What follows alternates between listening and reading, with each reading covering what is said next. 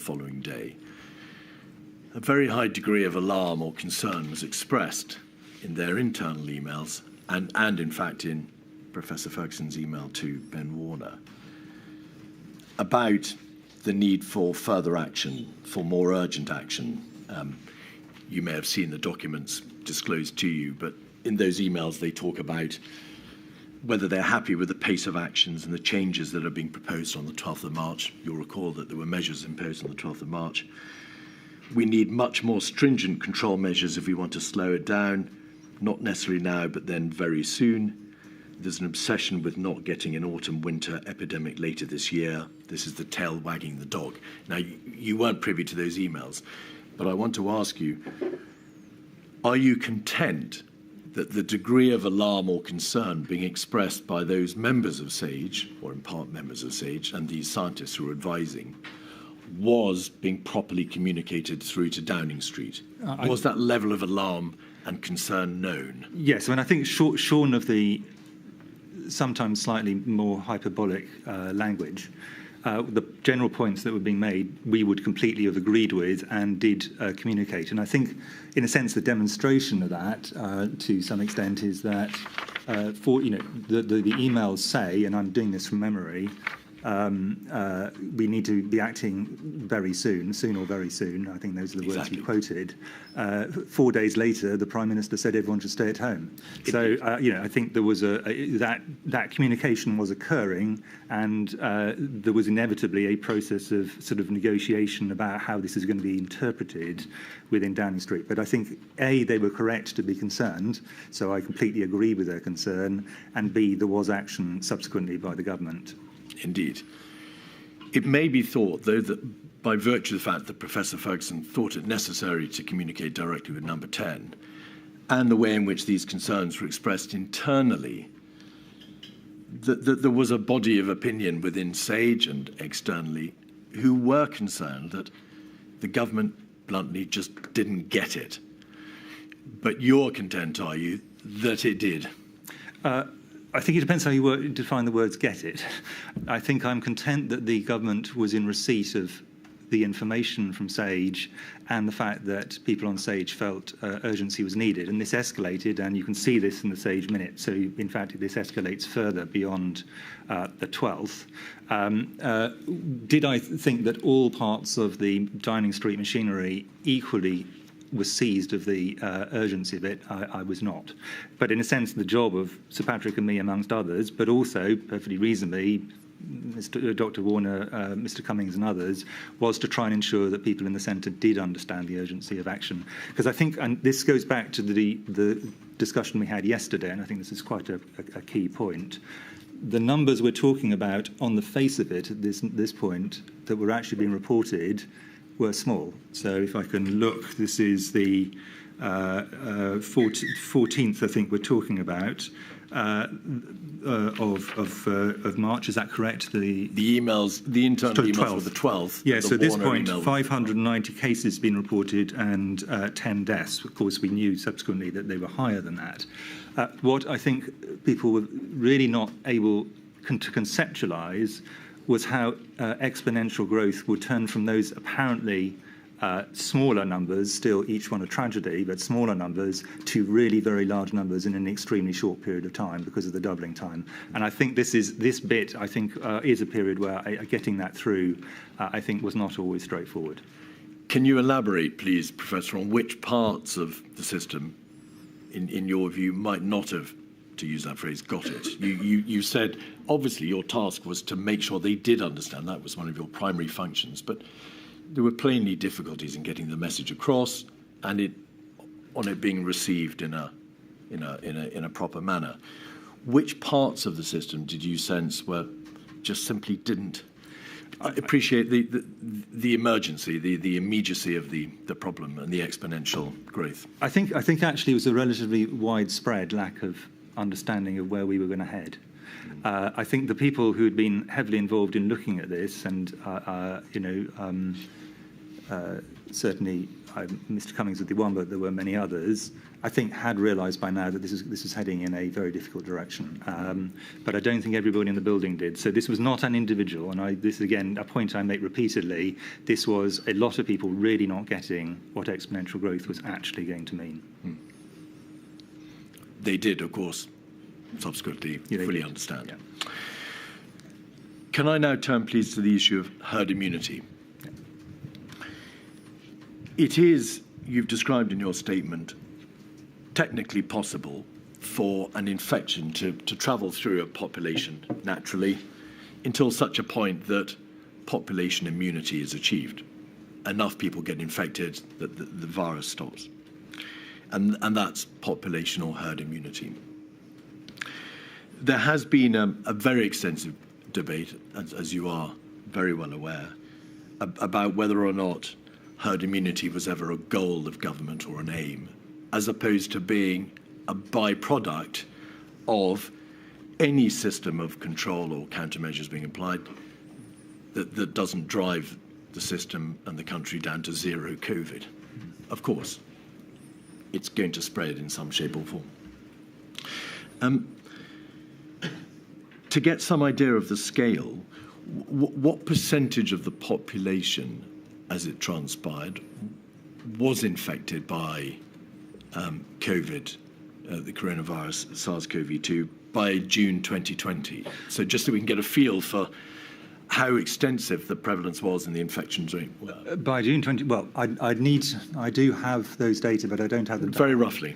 But very roughly, let me go back a step, because I think, in a sense, I'm cautious even of the possibility that herd immunity was achievable at all, as ordinarily understood. And I think that's a caveat. Let us make an assumption that at the extreme example where COVID infection provided lifelong immunity completely, so you get an infection, you will never get another infection, even that you would then need to, with the force of transmission we had, achieve, for the sake of argument, around 80% of the population would have had to have become infected with all the attendant risks. That's the key point, which many of the people who didn't understand this did not get.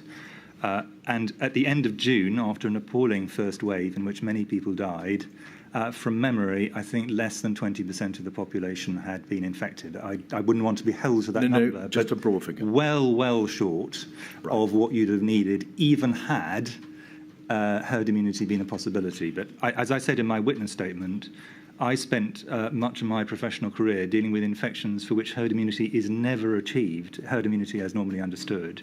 So essentially, so that's the first point. The second point is herd immunity was used in two completely different ways, the term was, and this caused confusion to those who were confused by herd immunity, which in my view was a lot of people.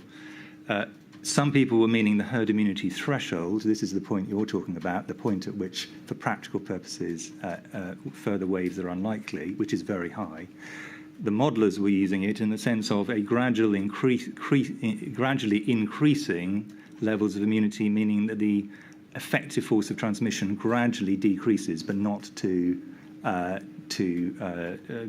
point where there's no waves.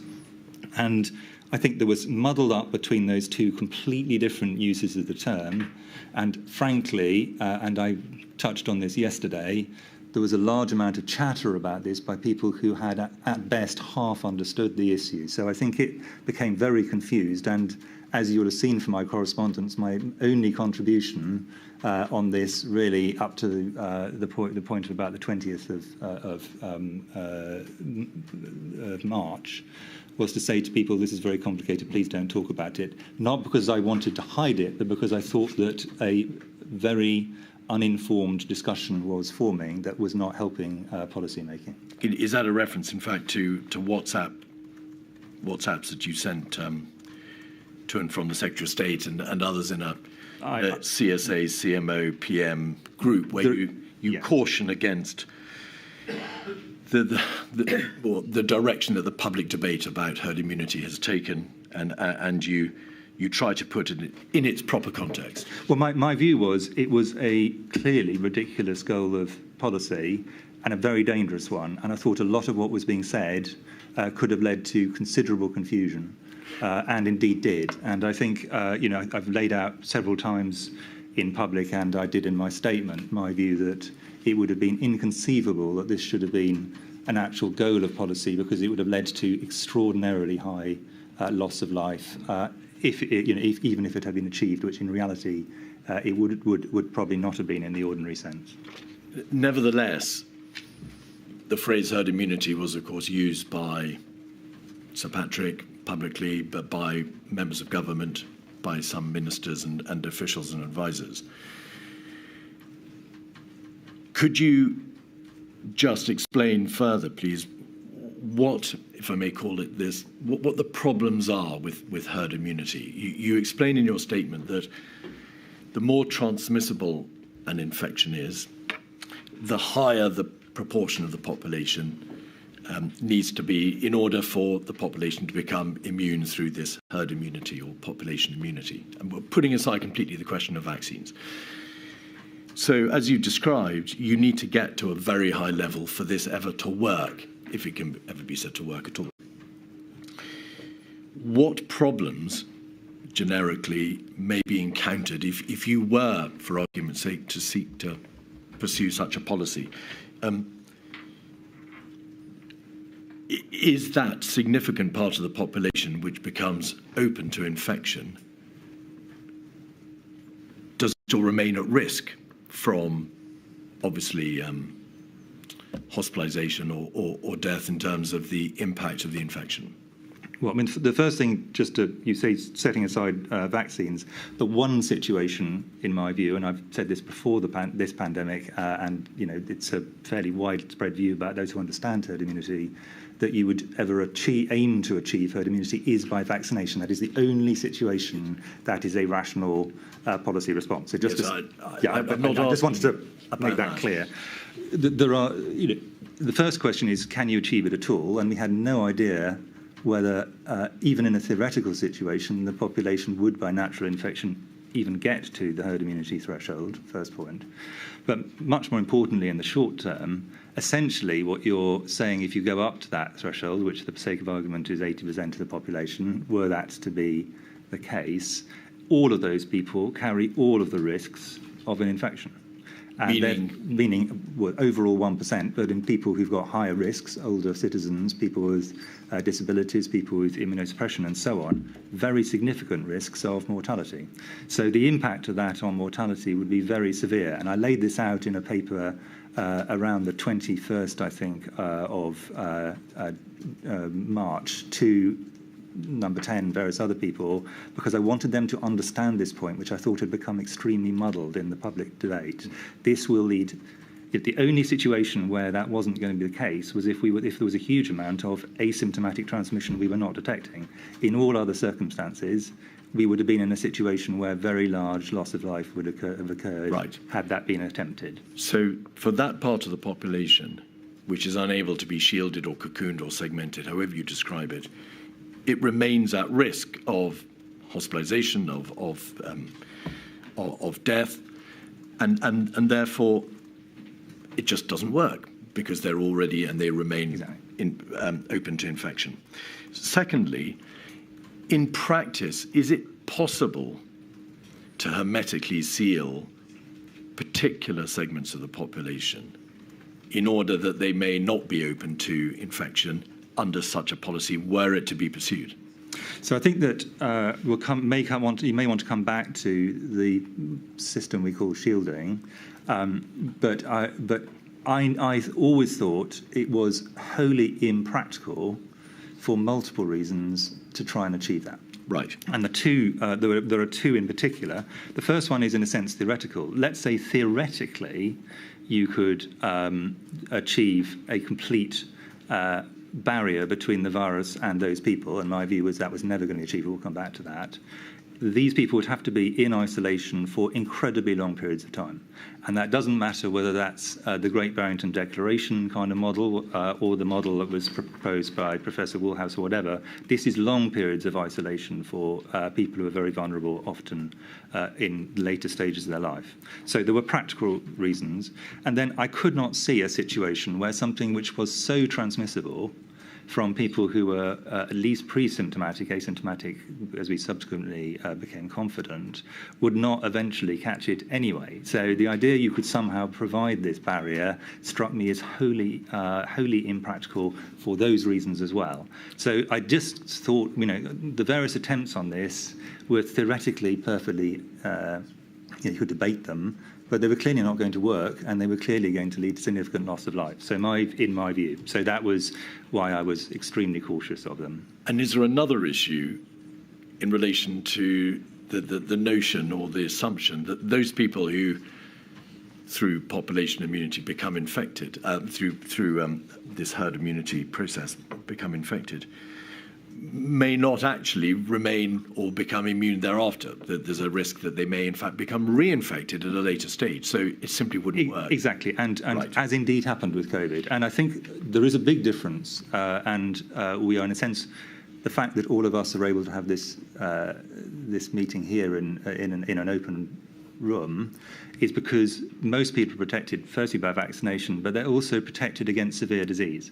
So even were people who otherwise are not vulnerable to disease to catch disease, their immune system will stop them getting to the point of intensive care or potentially dying. That's different from herd immunity. That's to do with individual protection against severe disease. So that's in a sense, they're not different sorts of immunity, although there is a large amount of technical issues around that. But the fact is, you can get a disease a second time much less severely than the first time. That still means you catch it and still means you can transmit it with many infections. COVID is just one of them. Now, you've referred to the Great Barrington Declaration, which is a proposition, if you like, arguing for focused protection, a degree of segmentation or shielding, which allows infection otherwise to spread through lower risk parts of the population. So in your view, is that a variant, if you like, on a herd immunity goal? Yes. Scientifically and ethically, does it follow from what you said that you had very grave doubts about the wisdom of such an approach or such a declaration? Yes, I thought it was flawed at multiple levels. I thought it made an assumption of full immunity that would be lifelong, which they didn't state, but it was an assumption which I thought was extremely unclear and indeed proved to be incorrect. As demonstrated, as you just said, I considered the idea you could properly shield all the right people or identify all the right people. And just to take the case of Mr. Johnson, the Prime Minister, he would not have been someone, I think, who would have been considered someone you would be put into this group. He got very severe COVID. He's an example of the kind of person who you would not have been able to identify. Those you correctly identified, you wouldn't have been able to shield. And the result of this would have been you'd have had long periods of isolation, at the end of which people would still have got COVID anyway. So the idea that this was a sensible proposition struck me as zero, actually. The inquiry has seen, nevertheless, multiple references to herd immunity, of course, in emails, in WhatsApps, in Sage minutes, and really across the board. And publicly, the idea did take hold, or the understanding did take hold to the effect that the government was pursuing, to greater or lesser extent, a policy of herd immunity.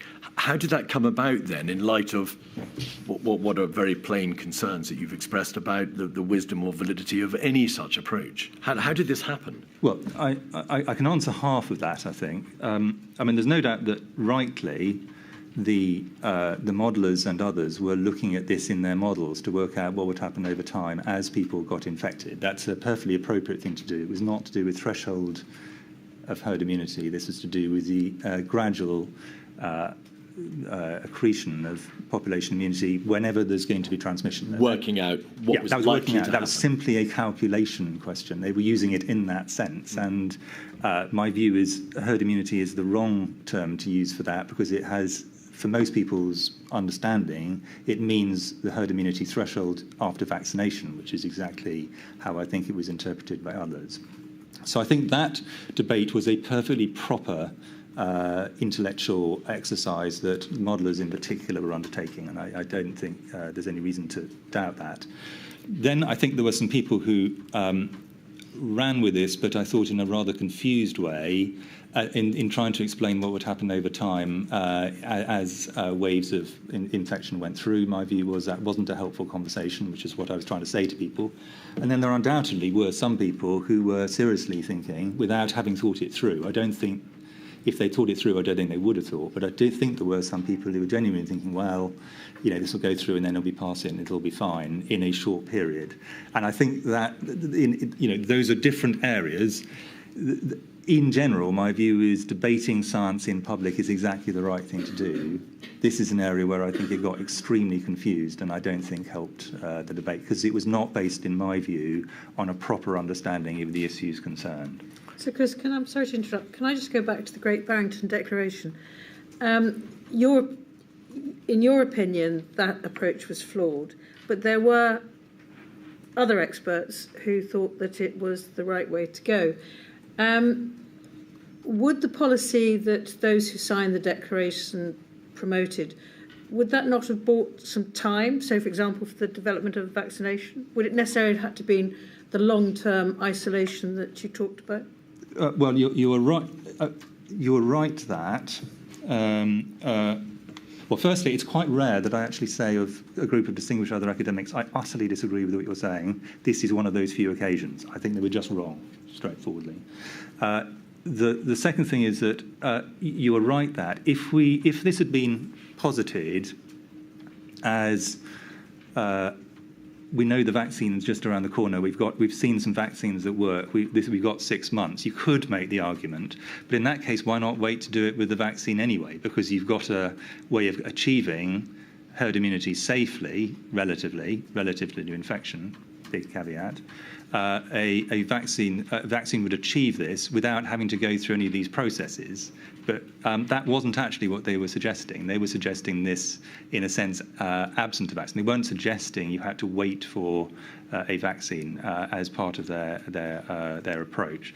So I just thought it had a very large number of problems with it, and I thought it was one of the few areas where I thought it was sensible to knock it really hard out of the court rather than say this is an interesting point, let's debate it. Can I bring you back to my earlier question, please, Professor, which was this. It's obvious that there were advisors in Number 10 and government ministers and officials and members of the press and large swathes of the public who understood that the government was pursuing a deliberate policy of herd immunity. On that premise, and you may or may not disagree, but on that premise, how did they come to understand or to hold that belief? Ministers and advisors and commentators were all talking about herd immunity, and therefore it may reasonably have been assumed that that was a policy of government. Were you able to stop what was a canard being pursued in this way? I mean, was it open to you to try to stop this debate and to make plain that any idea that the government was deliberately pursuing a policy of herd immunity was just wrong? Yeah, I tried to do three things, but this is one of those debates, as you probably would have worked out from the various sort of things you've seen, I tried to largely stay out of, but I wanted to do three things. Firstly, for the small number of people who actually thought this was a good idea initially, entirely based on the fact they hadn't understood it, I tried to make sure they did understand it and to realise that the implications of this were not what they thought it was. Secondly, I tried to encourage people not to try and discuss what I thought was a very complex issue, because immunity is, we've just scratched on the surface. Actually, we could have had an hour and a half on this and we'd still be going on how immunity and how it accrues. It's a very complex area of policy. So I tried to discourage this. And thirdly, whenever asked, I stated, because it was true, that this was never a policy of government. And all the things that SAGE was recommending, which were about reducing R below 1, which I was talking about all the way through February, are by definition completely incompatible with a policy of trying to achieve herd immunity, which in any case is the wrong policy. Our aim was to get R below 1, therefore to reduce the number of people infected rightly. That was the correct policy response, and by definition that's going the opposite way to achieving herd immunity. So in a sense, our policy was the exact opposite of one of trying to encourage infection, which I thought was a foolish approach to take. But in a general sense, the government failed collectively to understand what you were saying. And for a number of weeks, in fact, it did, in various different ways, and again, this is not a personal issue, it did in various different ways promote and was seen to promote herd immunity as a goal. And that was an error. I don't think anybody, I've never saw anybody on the record or anybody sensible aiming for it as a goal. I think some people tried to explain it as this is what would happen over time. I think, frankly, unhelpfully, but we'll talk about probably, no doubt, my own communication errors, and I definitely made communication errors through the pandemic. But my view was this is an area where the communications were a long way from helpful to the public, which is really what they should be about, because it gave an impression the government was pursuing a policy which it absolutely was not pursuing, and reasonably people were upset about that policy because it would have been the wrong policy, but it wasn't the policy. You said you never saw anybody on the record or anybody sensible aiming for it as a goal. Can we just be quite clear about that? There were government ministers and unnamed individuals who did openly say that they understood that herd immunity would become established, to use the words of the commentators, and it was the use of those sorts of phrases and words that led to this understanding that it was a goal. Is that the nub of it? Yeah, I mean, I think that the passive "it would become established" (brackets misunderstanding of the science, but in good faith on brackets) is quite different from actively trying to achieve it as a policy goal. So I don't think even those anonymous briefings, I don't think were saying the aim of it was going to happen. But I think it was essentially a mashed up understanding of some papers based on modelling, which were not aiming for this as a goal at all. And I think if we were to go back in terms of our communication errors along the way, and there were a lot, this is firmly one of the ones where I think we didn't help the public by having a debate that I think quite rightly upset and confused a lot of people. Can we now look at behavioural fatigue? You may take the view that that's another area in which there was a communication difficulty or infelicity. The material shows very plainly that there were debates within government. We've seen a witness statement from Mr. Johnson, which he describes how he was told by you that there were limits to human patience, to the willingness of the population to do as they were told. It's essential to get timing right. There were press conferences, as you're very well aware, in which there were references to people becoming understandably fatigued. The notion that people would become fatigued was not a surprising one, was it? Yes, I mean, this is one where my communications were really poor, frankly, and I said in my statement, this is probably my most prominent, at least in my view, communications error. So I think probably let's separate out three separate things. The first one is, was there a lot of debate around whether over the period of the pandemic, that's an important point, people would become more and more I'm going to use the word fatigue for the sake of argument, and it would become less easy for people to continue, less easy for people to support something. And those debates were happening, there's no two ways about that, and there's a large academic literature on this, most of which is not in the UK. If you put in pandemic fatigue and COVID into Google Scholar or PubMed, you'll get large numbers of papers, hundreds of papers, discussing it, not discussing my views, discussing it in general. There was a WHO conference on pandemic fatigue in October 2020. So this idea was in the general sphere. Yeah. There was then a debate, rightly, in Sage about this, in part triggered by me talking about it foolishly, in press conferences in which I think it was around about the 13th of February from memory. 9th and 12th. Okay, 9th, 12th, apologies. In that, the end result of that was a statement by Sage firmly that this should not be taken as a reason to delay an action. And from that point onwards, not only did I not say anything more about it, because I was rightly told off by my behavioural science colleagues, because the way I'd phrased it, which is behavioural fatigue, almost implied that it had come from them, which it absolutely had not. And I want to put on the record, it definitely did not come from them. And secondly, they pointed out the fact that I'd explained it very poorly, which I had, and so I stopped. And I also steered other people away from doing so. So when other people said, how should we describe this thing? I said, don't. It's a bad idea. My fault. This has entered parlance. So, in a sense, the concept was not unreasonable, the debate was not unreasonable, but the discussion of it in public and linking it to the first lockdown were really unhelpful, and that's entirely on me on this one. And absolutely fairly, Professor, in your internal emails with the Secretary of State and other government ministers and advisors, you acknowledge it was a bad term and your fault to have used it. But I want to be absolutely plain where the choke point is in this.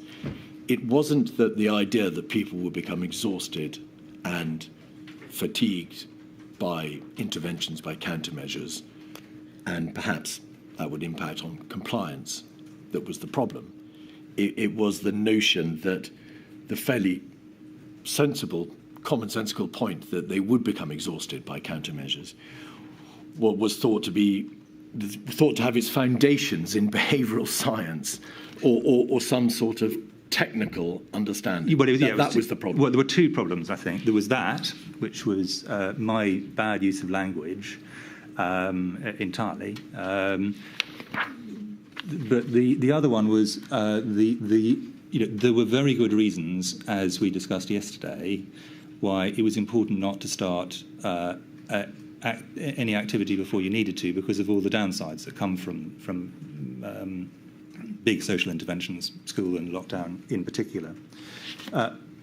This one was really irrelevant to those discussions, and muddling it up with those discussions was, in my view, unhelpful. So that was, in a sense, it was a double bad hit from that point of view. Right. It was a useful thing, though, in my opinion, and I'm not sure my behavioural science colleagues would agree, to think about over the pandemic arc as a whole, which in my view was where we really had to be. And just numerically, if you look at subsequent lockdowns, for example, which were much more contested than the first one, they occurred at a much later stage with many more deaths, unfortunately, many more cases than they did on the first one, because by this stage, people's, in a sense, barrier to wanting to do this, at least politically, possibly personally, had moved on. And those countries that maintained a zero COVID approach, by the end of their period, I think found quite considerable difficulties in taking the population with them in some cases. So I think, if you view it over the pandemic as a whole, it's not an unreasonable thing to consider, but absolutely should not have been linked to, and I would completely accept this, the first decisions on exactly the timing of the first wave. And that's what Sage said, and that was, therefore, the advice very firmly that Patrick Vallance and I gave subsequent to Sage, and it was in the minutes. It's reasonably clear on that, I think. Before turning to look at the first lockdown, which we need to do in some detail, I just want to raise a couple of other issues. And could I just invite you to try to give your answer as concisely as possible? Apologies. No, there's no need to apologise, but we're very much constrained by time. On the 13th of March, there was a Sage meeting, 109-142. At pages 2 to 3, Sage says this. Sage was unanimous, if I can, it may be over on page 3.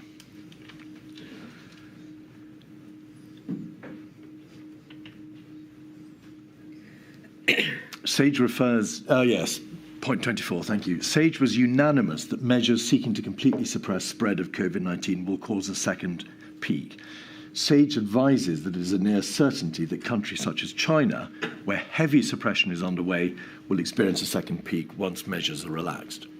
Was that, in your understanding, a reference to the debate that we had yesterday about uncoiled spring? Yes, and essentially what it's saying is, if you can choose to go for a complete suppression one, but if you do so, there will be an exit wave. Yes. That's an inevitability. And indeed, as I said, countries which have gone down that route did have an exit wave, fortunately, after vaccination. Sage was unanimous. Do we take it, therefore, that that was a view to which you ascribed? I consider it a statement of fact. Indeed. That doesn't mean it shouldn't be done. It's simply a statement of epidemiological fact that that would occur as a result, absent an incredibly effective vaccine. And, of course, the consequence of that unanimous view, Professor, was that Sage was concerned that whatever countermeasures might be proposed and implemented would bring about the very thing which they were warning against there.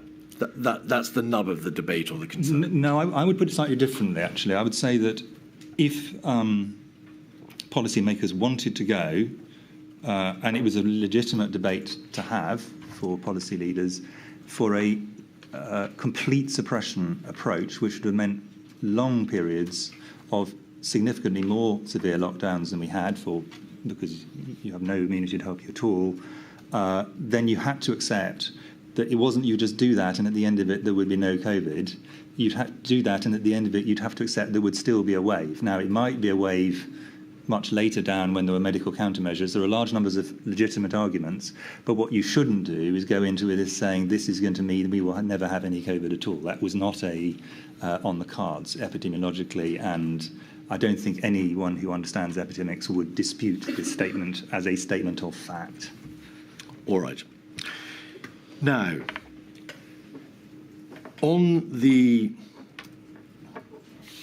during the weekend of the 14th and 15th of March, there were, as you know, and you attended many of these meetings, and a number of meetings and a great deal of debate within Number 10 as to whether or not the countermeasures which had already been imposed, in fact on the 12th of March, were going to be adequate in light of the understanding, the dawning realization that we were further ahead on the epidemiological trajectory than we understood, and that the consequences of that were going to be very severe indeed.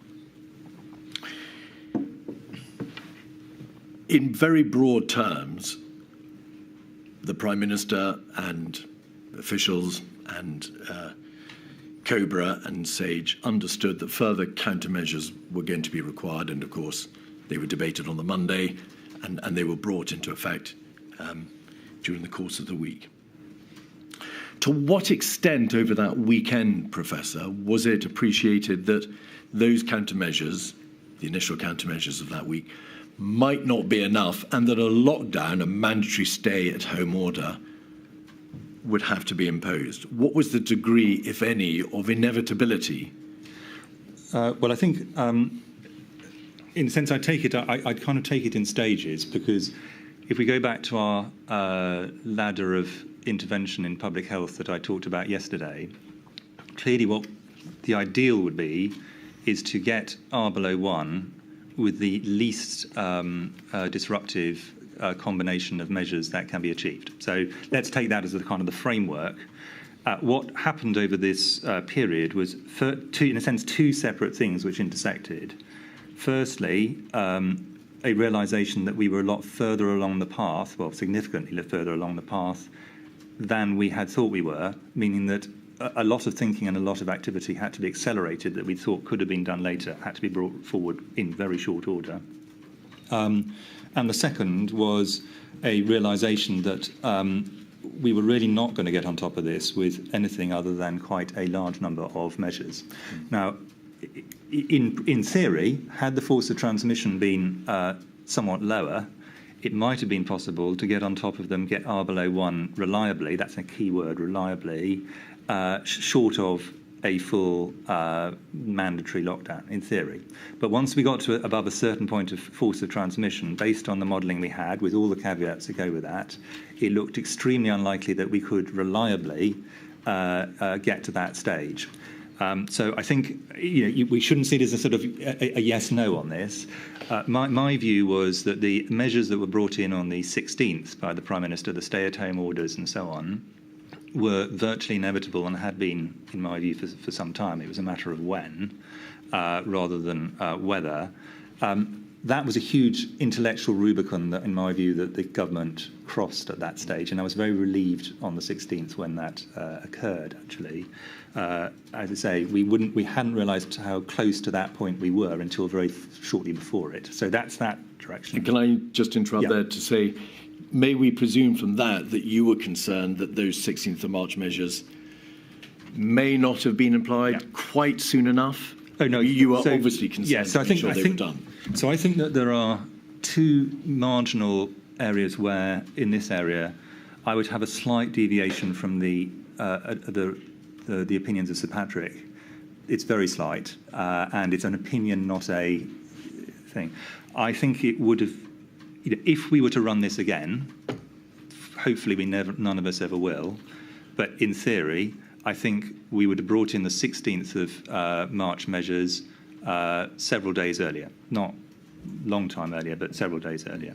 And personally, I would have added into those the measures on stopping hospitality, because it seemed to me very strange that we had a segment of the economy, a very important segment of the economy under ordinary circumstances, whose principal function is bringing together households. That's its business model, at a time when not having households together was a good idea. So I think that now we know what the numbers are, now we know how it plays out, that's what we would now do. I'm not sure it was obvious at the time. I don't think, certainly prior to the 12th, I don't think many people were really saying this is the moment we have to do this. So the debate is essentially over a 4-day period at this stage. But all right, looking at where we were now. Can I pause you there? Yeah. It's very important that we understand the chronology. So when those measures were imposed on the 16th of March, there was room for debate as to how early they could have been imposed. There is some room for debate about whether they should have been imposed earlier, a few days earlier. Yeah. You've used the word reliable. There had to be an assessment of how reliable those measures would be. And obviously there was room for different views as to what that reliability might be, what the compliance would be, what the take-up would be in response. Can I ask you, please, therefore, how confident, what was the level of confidence in government that those 16th of March measures would work? Were they measures that were very much a roll of the dice? We better try this and we'll see what happens? Or are we confident that this will work and there will be no need for further, more stringent countermeasures? What was the thinking? Certainly, I think that among the people who were debating this technically, there was a hope that they would work with some of the additions I've talked about on hospitality, but no confidence that they would work, and that was my position as well. And had this been a very slow-moving epidemic, and some infections move very slowly while still being a very profound HIV example, we could have afforded potentially to wait a few weeks and see what happened. But that clearly wasn't the situation with this. And the problem was because it was doubling so fast, if you waited the 3 weeks probably it would take to get the information, you would be multiple doubling times away from where you were then. And so the word reliably was very important. And do you say that there was, on the part of some or a significant number of people who mattered, no confidence that they would work, a desire to try this as a suite of measures or as a measure, because the alternative was a terrible thing to countenance, to go straight to, if it could practically be done, a full mandatory stay-at-home lockdown. This had to be tried in order to ensure that the next step perhaps might never occur. I think so. This is the other bit where I think I slightly deviate from Sir Patrick again in matter of nuance, and this is entirely benefit of hindsight stuff. This is absolutely not what we were debating at the time. I don't think it's an absolute inevitability that the introduction of the measures on the 16th, plus issues around hospitality, in theory, couldn't have actually held the line, done at an early enough stage with a different infection. But just pause there. At an early enough stage, so had they been introduced earlier, yeah, the chance that they might have worked goes up. Goes up. Well, listen, the chance that you will know whether they have worked or not sufficiently goes up. But in practice, this was moving at such a speed that possibility, I think, was essentially not there anyway. And I don't think, this is all with the benefit of hindsight stuff. I think actually at the time, I think these were shunted together. So in practice, I think Sir Patrick's statement is in fact correct. I'm just saying in theory, you could separate out the decisions taken on the 16th, which I consider as to say, if you think where the philosophy, and I don't think he'd disagree with this, the philosophy of the then Prime Minister was, this change is almost antithetical to his whole philosophy of life, was my view at the time, and yet he still made it because we could see we were really staring into an incredibly difficult situation.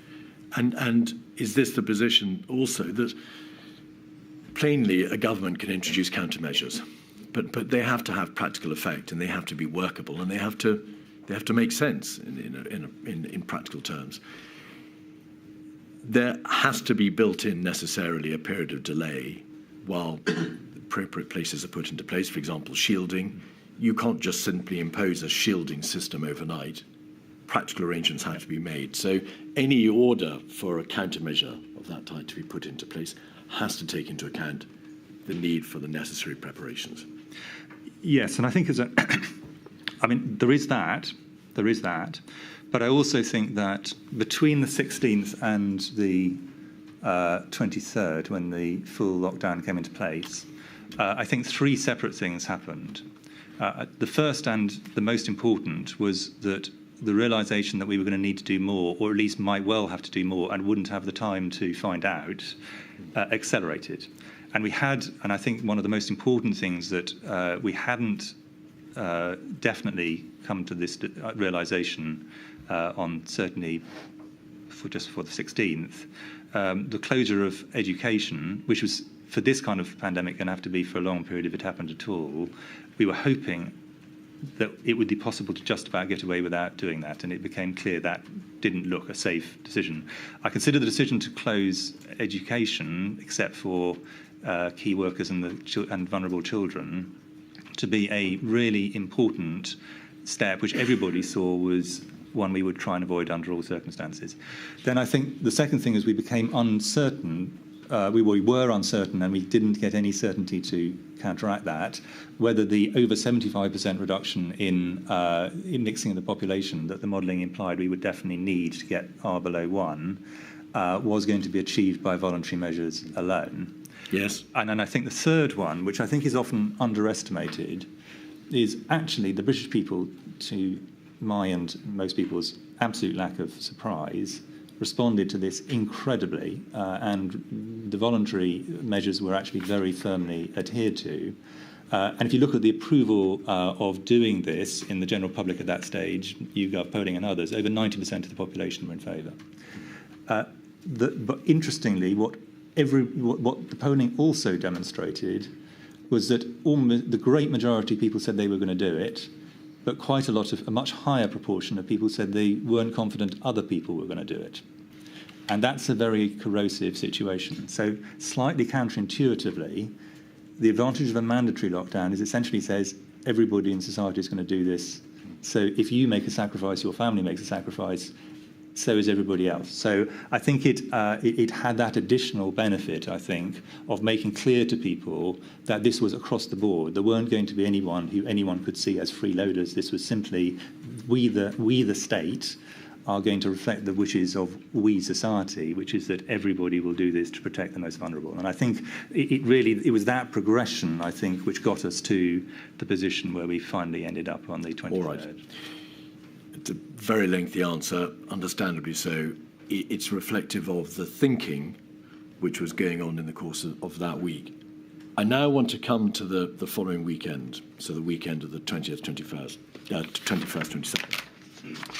You prepared a report on the 21st of March titled Coronavirus, Summary of Strategic and Tactical Approach to the Epidemic. Yeah.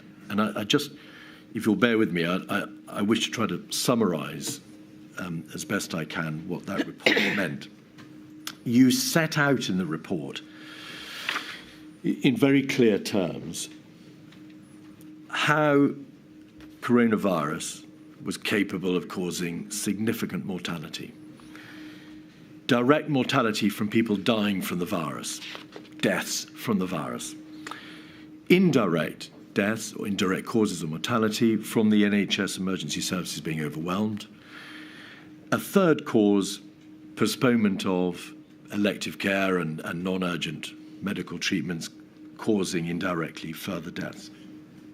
And you also point to the very significant economic disadvantages and disparities, which meant that over the long term, there might be an increase in death from poor physical and mental health outcomes.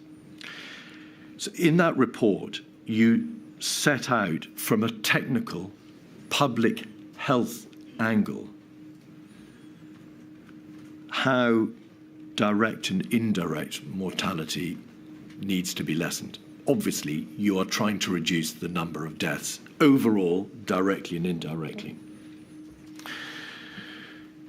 That paper and its description of how the imperative in public health terms was to reduce death was obviously a major driver towards the final lockdown decision. You wouldn't have prepared the report otherwise. With that understanding, Professor,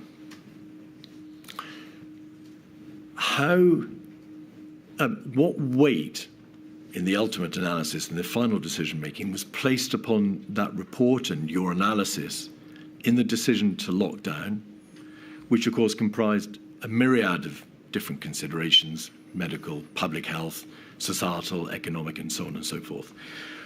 Was your report and your call for death to be reduced the game changer, if you like, on that Monday, on the Sunday night Monday?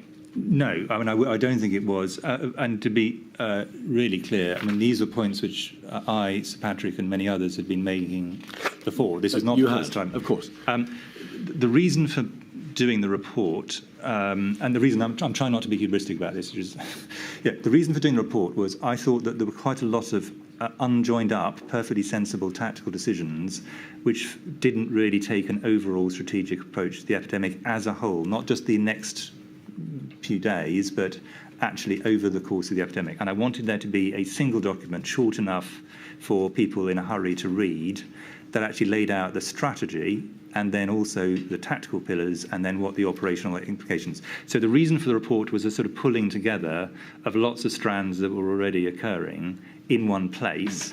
And it was clearly already essential, it became more essential over time actually, to make clear to some of the senior policymakers that this would come to an end, because the danger was they just saw this will be night without end, we'll be in a lockdown forever, and what are we going to do? So we needed to see there was a beginning, middle, and an end, and there was a logic to whatever was being done.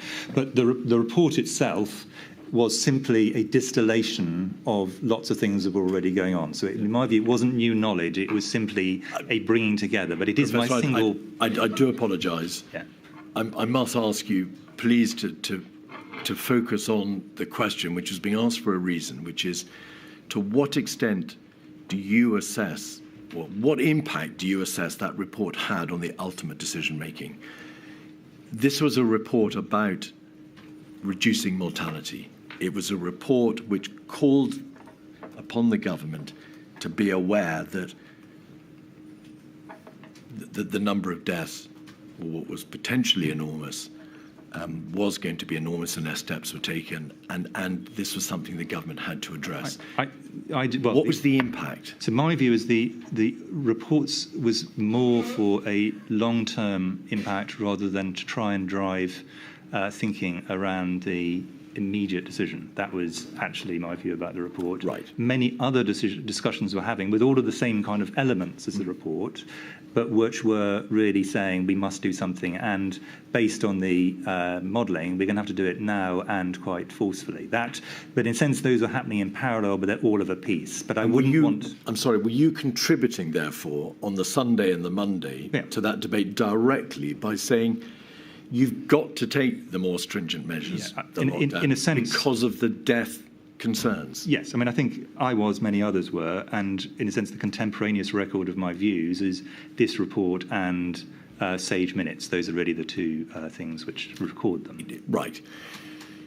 So now with that in mind, Professor, to what extent was there a debate on the Sunday and the Monday about what the level of direct mortality was likely to be in light of any further countermeasures, that is to say the mandatory state order, the final step being imposed? Or putting it another way, how clear was the government that there would be a significant difference, the number of deaths, directly and indirectly, if a mandatory stay-at-home order were not to be imposed? What understanding was there of the impact of this decision-making on the likely number of deaths? Because death, bluntly, was, of course, the main driver in public health terms of the final lockdown decision. So I think my view is that was the central driver. But it was also the recognition that it was the direct deaths from COVID, but also the deaths that would accrue were the NHS to be even more under pressure than it actually was, which was very substantially under pressure. So that's sort of my second form of indirect deaths. That was the other very major thing to prevent by using lockdown and other measures. And we're going to look at the NHS the NHS position in a moment. But can I ask you the question, was there an understanding in any real sense of what the differences in figures would be, figures for death, the numbers of deaths, between the existing countermeasures, those of the 12th and 16th and 20th of March, and the final countermeasure on the 23rd of March? Did government, in a general sense, ask itself this question: will there be a significant difference in the number of deaths if we do impose this final mandatory stay-at-home order, or if we don't? Or can we just not tell? What we were clear about, and the answer is yes, but by one remove, an important remove. And the remove was the key was to get R below 1. Because until that happens, the pandemic is doubling up every number of days. And it was clear that by the stage after the 16th, due to people's remarkable actions, the doubling up number was going to be extending. So it would not be maybe 3 days, it would certainly have gone on for longer, but it's still doubling. And we had to get to a point where it was halving, which is the key to get the R below 1. And we were not confident that the measures prior to the 23rd, based on the most recent data from the modelling groups, that getting R below 1 was going to occur with sufficient confidence that we could just say, let's wait and see. So we had to move, if that was a decision of ministers that they wanted to reduce mortality. And obviously, you could only opine on the public health aspect, on the question of direct or indirect mortality and the impact on the NHS and so on. Can you assist us with how that debate was framed, Professor? Did the debate focus predominantly around the need to get R below 1? Or did it become a debate more directly about having to act because of a belief that there would be significantly more death if they did not act in this way? Well, in a sense, it was the second, but because the first was we were not sure of, because the key thing was getting the R below 1 and the pandemic to start to shrink. So on this issue of this wave, what the likely consequences would be if they didn't act on direct and indirect mortality, what degree of, or what was the degree, what figures, what data was available to essentially the Prime Minister and Cobra and Cabinet on that Monday in terms of what the differences would be in terms of deaths? Or was it just not something that could be calculated? There were various models of it, but I think, and this goes back, I'm going to come back, I've come to this repeatedly, but I think it is important. Once you're in an exponential growth curve, the difference between two doubling times when you're in high numbers is absolutely massive numbers. So, you know, even if you get it wrong by half a doubling time, by this point, you're still talking about a very, very big difference between one outcome and another. What we were not confident at this point, we were confident that if R continued to be above 1, firstly, a lot of people would die directly from COVID, and secondly, that the NHS would come under even greater pressure and potentially catastrophic pressure. And then, can I come to the NHS? I apologise. Those were key decisions. I thought that the exact numbers you want to put to those were at this point speculative and in a sense didn't matter. We had to get R below 1. Right. It was absolutely essential. And so if I can attempt to summarise the nub of the position as the government saw it, it couldn't know and would never know precisely, or perhaps at all, what the differences in mortality would be if it did or did not act by imposing a lockdown. But it knew, because it was told by you, that when dealing with a viral pandemic with exponential growth, there had to be a step taken, because the nature of exponential growth is unless you do take that final ultimate step, it's going to continue exploding. Yes. Is that the nub of it? Yes, and me and others, to be clear, but that is the nub of it. So what do you say then to the suggestion that the government overreacted by way of the imposition of a lockdown because of an unfounded fear that there would be a significant increase in mortality if it did not act? Well, firstly, I think, no one is absolutely certain exactly what has happened under that circumstance, but I think there is a high chance, I wouldn't like to put a percentage on it, but non-trivial certainly, that R would have continued above 1 and significantly above 1. And by this stage, we were talking about large numbers. So once you start doubling up from large numbers, even if it's over 4, 5, 6 weeks, you're still going to end up in a very, very difficult place. So I think it would have been very difficult to justify if the aim of ministers was to minimise mortality, which was very clearly their stated aim at this point, to continue where we were. We had to do something which would make it as close to, as good as we could get, that the numbers would definitely start to fall because R had fallen below 1. And we had seen, in a very different setting, in a different culture, etc., in China, this could be achieved. So it wasn't that this was a theoretical possibility. This had been achieved elsewhere, and we therefore needed to try and achieve that in the UK. No one suggests that it couldn't work. Of course, it did work. But well, I mean, if we hadn't seen it work elsewhere, I think that question would certainly have been asked. But as it had worked, it was in a sense you could say, well, it can do. So, and it did work, of course, because work is a relative term, but it certainly had an effect. Yeah. So the primary objective, if you like, or one of the primary objectives, was to bring R below 1 because of the explosive. Yeah, the primary strategic objective was to minimise mortality, and the principal tactical driver was to get R below 1. Yes. Now, obviously, by the 23rd of March, the government had, in a series of measures, introduced interventions on the 12th and on the 16th and on the 20th.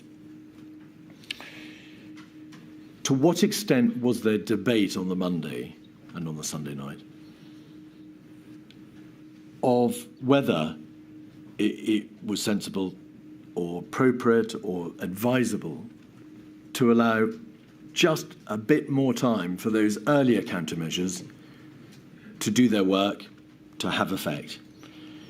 If, as it happened, those countermeasures collectively were assisting in bringing R below 1, perhaps not immediately, but over time, that there was a prospect that they would succeed in bringing R below 1, was there consideration of waiting or delaying to see whether or not this final draconian step was indeed necessary? Perhaps another week to say, let's wait to see whether these measures, having bedded down, are bringing about compliance, are reducing R below 1, so we don't have to do this. By the time we got to this weekend, I think nobody would have wanted to take the risk that would have gone with that, because if you then found out a week later that you hadn't got R below 1, you'd be in very deep trouble. We were already in very deep trouble, even deeper trouble.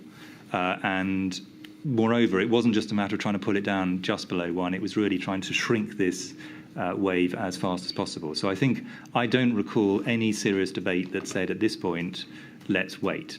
I think the debate at this point was the numbers here are looking reasonably stark. Let me put this point to you, please, Professor. No one wanted to take the risk because if you found out later that you weren't getting R below 1, then, of course, you'd be in even deeper trouble. The whole point about the introduction of the countermeasures the week before, and the week before that, was to try to bring R below 1. They obviously weren't introduced with a view, well, it's not going to work, that they were introduced in good faith to try to bring R below 1 in the same way as the ultimate lockdown measure sought to bring R below 1. Why was there not further consideration given to allowing that strategic aim, the secondary aim, if you like, to be brought about, to be given effect by more time, given that those countermeasures the week before presumably were introduced with good sense, in good faith, to try to bring R below 1? It was. I think that it was really very clear from our modelling colleagues and more widely that the force of transmission, the countermeasures we were going to need, were, if anything, greater. That, in a sense, we realised as time went by, the force of transmission was harder and harder to get on top of. We were further along the curve than we thought we were going to be. It was clear we were not going to have enough data even to contemplate that for 3 weeks, which would be, in doubling term times, is potentially an extraordinarily big difference in transmission. So I think that in a sense, by this stage, the debate really, I don't think, would have made sense that said, well, let's wait 3 weeks, because we're already talking 2 to 3 weeks at least before you could say, is this having an effect? This wouldn't, by this stage, have been a safe thing to do if the principal aim is to avoid the worst possible implications for the NHS and increase mortality. So I think, in a sense, from a public health point of view, the arguments by this stage for action, I think, were very strong. What about a week, though? The countermeasures from the previous week presumably had some effect in bringing R down. You couldn't know whether they were bringing them down speedily or slowly towards 1, or let alone below 1. But presumably they had some impact. They were doing something. Oh, yes. And I think we all thought that they were going to slow down the rate of increase. But the question was, were they going to lead to an actual halving rather than doubling occurring? And that was, certainly I was not in any way confident that that was going to happen. And if you're not confident in this kind of situation, this close to the edge, you can't afford to take that risk. So I think that is if the aim is to minimise mortality, which was clearly the aim of ministers by this stage. So is this the position? You couldn't know how effective the existing measures were. You would never know, likely, what impact they were having, but they were undoubtedly having some impact. But because you're dealing with an explosive, exponentially growing virus, the only way to go, as you saw it, was to apply a variant of the principle of go early, go hard. You've got to get on top of the problem and act harder, because the alternative of not acting is far worse. Is that the nub of it? That is the nub of it. And I think it was possible to do, because, in fact, some fantastic civil servants, I'll call out Clara Swinson, who's given a witness statement to you, but others had kind of done preparation for these kind of eventualities. But the nub of it is exactly as you say, that we had to get on top of it by this stage if we were not to take a very significant risk with, essentially, with people's lives. Now, I've said repeatedly to you, we'd look at the position of the NHS, and this is the final topic that I'm going to address you, ask you to address. In your report, and wider across and more widely across government, it was plainly understood, and it had been understood for some weeks by the 23rd of March, that unless an appropriate degree of control was exercised over the growth of the virus and R was reduced below 1, the NHS would be, just to use one particular word, overwhelmed. Could we have, please, 274026 on the screen, which is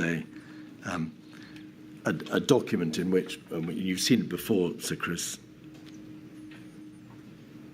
in which there are charts dealing with, in a very broad sense, the likely impact upon the NHS. 274026.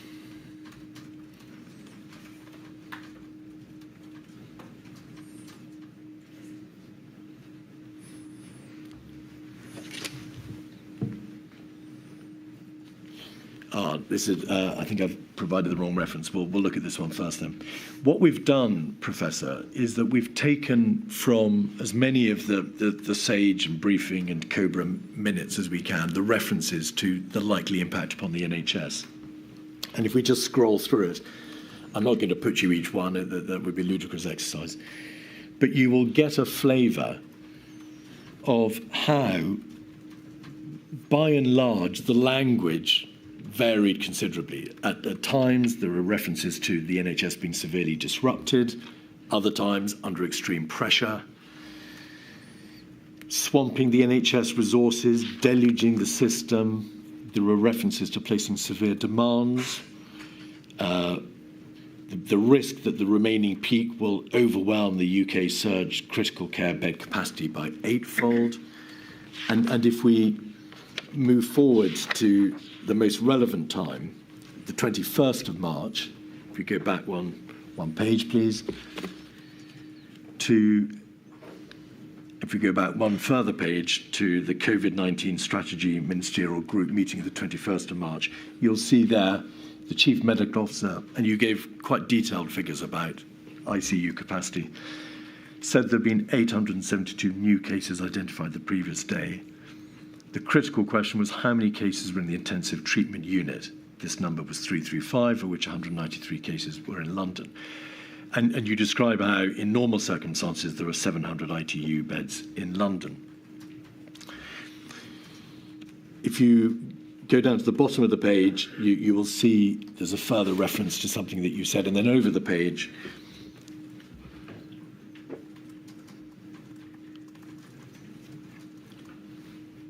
I think it's Sir Patrick Vallance responding, the government chief scientific advisor said the data had been worked out in terms of doubling times. The supply of beds would become critical at about 3.5 doubling times on current projections.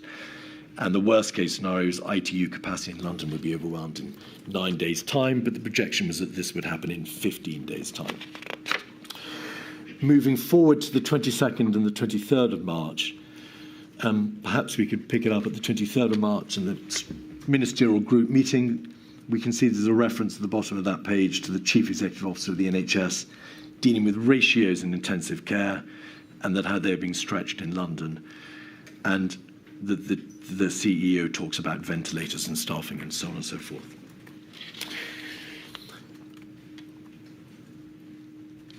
It is obvious that you and the government were provided with detailed information from the NHS SITREP reports.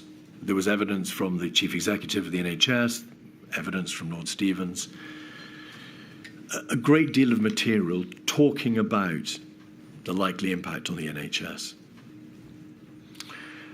But what was ultimately on the 23rd of March the final understanding as to the actuality of the likely impact on the NHS if this step were not taken? There is no, it seems to us, clear exposition on what the threshold test was that was being applied. Was it 8-fold swamp? Was it overwhelmed? Was it severe pressure? Was it severe pressure with surge? Severe pressure without surge capacity? What was the understanding as to what would likely happen to the NHS if a lockdown were not imposed? Well, I think that the first thing that was going to get to the point where it was no longer able to function in any sense close to normal, and to be clear, in every country in Europe, the health service came under huge pressures. This was inevitably going to happen in the event of the first wave and indeed subsequent waves. So just to put that caveat. But the ICU system was the first thing that was going to get overtopped. To the point where actually it was no longer able to function under any normal circumstances. And the reason I would be very cautious about exact numbers is the reason that you have from St Patrick and others about doubling times. Because if your doubling time is for the sake of argument a week, therefore, is the difference between the ICU just coping, define that as you will, and having twice as many people as it can possibly absorb 2 weeks at the same rate, and it's 4 times. So you've got a situation where you really have almost no margin for error, and that is what we saw, was that the biggest pressure did come first to the intensive care system. It was across the whole board. Now, the NHS responded absolutely extraordinarily by 2 mechanisms. We'll probably debate that in another module, but just to say that one of them was expansion of the ICU footprint. So in my own hospital, that was... I'm so sorry, Professor. Yeah. Can I ask you, please, to remain focused on the issue of what did you understand to be the level of degradation? This is the part of the answer, which is the ICU footprint as it normally stood could be expanded and was expanded well beyond what it previously was. So in a sense, you can, and this is the framing I actually used at the time, you have to reduce the flood, you also need to raise the riverbanks. And the raising the riverbanks bit was expanding the ICU and the general capacity of the NHS, Nightingale hospitals, was the next stage along that. So, but in reality, the biggest limitation is always skilled personnel. That was always going to be the biggest thing that we had to deal with. Ventilators we worried about a lot, which we'll come on to in other modules, no doubt. So it wasn't a fixed number. That's the point I'm making on this. There was a surge capacity. There was some degree of surge capacity, but once you're on an exponential growth rate, until you stop that exponential growth rate, you are going to be overtopped sooner or later. Our view was, at the rate we were going, it was going to be sooner. I think putting exact numbers on that is a slightly spurious exercise for a variety of reasons. But that principle that you move from you're just below your absolute upper end of your margins to well above it in a very short time, I think is the key to understand here. But you didn't know for sure that there would be exponential growth because you couldn't know whether the previous countermeasures would work or to what extent they would work. You were assessing the risk that there would remain an exponential growth and that eventually the NHS would be overwhelmed. Yes. Right. But as at the 23rd of March, did anybody within the NHS or on the part of government say clearly, the NHS will break if you do not take this particular step, because the footprint and the surge cannot accommodate on our figures the increase in beds and ICU beds that will be needed, and that therefore you must take this step, that the NHS won't just buckle, but it will break? I think that ultimately, I think this understanding is what took ministers to the point of realising there was, if they wished to minimise mortality, no option, was to understand that if they did not take this action, it might not be 100% certain that the NHS would get to that point, but there was a high enough probability that it was simply not something that was an acceptable thing for the government to do if its aim was to minimise mortality. So that is very clearly, this risk was very, very heavy in driving, in my view, the decisions that ministers subsequently took. But you're coming back there to the main mortality risk, aren't you? Or are you dealing there with the indirect? This is indirect risk of this the is essentially, yeah. This is essentially the combination of the direct mortality, what I called A mortality, and the indirect mortality due to the emergency system being overwhelmed. That's both the front door and the intensive care system being overwhelmed, and it was to protect those two all the way through the first 2 years of the pandemic, really, that a very large number of the actions in social distancing were taken. Not only to do that, but that was a very large part of the reason that ministers took the decisions they took. But I want to be absolutely clear about this. On the 23rd of March, there was nobody saying, putting aside the terrible pressure, the strain, and despite uses of words such as overtopping or overwhelming or whatever epithet or description might have been used, the NHS will break by a given date. The analysis was different. It was, unless you take this step and promote the prospect or increase the chances that you will bring R below 1, at some point the NHS will break. At some point. That's soon. the analysis. At some point soon. But no one knew when it would be. No, because of the nature of exponential curves and the lack of contemporaneous data on the speed of transmission by this stage, given the magnificent response of people already to the voluntary measures. But I think this was not a risk, frankly, that any minister whose principal aim was to reduce mortality would be wanting to take at this stage. So ultimately, it was a risk analysis. Yes. It wasn't, and I ask this because, of course, so much has been said in the public domain, it wasn't because there was data in front of ministers saying the NHS will collapse, you must therefore act. It was a risk analysis. Unless the R is brought below 1 and the exponential growth is reversed, it will collapse at some point. And you couldn't be sure that the existing measures would suffice. That's the number. Yes, I don't personally see a big difference between the two positions you've taken, but in a sense I would agree with both of them. I think they both end up in the same place. All right. Now, just... I don't know how much more you have, Mr. Keith. I know there are many yes, I'm CP questions. I've been asked to take a break, so... I was just going to put two final matters, and then if it was all right, allowed to take a break, and then we can move to the Rule 10s. Okay. Eat out to help out. Do you agree that there wasn't a full, or indeed perhaps any consultation with the CMO or DCMO or the OCMO over that scheme? Yes, my written statement makes clear there was no consultation. There's no consultation. I need to put to you that in his witness statement, Boris Johnson says, quote, it was properly discussed, including with Chris and Patrick. Do you agree with that? Or not? On this one, neither Patrick nor I can recall it, and I think we would have done. In relation to the summer and the autumn, and I'm not going to and actually, if I can just add to that, and I made fairly firmly to number 10, not to the Prime Minister, the view that it would have been prudent, let's put it that way, for them to have thought about discussing it before it was launched. And this was aimed at the centre. I was unsurprised that Treasury and many other ministries were coming up with various schemes. That's perfectly legitimate. Number 10 held the ring, and I felt... So it may well be correct that the Prime Minister was under the impression we had been consulted, but it was not the fact that we were consulted, and that difference, I think, is probably worth just highlighting.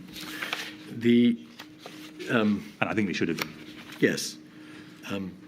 Yes, I mean, his assertion is it was properly discussed. He doesn't say he was given the impression it was discussed. He does appear to assert it was.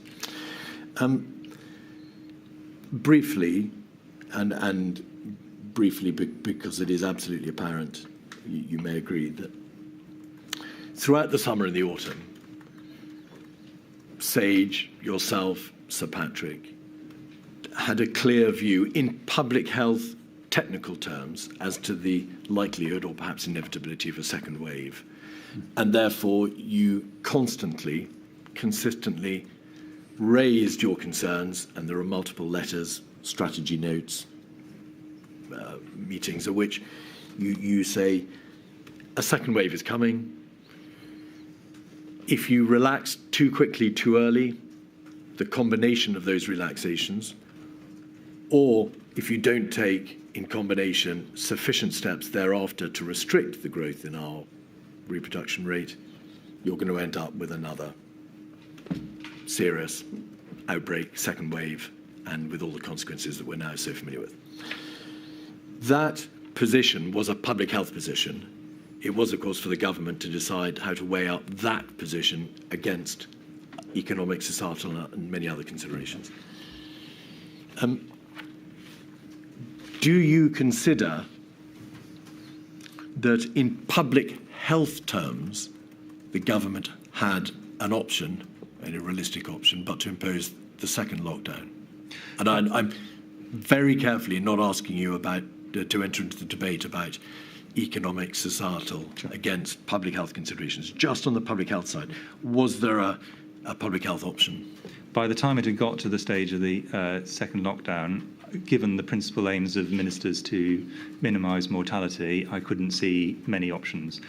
Whether other decisions could have been taken earlier to have prevented that, I think is a separate and quite important question. But in terms of once we got to that point, I think the realisation was there wasn't really much choice. And by that reference to earlier measures, had there perhaps been a circuit breaker in September, had perhaps a tier level system been introduced earlier and had time to work over a longer period of time, there remains the possibility that that second lockdown might not have been necessary or might not have been as long. I think that is. I think most people would say that's the case. I think there are a variety of ways we could have potentially at least had a less onerous lockdown than we did on the second one. The third one, in my view, because it was a new variant, I think I would say probably we didn't have many choices. But on this one, I thought it was inevitable by the time we got there, but wasn't necessarily inevitable had previous decisions been different.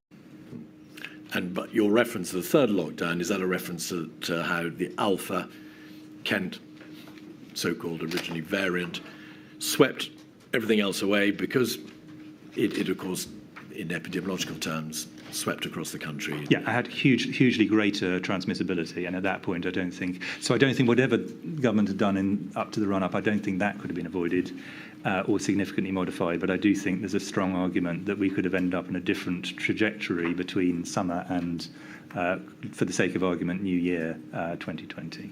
In public health terms, other steps could and perhaps should have been taken that may have obviated the need for the second and third lockdowns, at least in the form in which they occurred. Yeah, my worry, and you'll have seen this from my correspondence, was that we were kind of bunny hopping potentially, where we would accelerate into a bend unnecessarily and then have to slam on the brakes because it was clear we'd overdone things. And I think I'm not going to go through the long list of things. You've got all the documents, but that position I maintained fairly consistent. Lady, those are all my questions. Thank you very much. I shall return at 11:15. All rise.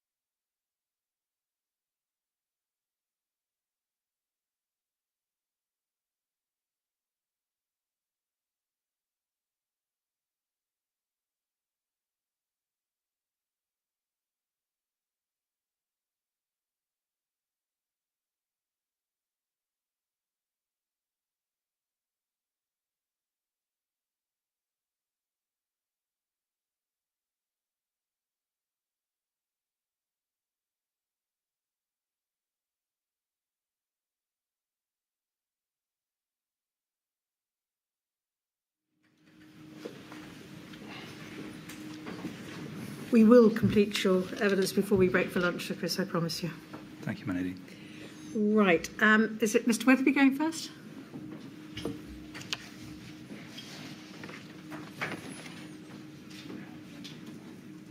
There we go. Microphone's working. Professor Whitty, I'm going to ask you some questions on behalf of the COVID bereaved Families for Justice UK group, which represents about 7,000 bereaved families. And I'm splitting my topics with Mr. Wilcock, who sits behind me. And I've got three areas that I've got allocated to me. I'm going to ask you some questions about asymptomatic transmission. And then I've got two short topics, one about HCIDs and laboratories, and one about travel restrictions. Now, with asymptomatic transmission, on the 27th of January 2020, you attended a briefing, a coronavirus briefing with the Secretary of State and other officials in PHE and various other people, where the Secretary of State expressed concern at hearing that there'd been a report from the Chinese government that COVID was transmitting asymptomatically. Do you recall that briefing? I do, in broad terms. Yeah, okay. Well, I'm going to try and avoid putting documents up, but if you need me to, I'm very happy to put the record of the briefing up for you. But just in the interest of time, I'm going to try and avoid that. So the Secretary of State opened the meeting expressing this concern, and then you're recorded as expressing the view that up to this point, it had been assumed that asymptomatic transmission was possible but unlikely. And the upshot of it was that the Secretary of State ordered the department to seek clarification. Does that accord with your recollection? That's certainly a perfectly reasonable position. Yeah. And then we know that the following day, in fact, at 13 minutes past 6 in the morning, there was an FCO diplomatic telegram. So this is the 28th of January. I think I will put this up because it's important to concentrate on it. So it's 64689, please. And it's point 2. And it simply refers to the reported number of cases in China. And then the second sentence, on the 26th of January, Ma Jiwei, that's Xiaowei for the record, the director of the National Health Commission, confirmed cases of asymptomatic human-to-human transmission, making control of the outbreak more challenging, though far from unique to this virus. And so it goes on. Yes? Yep. And that had a wide circulation. You weren't specifically on the circulation list, but can I assume that you've got to see this? I did. Yeah. Now, later that same morning, at about 10 o'clock, you attended a nerve tag meeting, and at that meeting, Public Health England provided both a written briefing and an oral briefing. And the minutes of that nerve tag meeting record PHE as saying that there was no official or published evidence of asymptomatic COVID transmission. I think it would be unreasonable to expect a 6 a.m. diptel from Beijing to have intercepted a previously drafted note from PHE. So it's likely, isn't it, that whoever did that briefing, and presumably yourself as well, probably hadn't seen that diptel between 6 o'clock in the morning and 10 o'clock in the morning, but nevertheless it was there. So objectively the position had moved on, even though presumably the PHE person and yourself didn't know at that point. Yes, but I think that if you'll allow me, I think it's important to differentiate between two possibilities at this stage. One is that there is occasional asymptomatic transmission, which was relatively much more likely at this point, was our assessment. And the second possibility is that asymptomatic transmission was a significant part of the transmission burden. And the third possibility, actually, at the extreme end, that actually asymptomatic transmission on its own was capable of maintaining R above 1. Those are three different situations. Yes. So just to be clear, the fact of asymptomatic transmission occurring doesn't necessarily mean it is a major part of the issue. Yes, although the Chinese director was highlighting this as a particular issue. As soon as you've got any asymptomatic transmission, it makes life more difficult, particularly when you don't have any tests. Yes. Because otherwise you rely, all your things, including things like contact tracing, are all depending on symptoms. Believe me, that's where I'm headed. But again, I think we may be in the land of understatement here, but this is a massive issue, asymptomatic transmission, isn't it? Potentially. It depends on the scale of it, and that really is the key point. And I think another point, which of course you know, but I'm just going to highlight, is there's a big difference between asymptomatic infection, someone getting infection without symptoms, and asymptomatic transmission. And I'm just highlighting that because sometimes they get conflated. No, and that's very helpful. But from early doors, you were in discussions with other scientists about asymptomatic transmission because it is such an important issue. Correct. By this point, it's now becoming the official position of the Chinese government that it's a problem in China. I fully understand the caveats that you apply to it, but it was to become a major issue, asymptomatic transmission. It was, yes. And this was a moment of alarm, yes? And I think that I've made this point in other contexts, and the important thing to realise is this is not binary. As with much of science, this kind of gradually accrues over time. Yes. It's not that you think one day asymptomatic transmission is not a problem, and the next day you think it's a significant problem. It's a gradual process. This was a step along that path. Yeah. Yes, indeed. But this is an important point. Yeah, no, absolutely. Yeah. And in fact, can we have up 282744, page 2, please? Now, during the meeting itself and immediately after the meeting, you engaged in WhatsApp chat with the other UK CMOs. I just want to read a short part of this. And it's page 2, please. You've got page 2. Yeah.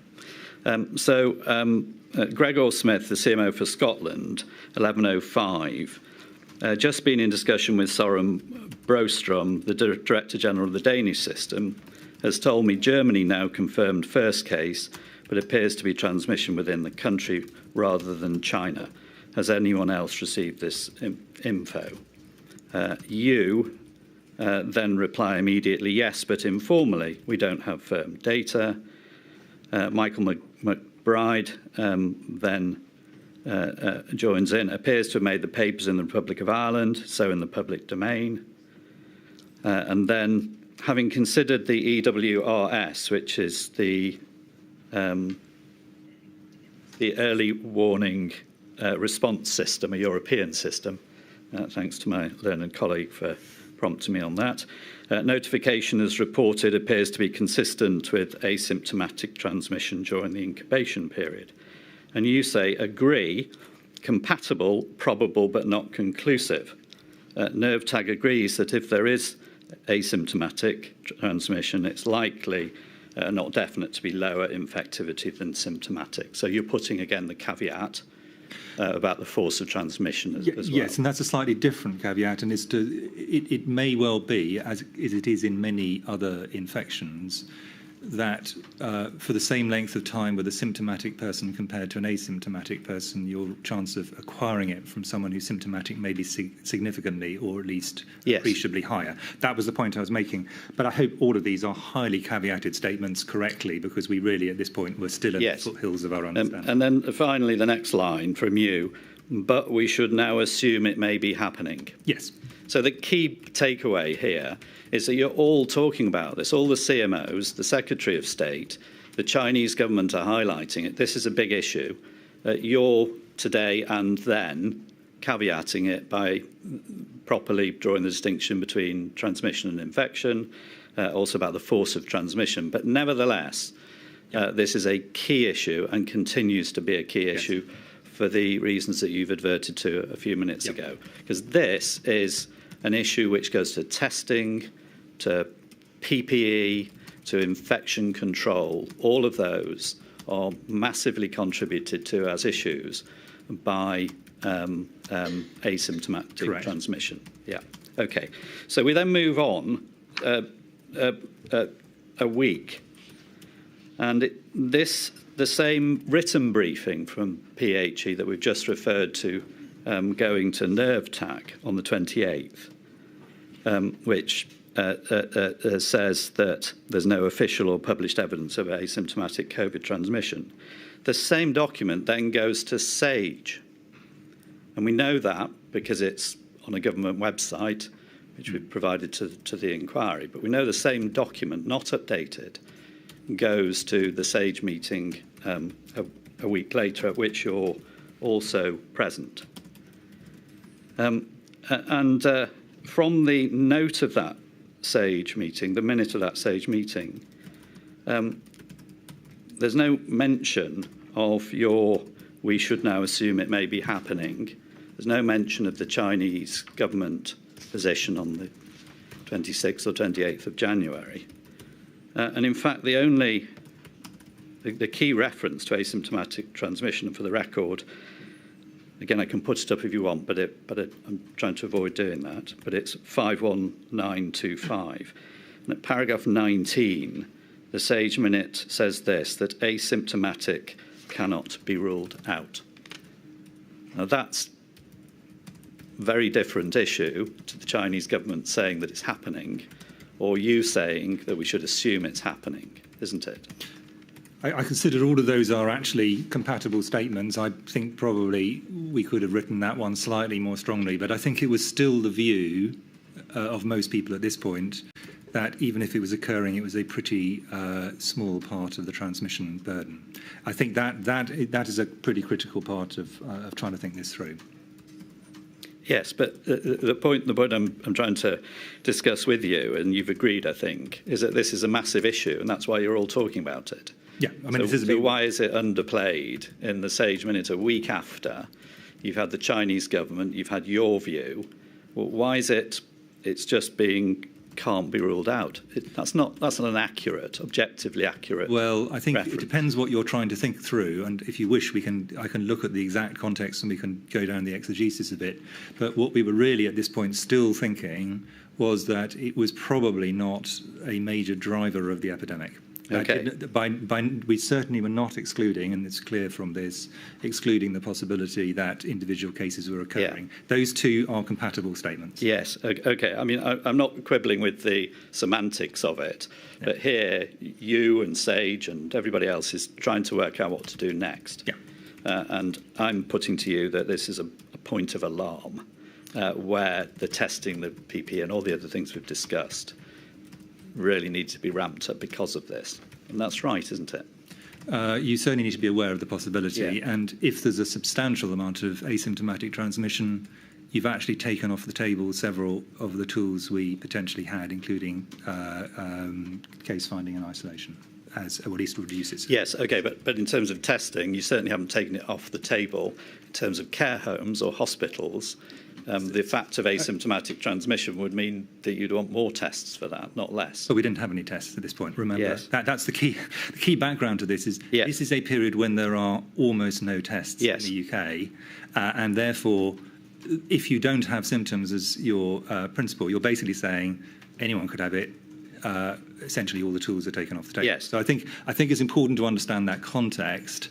Were I to rewrite those minutes, I might change the words very slightly. Okay. But I think the general principle of them seems to be a reasonable one. I want to move on, but in terms of we didn't have the test, you did in fact have the test. You just didn't have them at scale.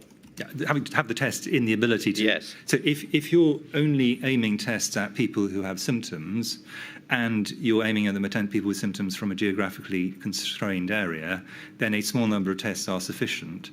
As soon as you say that anybody, irrespective of symptoms, can have this virus, then you're going to have to use tests more widely. And then there's a second caveat, which is that at this point, we were far from clear whether, even if there was asymptomatic infection, whether the tests were accurate. Yes. I think, and this is debated in SAGE. So these are the things I think that I just want to add these layers of technical importance on top of the points you're making. I'm not disagreeing with the points you're making. And that's very fair. But nevertheless, in terms of care homes and hospitals, the issue of asymptomatic transmission should have been an issue which was, let's get on with the test, let's scale up the test, let's get the PPE. It's an important issue. Well, I mean, in a sense, my view is all of those should have happened anyway. That's yes. Okay, right. Finally on this point, Mr. Keith's already raised with you the Diamond Princess. By the end of February, when the analysis of the Diamond Princess came out and was in the public domain, it had gone from the possibility of asymptomatic transmission in early January to maybe the probability of asymptomatic transmission, and now we knew that asymptomatic transmission was having a real impact. So again, it's another staging post, isn't it? Yeah, and we move along that path. I mean, to just scroll forward a bit, I think we still don't actually have confidence about what the proportion of asymptomatic transmission at that point in time was, even now, with all we know. Yes, but clearly a major issue. Yeah, it is a major issue. And do you think, with hindsight looking back, that enough was done as a result of the acknowledgement of asymptomatic transmission being a reality in terms of all the things that we've discussed? Well, I think in a sense, two things you suggested would have been necessary either way. So the scaling up of testing did not depend on an understanding of asymptomatic transmission, neither did the need for PPE of an appropriate nature. So those were not predicated on asymptomatic transmission. The thing which it would have, at this point of the pandemic, the other points it would have made different situation, but this is a point where all the cases at this point were imported, it would have made a difference potentially to our approach to contact tracing and so on. But that's a slightly different point, which I don't think is where you're going. But the urgency of getting all of those things in place was underlined by the reality of asymptomatic transmission. I think we should have had the urgency either way. Maybe. Okay, second topic, and quickly, HCID, high concern infectious disease. On the 1st of March, you're concerned about laboratories and the ability to analyse tests, and you engage in an email exchange. And again, I don't think I need to put this up, but I can if I need to. I'll give it the reference. It's 223410, page 5. And you say to Professor Tom Evans, the PHE and the HSE, Health and Safety Executive,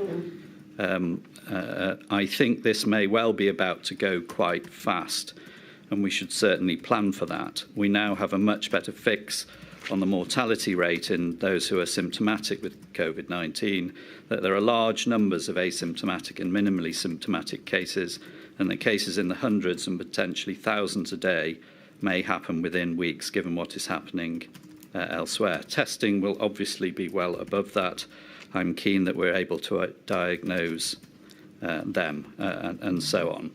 And what you're asking for in this email chain is a downgrading of the biosafety provisions for the lab analyses, the lab facilities for analysing COVID tests. Is that right? Yeah. So can I put the background as to why this is important?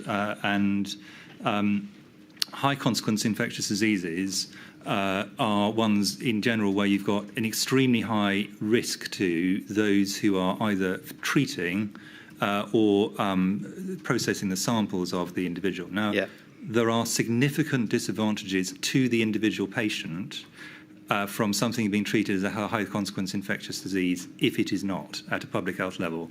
It'll slow down testing potentially very substantially, because only a very small number of laboratories can do it. It'll mean they'll have to be moved around the country to places where there are particular facilities, and in extreme cases, they'll have to be barrier nursed in a way that is much more difficult to produce best care. Can I just cut across you?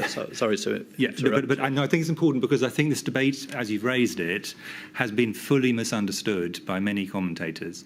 The advantages for a high consequence infectious disease only exist if something is of very high significance to the person who might catch it, but they run significant public health risks overall to the population and risks to the individual patient if it is used inappropriately. So I thought it was a sensible thing to have that discussion with the relevant bodies who could then make an independent assessment. Okay, I'm not asking about the HCID designation generally. Okay. You're not involved in that in this email.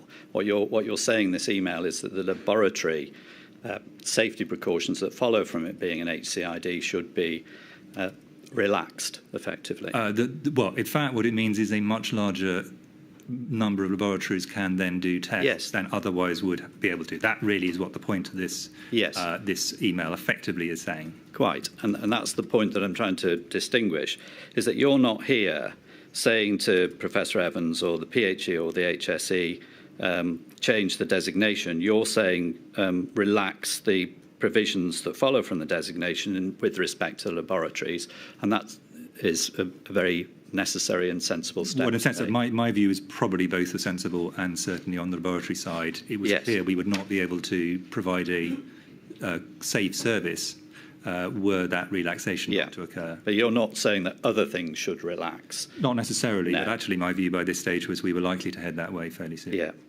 Now, finally and quickly, travel restrictions. You've set out your views on border controls and travel restrictions in your statement, so I'm not going to go in any detail at all. But you do say, in respect to Denmark in November of 2020, that it was sensible to take a different view, which was to impose restrictions on travel to and from Denmark. And that is different, is it, to the position in January 2020 when the virus emerges from China? Yeah, we had a very specific problem there, which was these were outbreaks in mink farms.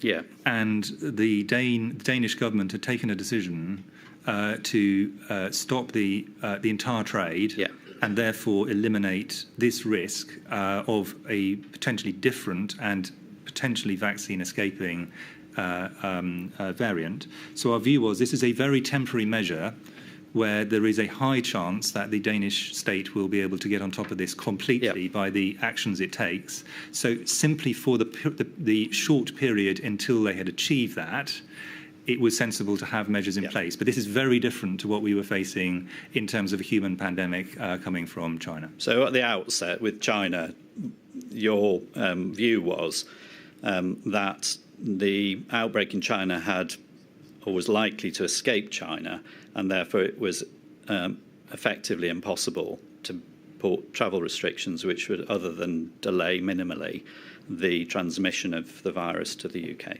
Well, my view was that the Danish position was they were taking extreme measures to get on top of this with a very quick turnaround, and we only would need to consider this for a very limited point of time. Now, just picking that point up, so you're saying that there is a role for travel restrictions and border controls, but on a targeted basis. Exactly, and we did the same, if you recall, when, for example, the Omicron variant happened, and it's largely to give us pause to get a bit of information, understand the impact on vaccine immunity and so on. So there are definitely areas, and I think I explained to Mr. Keith that were I to go back, I would have done some things rather differently in the China. But can I finally just turn to one example of that? That you've been asked about mass gatherings. I'm not going to ask you about mass gatherings, but with respect to a particular mass gathering, which is of particular concern to some of my families, the Liverpool football match, the Atletico Madrid Liverpool match.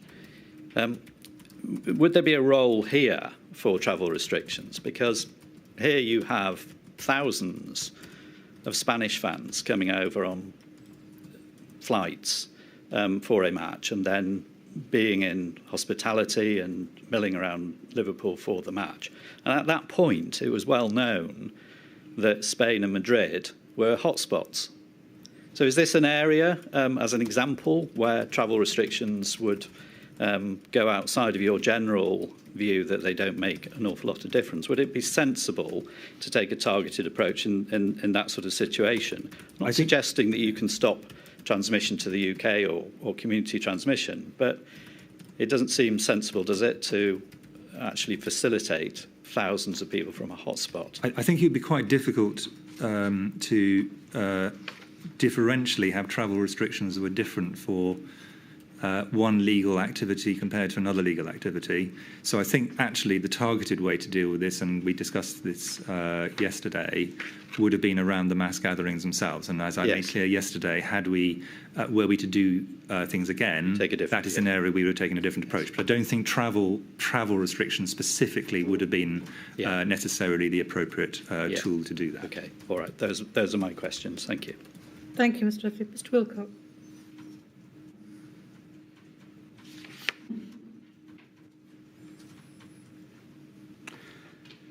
Morning.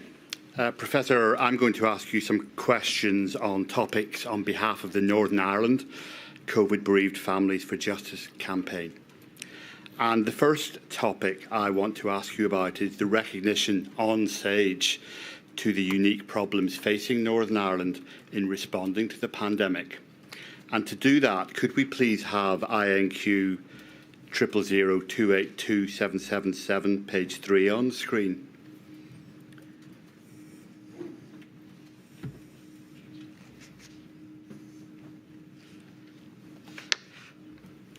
While it's coming up, this is an email that Dr. Michael McBride, who was your counterpoint Chief Medical Officer in Northern Ireland, sent you on the 10th of March, in which he said that not only had he to seek to secure UK-wide agreement about timing, but also north-south, otherwise there was a risk of mixed messages and confusion, notwithstanding the complexity of the politics. An all-UK Republic of Ireland science and modelling arrangement would serve us well. I need to look east-west and north-south, and that social distancing messages, timing of introduction, all needed to be addressed. It must follow, therefore, that even though you must have been aware of it before, you were particularly conscious of the unique problems of responding to a pandemic on the island of Ireland by the time you received this message from Dr. McBride. I was.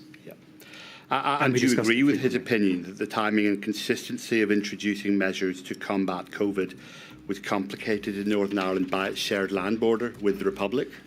Yes, and complicated in one sense in two dimensions. One, epidemiologically, because the epidemiology of the Republic of Ireland has a very clear implication for Northern Ireland and vice versa.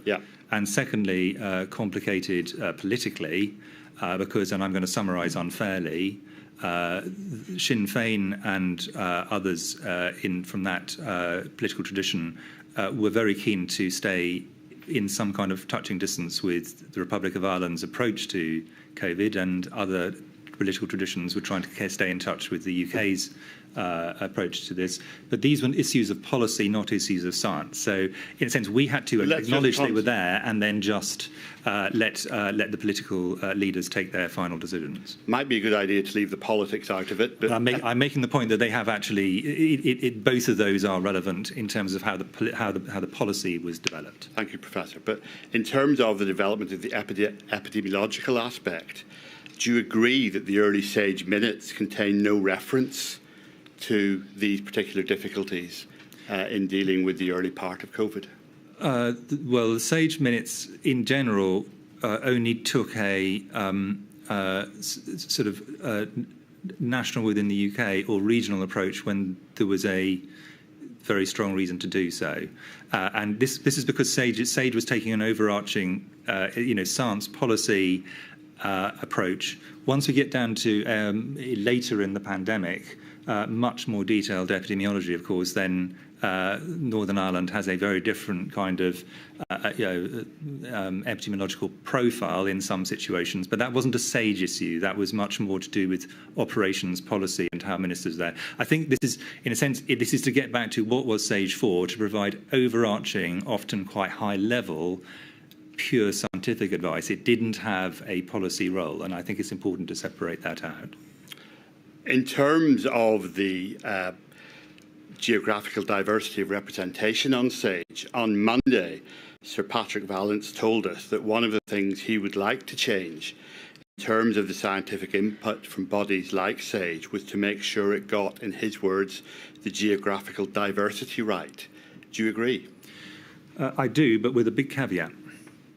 If you've got a smallish group, and we had a long debate about this yesterday, I'm not going to repeat it, and if your aim is to have the best scientists in the UK, potentially internationally, but certainly in the UK available, you have got to start with where are the centres of expertise. And for any given problem, sometimes they'll be in one part of the UK, sometimes in another, and often they are highly concentrated in particular areas, particularly at universities or even particular departments. That's just a scientific reality. And whilst balancing the need for representation where that is useful, you also have to ensure that the best people are around the table in not too unwieldy a way. And getting that balance right is always going to be a judgment call. Certainly by late March 2020, the inquiries heard a statement from Professor Young, who you will know was the then Chief Scientific Advisor for Northern Ireland, that it was only after he became a full attendee in late March 2020 on SAGE that Northern Ireland had full participation in SAGE. Yeah. And that should have happened earlier, and I think we would all agree that. And he's a very good scientific colleague and has many insights that are different from others. His own expertise, I think, is an additional contribution. So I think that's an example where you get both benefits, the geographical experience, but also a different disciplinary background, and that, I think, was useful for everybody. Now, to be fair to you and to put the full context of what Professor Young said, he stated that although SAGE didn't have the full participation from Northern Ireland, it was made aware through the CMO of the main conclusions and advice. And I imagine there he's referring to the informal and formal contacts you had that you told us about yesterday. Yeah, the CMOs work together as a group very Absolutely. closely, continuously. Yeah. My question is this, though. Do you agree that it's one thing to be aware of the main conclusions and advice of SAGE, and quite another, particularly if you don't have the expertise within the particular discipline, to have a complete understanding of the range and views and the weight of opinion expressed within the scientific discussions which led to those conclusions? I do. And therefore I agree with Sir Patrick's comments.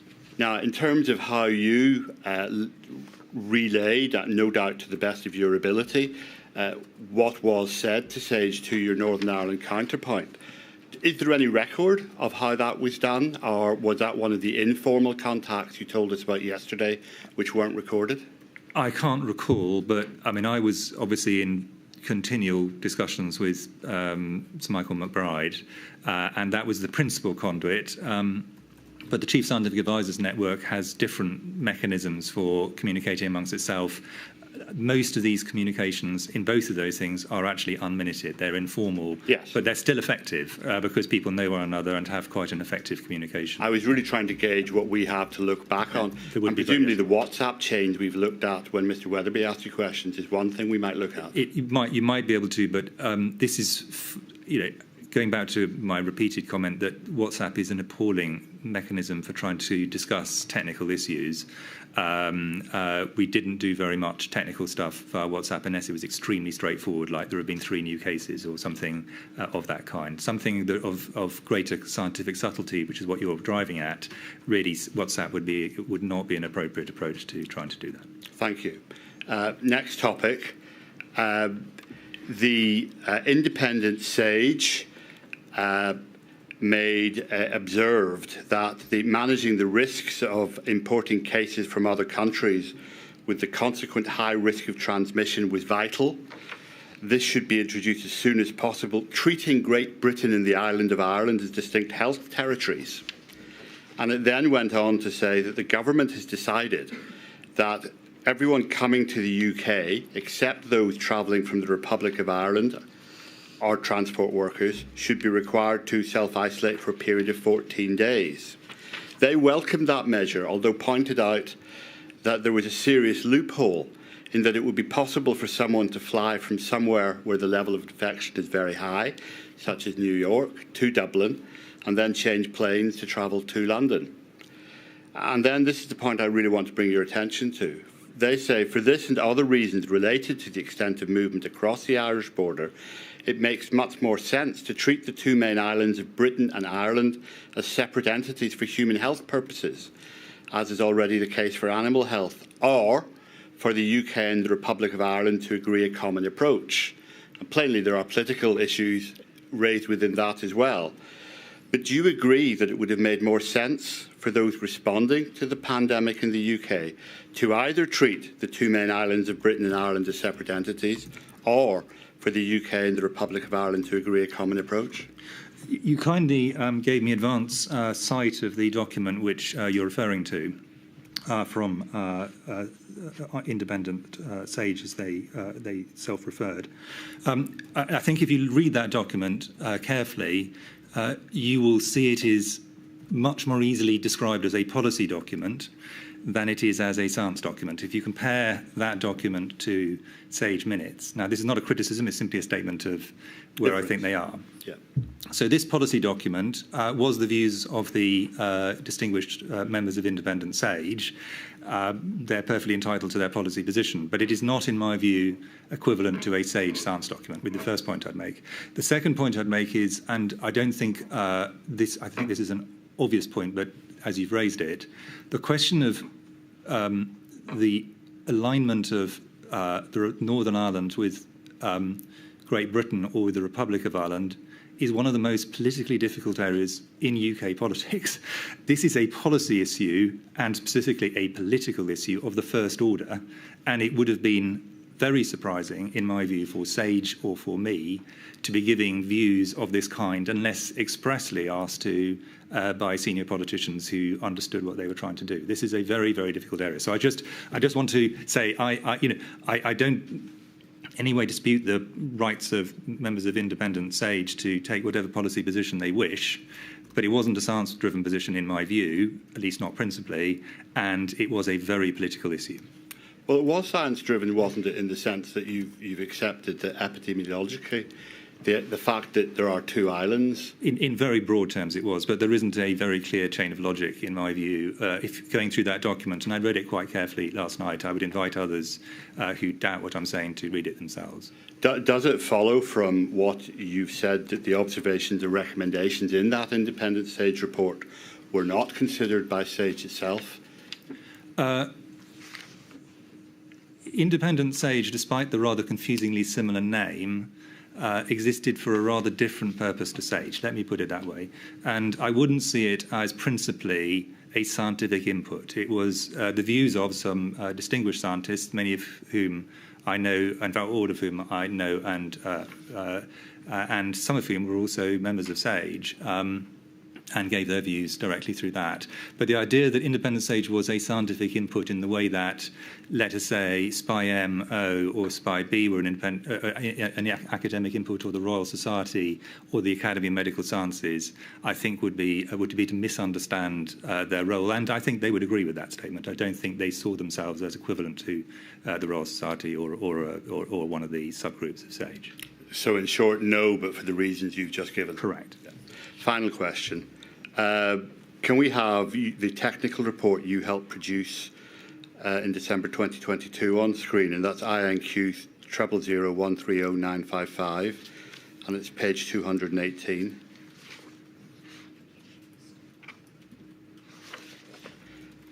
At the bottom of that page, it is noted that Northern Ireland only initially had a short pilot project involving contacting a sample of people who had a confirmed positive test before, and I quote, a full operational contact tracing service was implemented from May 2020.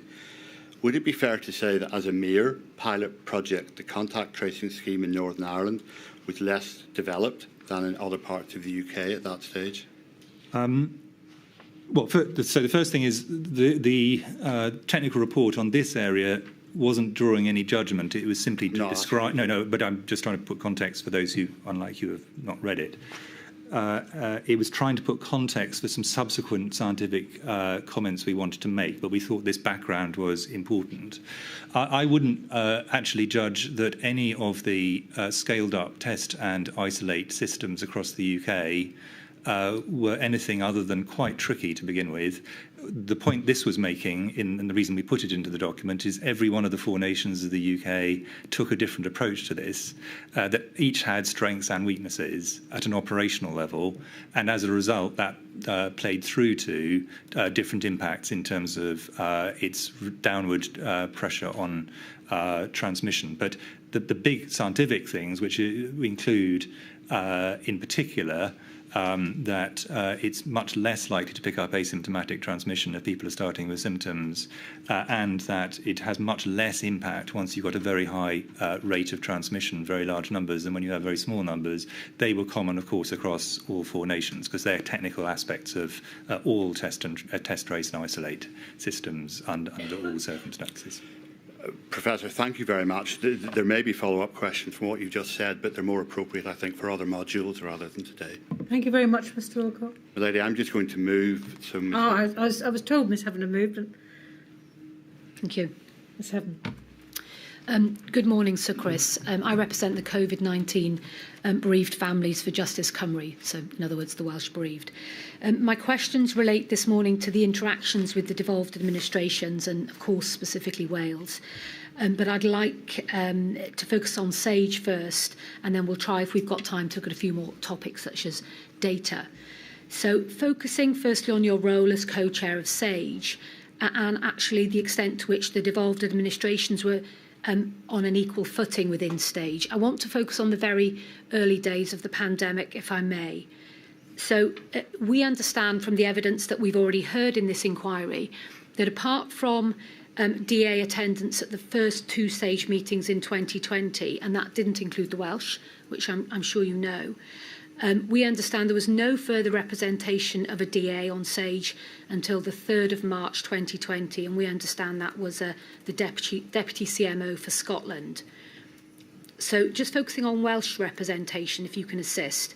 We also understand that in terms of Wales's Chief Scientific Advisor for Health, Dr. Rob Orford, he first attended on the 5th of March 2020, and we understand this was the 13th SAGE meeting concerned with COVID.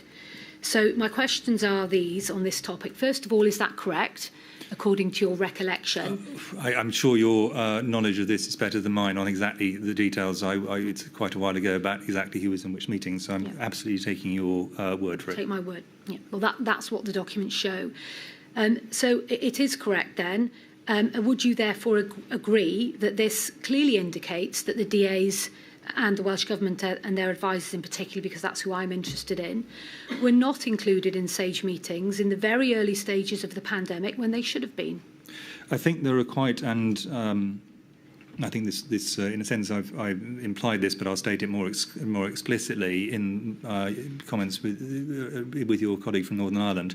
I think, as with many things, in the rather chaotic starting point when we were dealing with COVID at the beginning, if we were to redo this again, that is something we'd have done much more quickly, and it was very useful to have the inputs of Dr. Orford and Phyllis Benny and others from Wales. The representations people had, in a sense, were under two criteria, and some people had both. One of which was as observers, because it was a necessary part of the job of that organisation to be an observer. At this point, many government departments, for example, were also not observers who subsequently became observers. I'm not drawing a parallel. I'm just saying that the system was much less well developed than it subsequently became. And then the second was identifying over time. SAGE was initially a very small group of people, and as we discussed yesterday, my view is it should have and did expand out relatively quickly, but in February it was still pretty small. I think having the addition of the inputs from scientists from Wales was undoubtedly a benefit, and they provided useful challenge in general as well as insights from Wales. So it is something, if we were doing this again, we'd have done differently. That's for sure. Okay, thank you. Well, I want to move it on then to some comments that we have before the inquiry from the First Minister for Wales, Mark Drakeford, in a little bit more detail. I won't bring it up on the screen to save time, but for Milady's note, this is the paragraphs 30 to 31 of Mr Drakeford's first witness statement. And so, Chris, I'll read to you for a moment, and then we'll break down some of the elements of what he has to say. So it's this, and this is about the early days and their involvement in SAGE. He says, I'm a strong supporter of the concept of SAGE, but unfortunately there was no reliable protocol which made it clear that SAGE worked for all 4 nations, not just England. Enhanced SAGE guidance meant that the Welsh Government, number 1, had to ask COBRA to make the SAGE advice available to the Welsh Government, and number 2, could not ask SAGE to carry out bespoke research for it without prior agreement from COBRA. I consider that from the very beginning, the information flow should have been made readily available to Wales and all the devolved nations, just as they were to England. In addition, Wales should have had an equal right to go to SAGE and to commission specific pieces of work. For example, and he says the Welsh Government were not invited to the precautionary SAGE on 22nd of January 2020, but they got an update to a SAGE mailbox that they had.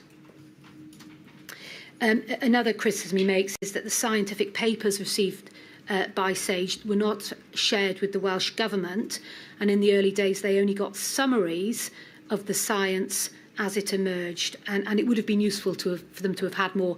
And he says that they were only finally given access through an online repository of SAGE documents as late as the 8th of April 2020. So if we just break that down, and then I can ask for your response. The first issue that he seems to be raising is the lack of the reliable protocol and the enhanced SAGE guidance, essentially meaning the Welsh Government had to go to COBRA to get the SAGE advice, and they couldn't ask for SAGE advice unless they went through COBRA. So do you want to respond to that first, please? Yes, and I think, I could almost shortcut our conversation, because in a sense you've got 2 separate groups of things. There's a group of things which is about Wales being represented both in access to the data that already flowed from SAGE and in coming to the meetings. And I think my previous comments on that apply, which is if we were doing this again, we would do it differently. It doesn't mean that there weren't very close, again, I had very close and often daily contacts with Dr. Frank Atherton, Dr. Chris Jones, and others from the Chief Medical Officers group, and there were other contacts as well. So it wasn't that Wales was not involved in discussions, but you're right, and exactly the same applies as my previous comments, was yes, we should have done that earlier. The point about going through COBRA, and I think this is, in this pandemic, more than any other, I would say, SAGE got disconnected from the COBRA mechanism. So in kind of emergency theological terms, SAGE is the advisor to COBRA, but actually COBRA stopped meeting for quite long periods of this emergency, and SAGE continued and was giving advice via other routes. So initially it was all started from what is the COBRA mechanism, how do we do it through COBRA. After a while it became clear that really wasn't relevant. So that's around observer status, documents and so on. I think all the comments made are fair comments. Mr Drakeford, of course, being very fair, and on this issue. The second set of comments I have more caution about, which was the idea that the Welsh Government, and indeed any other bit of the system, could ask the already massively overwhelmed modelling and epidemiological system we had specific questions about Wales, because if you make that assumption for Wales, you have to make it for multiple other groups as well. You can't just say for Wales and not for, and list quite a long list of other ones. And this would have been, I think, much more problematic, but we could certainly have had the discussion about how that capacity could in some way have been met. So I think both the requests that Mr Drakeford makes are reasonable ones. One of them should have happened. The other one, I think, would have been harder, but for largely logistical reasons. And just focusing on that date of the 8th of April 2020, do you accept that that really was a bit late in terms of the online repository for documents to actually be available? That follows from my previous answer, yes. Okay, thank you. So let's move on then to the issue of data. You've been asked a moment ago by my learned friend about the evidence we've heard on and opinions given on geographical diversity on SAGE. I want to move on to a slightly different issue, and that's the use of data by SAGE, and whether this drew on the experiences in the devolved administrations. So the inquiry's heard evidence from Elsa Henderson, a professor in political science, and she told the inquiry that SAGE focused overwhelmingly on data from England, which she said was often described from her review of the papers as UK data. And she made the observation, and obviously one might see it as a criticism, that if an organisation such as SAGE does not have someone in possession of Scottish or Welsh data in the room, then the evidence base is partial. So, first of all, do you agree with that criticism of SAGE, that it did focus overwhelmingly on data from England? And if so, do you think that SAGE was overly confined to an England-centric perspective? Well, I think there's a very complicated answer to that. I'm going to give you a simple answer, but I'm very happy to go into the complexity if you want. Simple. I think we'll keep it brief. Yes, I've got 15 minutes. Yeah. So the simple answer is that the modelers and the data were taken from wherever you could get modelers and data. Mm-hmm. Data flows, even within England, were very problematic, as I think multiple witnesses have said, and I'll repeat it. They were very problematic, and that was part of the reason we had trouble in the first 3 months. Getting data flows from elsewhere in the UK also had challenges. So there were actual data acquisition questions. There's also the 4 UK CMOs have absolute parity in my view, but data is based on numbers, and numerically there are many more people in England than Wales, and therefore numerically, of course, you're going to have a greater dominance in terms of, I don't mean in terms of any sense other than narrowly, the numbers will be larger from England, even were we to have good data from all 4 nations. Now, as the pandemic progressed, we got better and better data from different areas. Also, each of the 4 nations, or at least each of the other 3 nations other than England, took slightly different approaches to the extent to which they did their own analysis or relied on a UK-wide analysis, and at what level. But that gets us into levels of complexity I think my lady would probably find were probably not appropriate at this point in time. But I think to some extent you might be agreeing with some of the thrust of what has been said by the Professor Henderson, but giving it a slightly different, more contextual explanation, if I put it like that, as to why that might have happened. Yes, I will hold to my previous answer. Okay. Now, moving on then, please. You gave some positive evidence yesterday about the collaboration that you had with the DA's CMOs, and I think you referenced 274 meetings.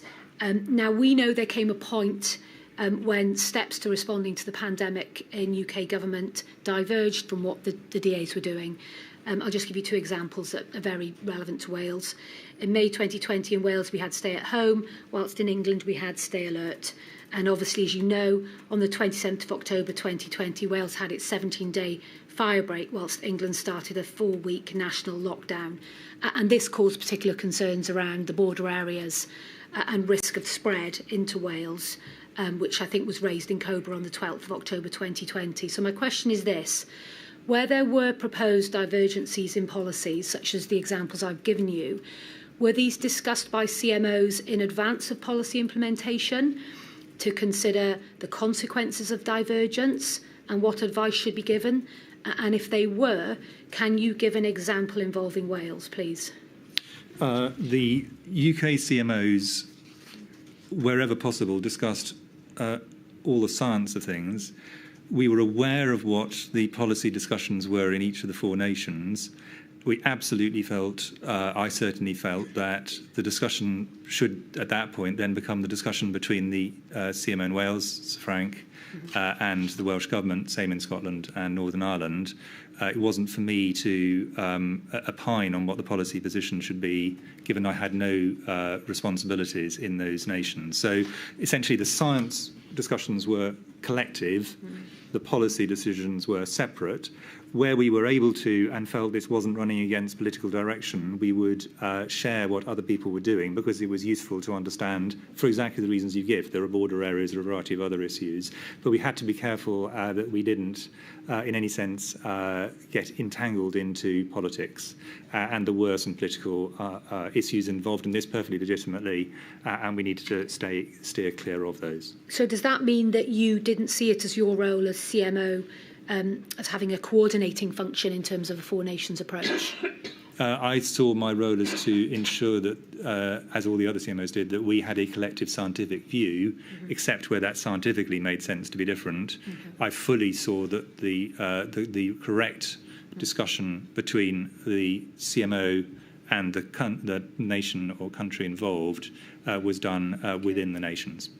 Now, this final question topic, it flows from the topic we've just looked at. And again, it's from your statement. We don't need to go to it, but it's your first statement, page 73, paragraph 5.193 for the note. And there you talk about these debates around differences. You say there were no instances I can recall whether there was a significant scientific disagreement between UK CMOs, although we often tested one another's thinking, and you say internally the points of emphasis were different. So can I just ask you this? Can you give us an example, so far as you can remember, of testing the thinking in respect of the Welsh CMO or any other Welsh scientific advisor, or any other points of emphasis that were different with them?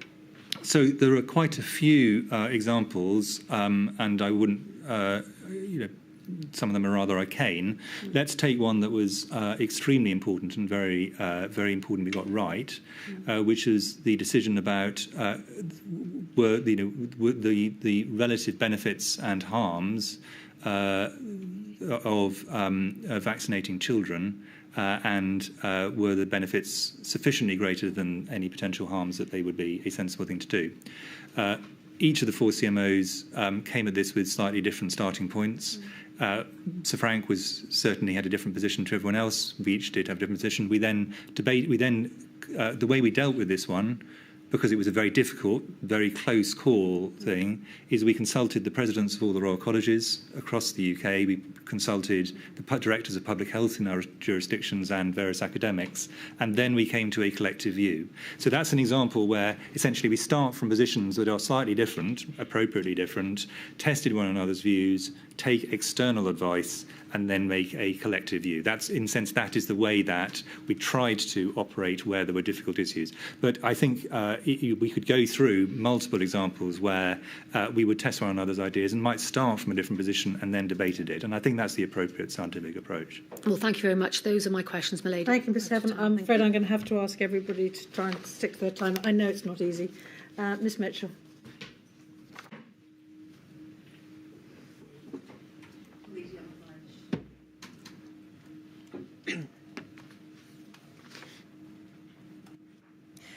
Professor Whitty, I appear as instructed by Amar Anwar and Company for the Scottish COVID bereaved.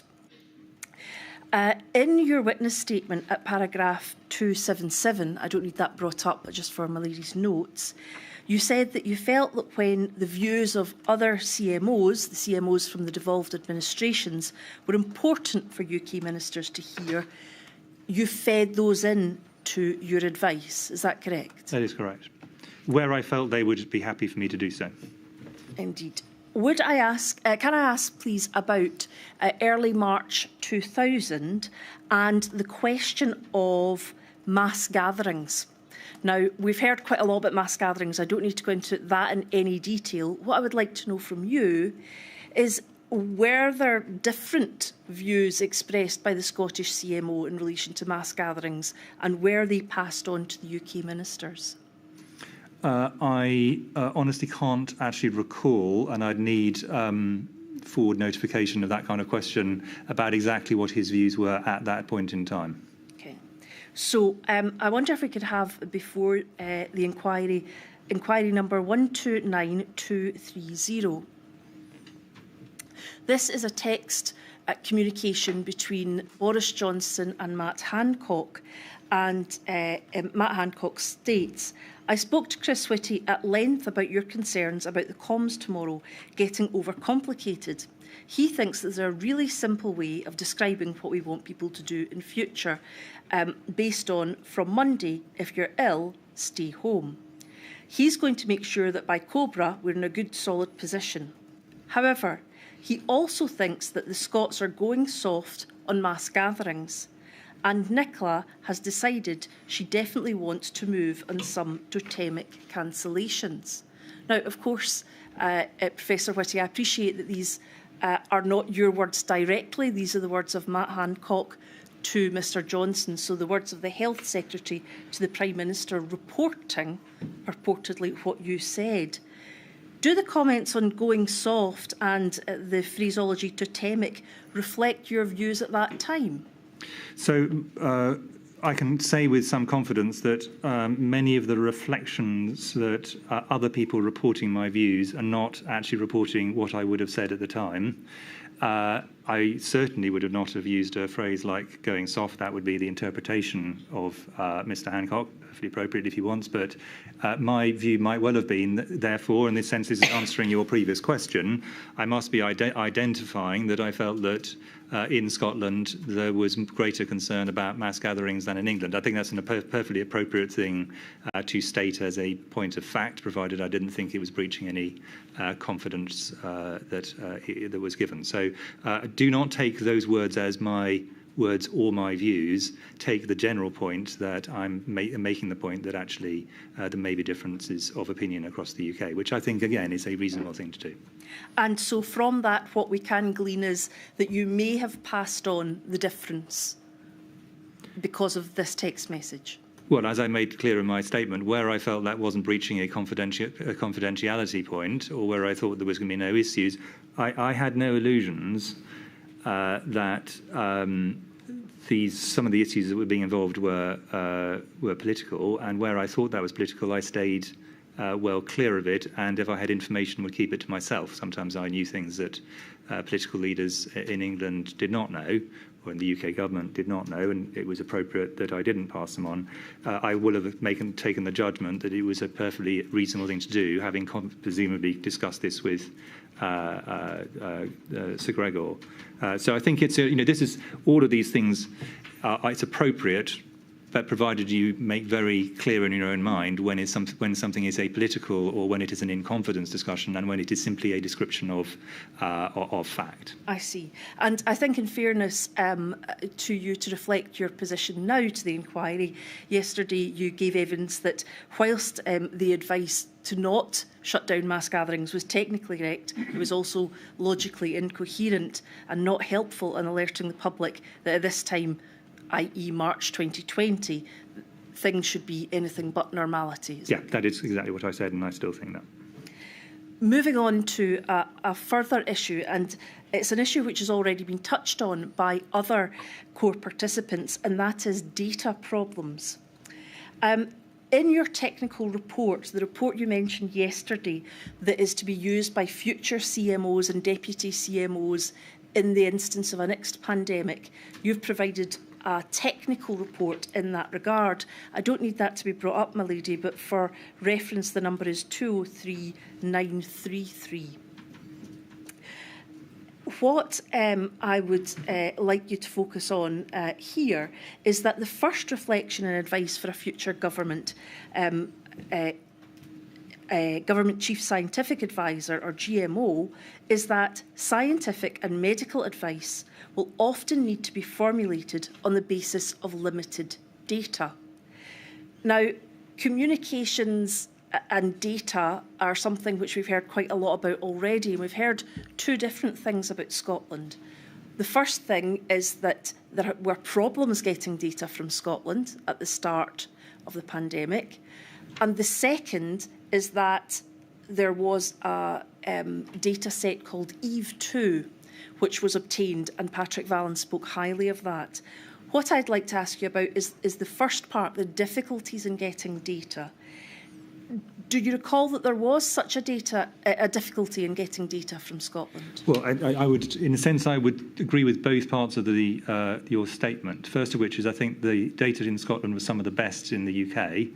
But secondly, that getting data into wider data sets, getting it used by the right people, proved very difficult. And I think if you look, you will have read this report, obviously, that you've just quoted. There's an entire chapter about the difficulties of getting data, not just across national boundaries, but also within every nation. So this issue of trying to get data brought together so that you can actually merge it. Now, what COVID did demonstrate really clearly was when you achieve that, you can get far better information for all 4 nations than if you're trying to do everything in piecemeal, where every single hospital, every single region is holding its own data and not sharing it. So the sharing of data was one of the most powerful things we achieved, both between nations and within nations. May I ask you about that achievement and how it came about? Firstly, just on this particular question, were you aware that there was a particular issue about data from Scotland, there being some kind of problem sharing it with the group? I was aware that there were problems with data across multiple domains, including Scotland, but also I could have given a very long list from many parts of England and indeed other nations. Were you aware of the specific nature of that difficulty? I may or may not have been. It would have depended what kind of data it was. Remembering that there is, again, a point I made yesterday, there's only one of me, and I was trying to operate in multiple domains. So some of the details of this I may not have been aware of.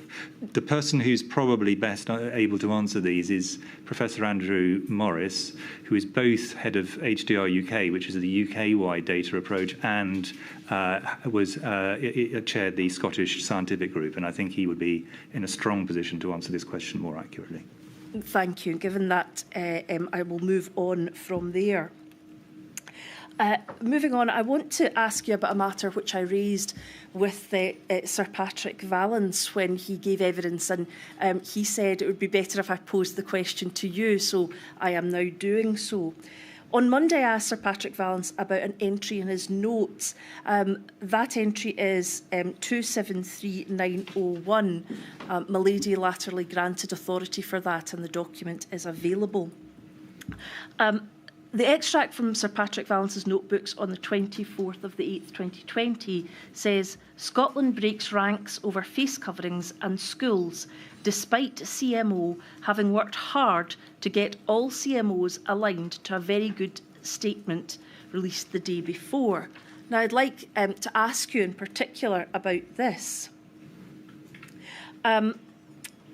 What I would like to establish with you, first of all, was what was the agreement that was come to the day before it is said Scotland broke ranks? So having heard your question and Sir Patrick's hospital pass to me, but a fair one, on this, I went back and looked at what document I thought he was referring to. As far as I can tell, this is a joint statement that the CMOs made on education in general. It was not about face masks specifically. Please tell me if I'm wrong on this. I think it was, and it was a document. I actually think it's one of the documents I feel was one of the best joint CMO documents, because it laid out for parents and for teachers and for the wider public the benefits and the potential disbenefits of children going back to school. At a point, there was a lot of worry about this from parents, from teachers, from unions and others, and it laid out a whole series of areas. I couldn't find in that a joint statement on face masks specifically, so I may be missing something. So in my view, I think the statement that the CMOs worked together to get a document which we were all pleased with, I think is correct. I can't see how that actually links on to the point about face masks previously, but please correct me if you know otherwise. No, well, thank you for that. We can perhaps then move on slightly to the next question, which is, why would it be recorded that you'd worked hard to do that? Does that give us any understanding of the dynamics of what was going on at the time, the decisions that were being taken? Decisions about children going back to school were extraordinarily important for parents, for wider families, for children, for teachers and for unions. We really wanted to get it right. And I think Sir Patrick was aware of the fact this wasn't because of major disagreement. This was because we wanted to get this right because it really mattered to people. And I think I would encourage people who are concerned about why would we take time on this to read that document. It's not a sort of 2-paragraph one. It's quite a clear laying out of the strengths and weaknesses of different approaches. And that was not a trivial thing for us to do. And we needed to do it in a way that also paid regard to the fact, for example, that the Scottish educational system is different to the English one, and indeed Welsh and Northern Ireland one, and went back on a different date.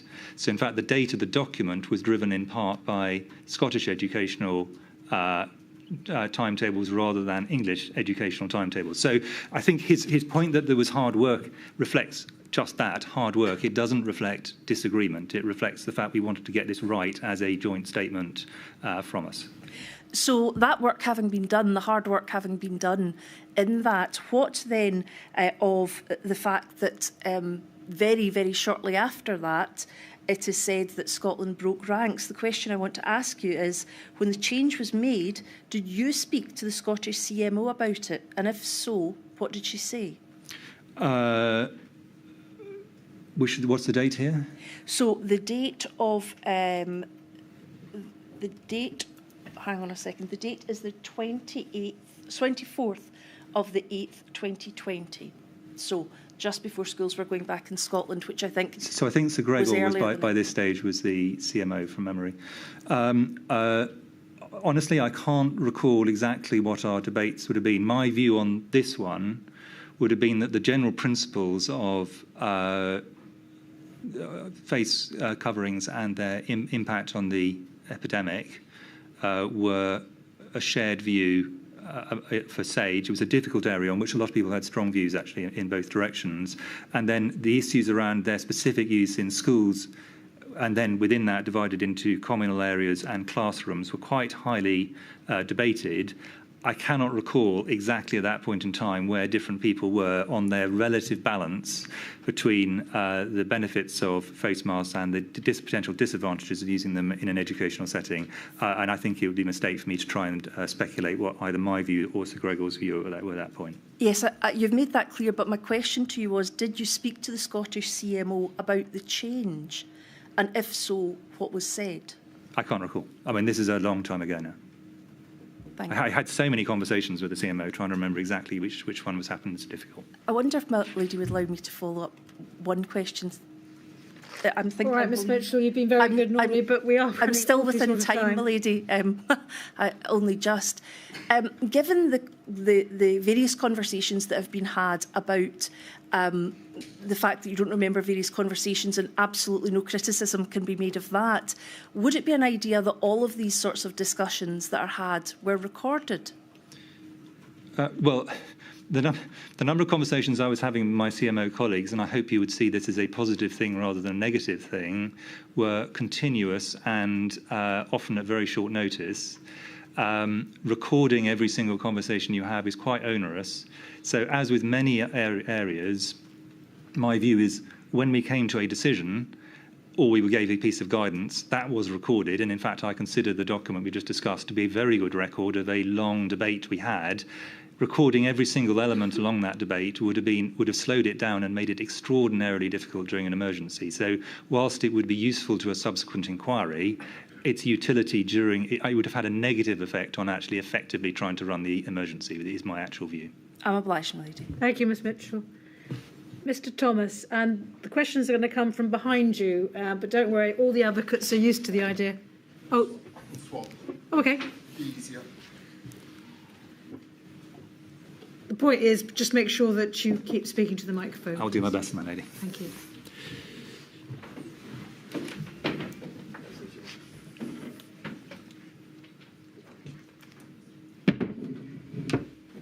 Good afternoon, Professor Whitty. My name's Leslie Thomas and I act on behalf of the Federation of Ethnic Minority Healthcare Organisations. A small handful of questions for you. I won't detain you very long. Now, just a little context. We recognise the challenges faced by various communities, particularly those from Black, Asian and minority ethnic backgrounds during the pandemic. Now, as I delve into the specifics, I'm going to first focus on the broader landscape. Okay? So can we agree on this? Can we agree that effective and timely communication plays a crucial role in managing a public health crisis? That's obviously true. Yeah. And given the commitment to enhancing public health communications, would you agree that exploring ways to improve messaging for specific communities such as Black, Asian, minority ethnic groups is crucial for ensuring widespread understanding and compliance? I do, and I go further than that in my statement, and have done previously, in saying that I think this is something we didn't do effectively at the beginning, arguably could have done better throughout, but I completely agree with that point. Okay, so you've preempted my next question. I'll just put it for the record. That the public health messaging in this case should and could have been improved. We can agree that. All right, we agree that. Yeah. All right. Let me move on then.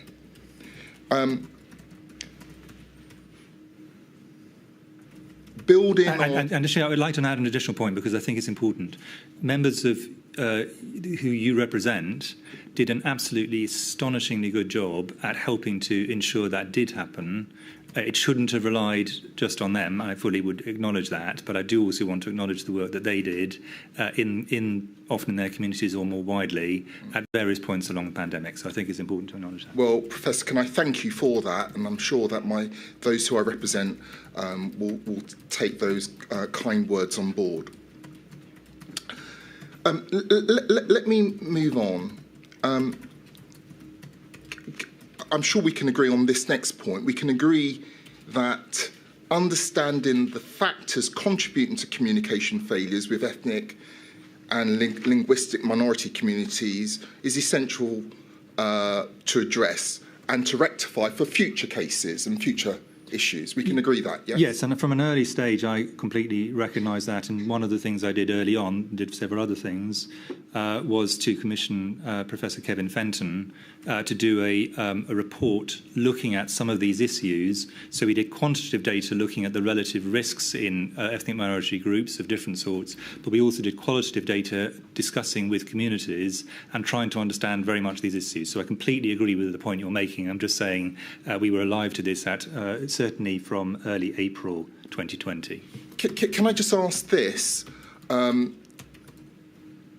Given the acknowledgement and your candidness, I've just got to ask this question on behalf of those who I represent. What were the factors that contributed to the failures? What happened? Well, to give there are several good reports which I could direct you to, the first of which was Professor Fenton's one, which I think is really worth reading, but there have been several subsequent, so I'm not going to praise what I think are excellent pieces of work. But I think there are two or three ones. There are very easy ones in one sense, not as easy as they may always sound, which are things like linguistic ones. If you not every major language spoken in the UK was adequately picked up at an early stage in terms of communications. There were ones around channels of communication that many people, for example, were getting their information not from Downing Street Broadcasting or from UK mainstream newspapers, but from other important news outlets from other nations. We didn't pick that up, I think, early enough. I think there are many issues where engaging with local community leaders who can then help to get the message to be understood correctly in an appropriate and culturally sensitive way would have been much more helpful. And this is one of the areas where your members had such a leadership role throughout the pandemic at multiple points. But there are a very large number of ones that sit beneath those, and I would, given an hour, I would give you again an hour's answer for what is an important question. I want to acknowledge I'm not doing it justice, but also say a lot of work was done on this. Still more, I think, to learn. Thank you for that. I'm going to move on. Just a couple of minutes left, and I just got a couple more questions for you.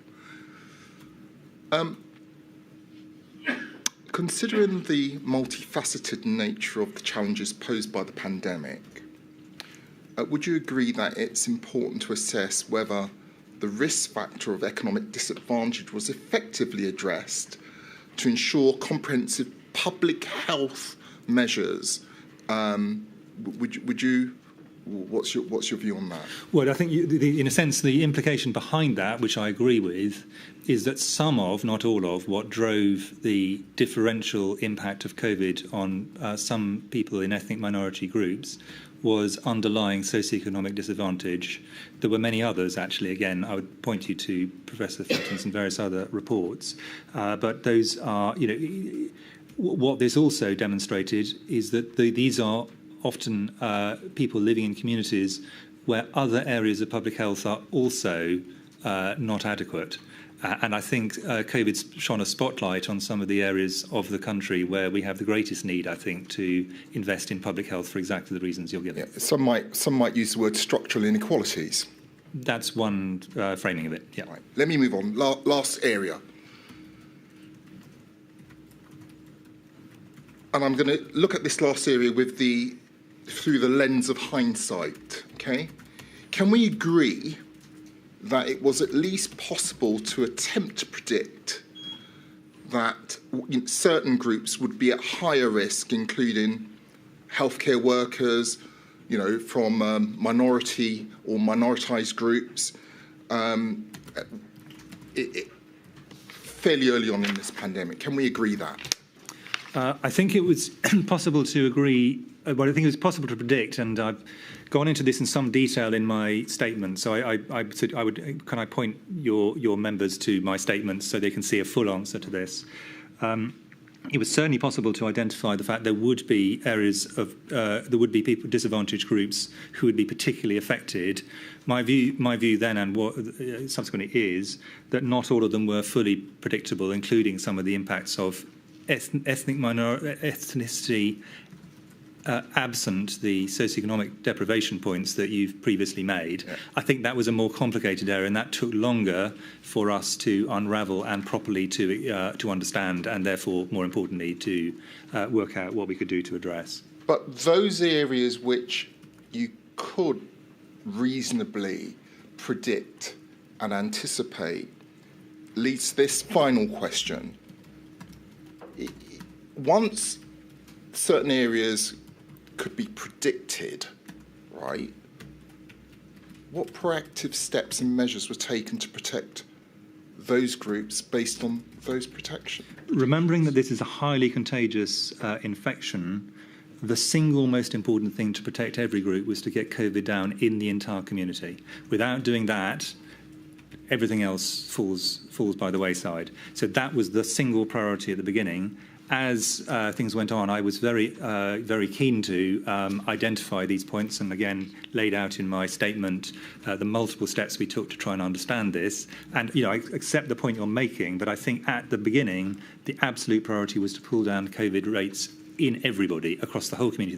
That is the best way to protect everybody. Professor, I accept what you say, but that one-size-fits-all approach leaves particular groups to certain vulnerabilities. Would you accept that? Not at the very beginning. At the beginning, you have to get the rates down for everybody. In my view, that was the overwhelming need. Professor, those are all my questions. Thank you, Mr. Thomas. I'm sorry to have to be harsh with you. No. I come to the end.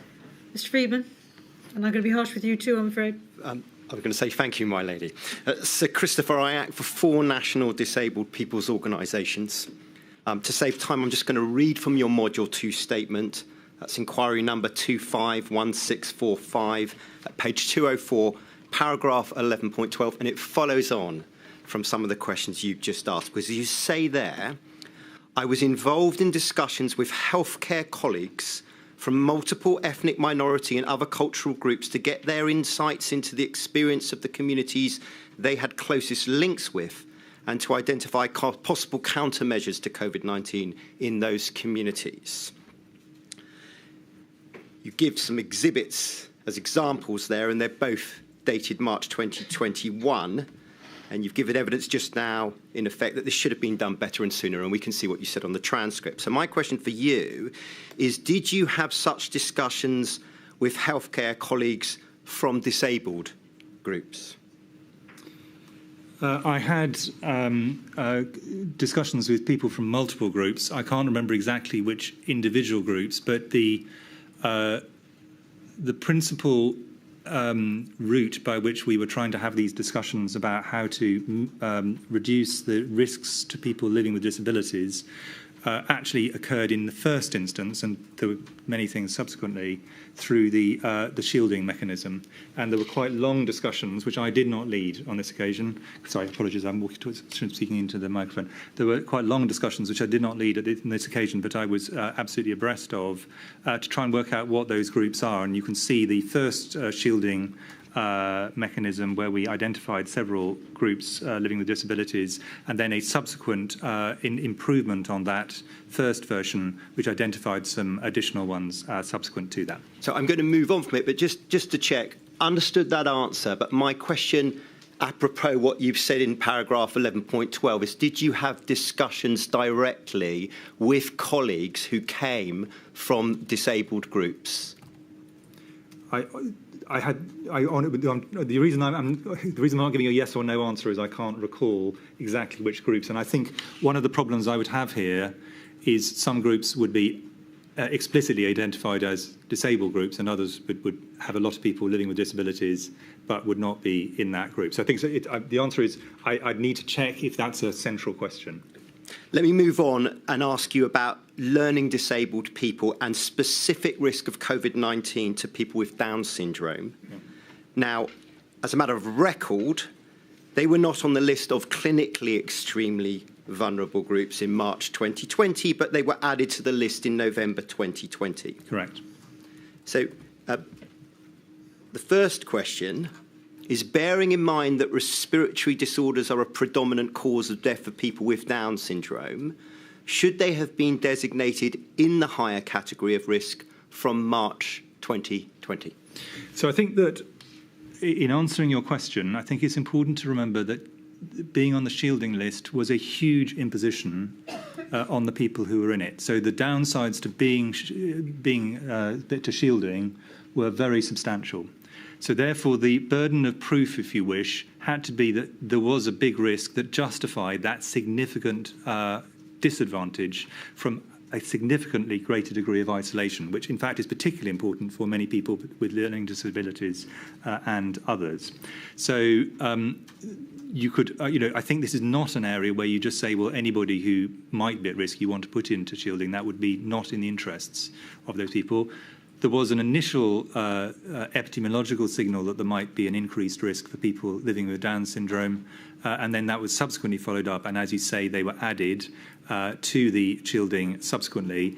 But the aim was, in a sense, a balance of harm one, and initially balance of harm would have been do not put people into shielding who do not need it. As the risk emerged more clearly, then they were identified, and then the disadvantages of shielding became justified by the increased risk. But I think many people who were in shielding over the entire period of the pandemic when it was in place would reiterate to you that this was something with very significant downsides for those individuals, often for mental or physical health. Right. I'm going to take that answer and just mention to you that there are minutes of the NERVTAG clinical risk stratification subgroup in June 2020 identifying evidence from modelling of a high risk from COVID to those with Down syndrome, which they wanted consideration to be given to.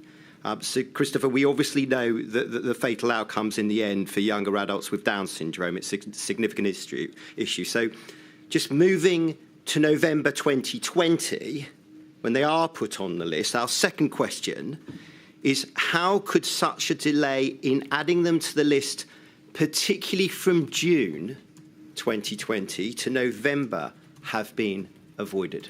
Well, firstly, I wasn't the person who's principally doing the work on the list, so although I was well aware of it. So just to understood. Be clear. Yes. But I would refer you to my previous answer, which was we had identified that this was a possibility. The word that was used from memory in that NERVTAG document was signal. Signal doesn't mean there is a big difference. It means there's something that is slightly out of the statistical norm that needs to be looked at. It then was looked at, and then they were added. But I would go back to my previous point. adding people to the shielding list who were not going to benefit from it was not in their interest. It was actively against their interests. And it was getting that balance right for many other groups as well. Down syndrome was obviously a particularly important example. So just so my lady has the point, if I ask you how the delay from June to November could have been avoided, which is the question, your answer, as far as you're concerned, is it couldn't because of the need to think matters through. Is that what you're saying? It wasn't because of the need to think matters through. I think that's a misunderstanding. It's because the size of the effect was not sufficiently large that the downsides of having shielding, if shielding was not needed, were at that point thought to be justified. That's the answer, which is a different point to the point I think you're making. Thank you. Thank you, Mr. Friedman. Mr. Metzer? Right, that way. Thank you, my lady. Sir Christoph, I asked just a few questions on two topics on behalf of the long COVID groups. Were you aware that the Prime Minister wasn't convinced that long COVID truly existed in 2020 and for a large part of 2021? I was aware of that. Why didn't you, as Chief Medical Officer, disabuse the Prime Minister of his belief that long COVID was bollocks in October 2020 when there were discussions about the need for a second lockdown? Well, the particular document with a handwritten note was not one I was privy to until it was published by the inquiry, so to be clear.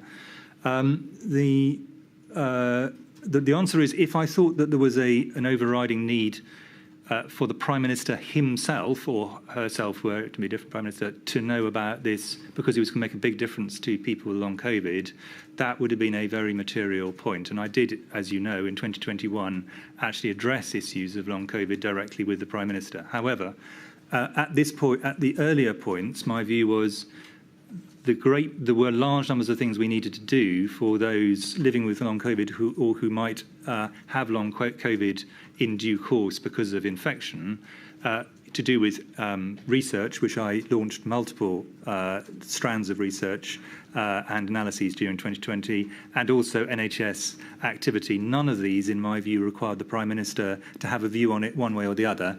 We could just get on with it. So these weren't things where the views of the Prime Minister, in a sense, and I don't mean this in a negative sense, I'm just stating this factually, were relevant one way or the other. We could just do the things we needed to do.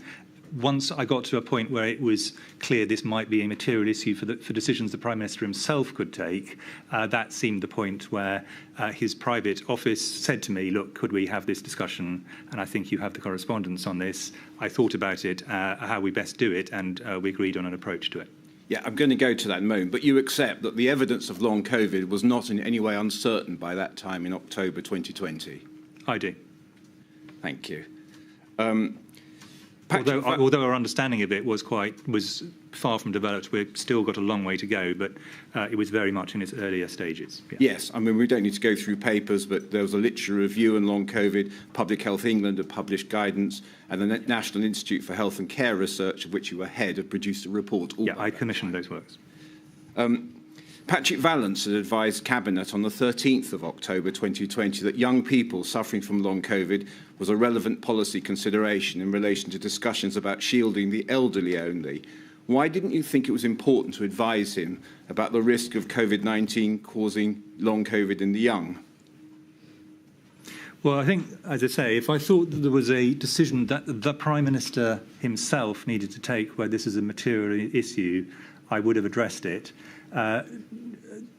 It wasn't part of my job, I still don't think it's part of my job, to disabuse even senior political leaders of things which I'm not convinced they fully understand, where I don't think it's material to the public health outcomes. Did you not think it was important, as Chief Medical Officer, to ensure that he had that level of knowledge, particularly given the indiscriminate risk of long COVID? Only if it would have made a difference to decisions that the Prime Minister himself had to take.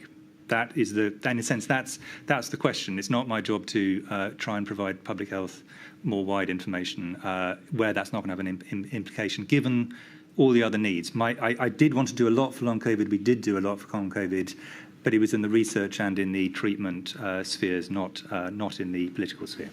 All right, leaving October aside, can I take you now to February 2021, when Mr. Shaffi had sought from you a proper briefing on long COVID for the Prime Minister? And of course, you know that was the same month the spring roadmap on the release of restrictions was being drawn up. Did you advise the Prime Minister then about long COVID in February 2021? Yes, but the exact point where, as you will recall from, because you've read the correspondence, my view, having a lot of experience of having discussed things with the Prime Minister on other areas, was that where he was going to have to think through an issue where he had one position and move to another position, it was less likely to work by just giving him a document. So I wanted to have a conversation with him, and I wanted to do so at a time it seemed to me we could have a serious conversation. I'm confident we did have a conversation, and I can't recall exactly what the date is, unfortunately. I would have chosen a moment I thought it was likely to be most useful to have the conversation, and I then followed it up with a subsequent note. I don't know the gap between those, which I think you have already seen, entitled A Short Note on Long COVID. Yeah, we'll come to that briefly in a moment. But do you recall if you advised him after your conversation with Mr. Shaffi in February 2021? Well, that's what I've just said. I'm confident we had the conversation. I'm not confident I can recall exactly when.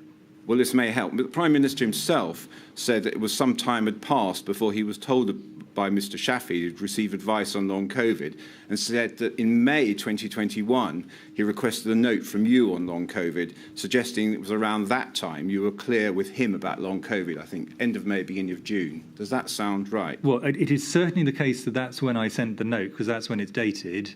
I am also confident I didn't send the note in blind. My view was I needed to have a conversation with the Prime Minister before that. Where it lay between February and May, I honestly can't remember. And I'm just trying to, it'd be silly for me to try and say I can recall, because I can't. Just to complete the point, then I'll move on. So it wouldn't make sense, would it? He'd be requesting advice from you again on long COVID in May 2021 if you'd already advised him on it.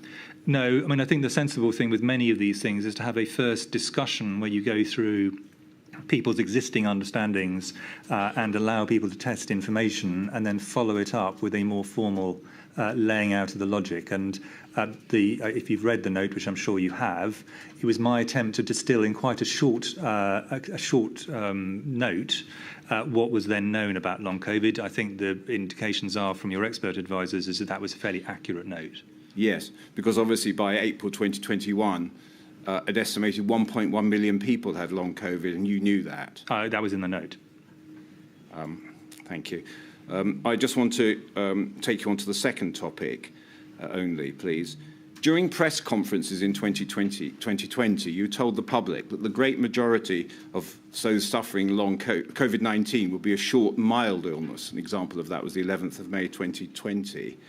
In 2020 itself, only Sir Stephen Powis warned the public about long COVID at the press conference on the 20th of October 2020. And the first time you mentioned long COVID at a press conference was on the 5th of January 2021.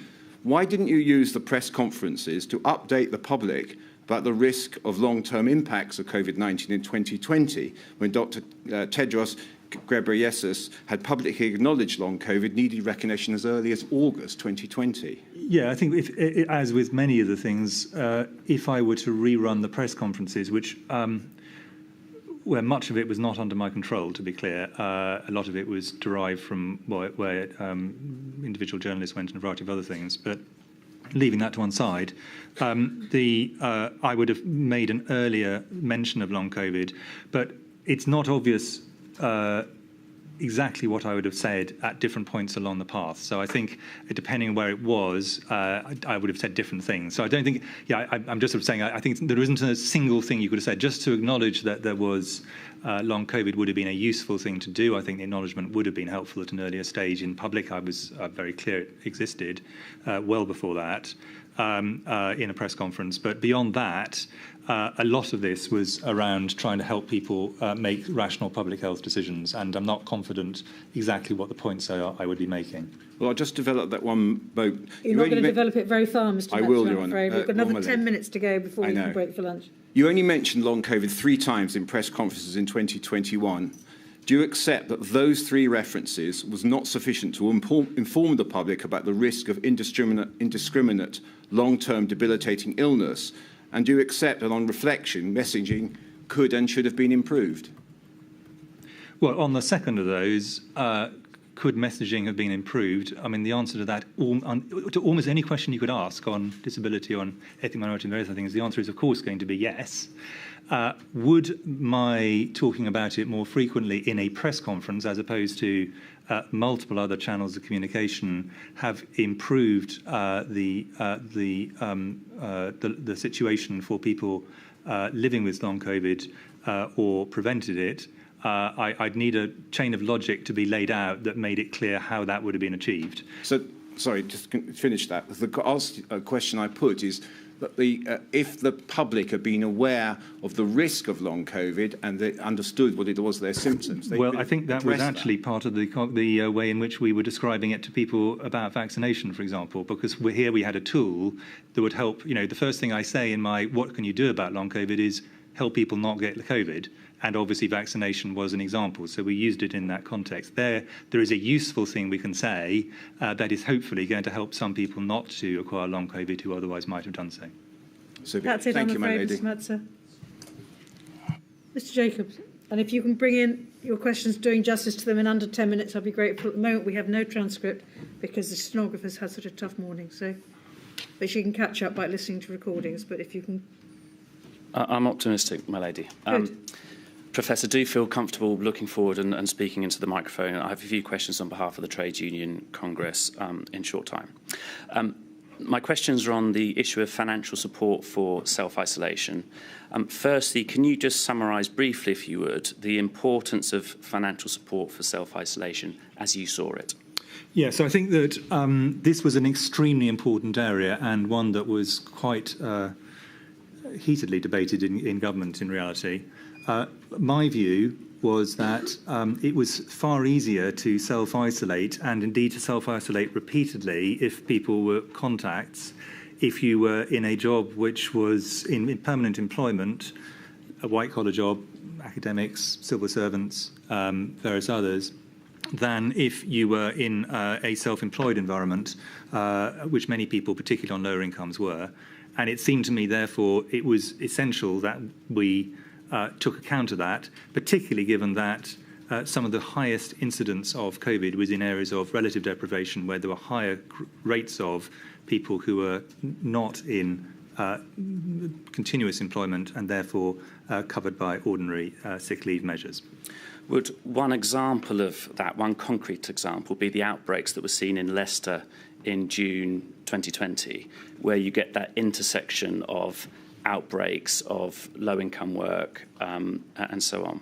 It may well have been. I think the logic there is real, but the data aren't there. The example where the data are clear because it was so heavily studied, was in care homes.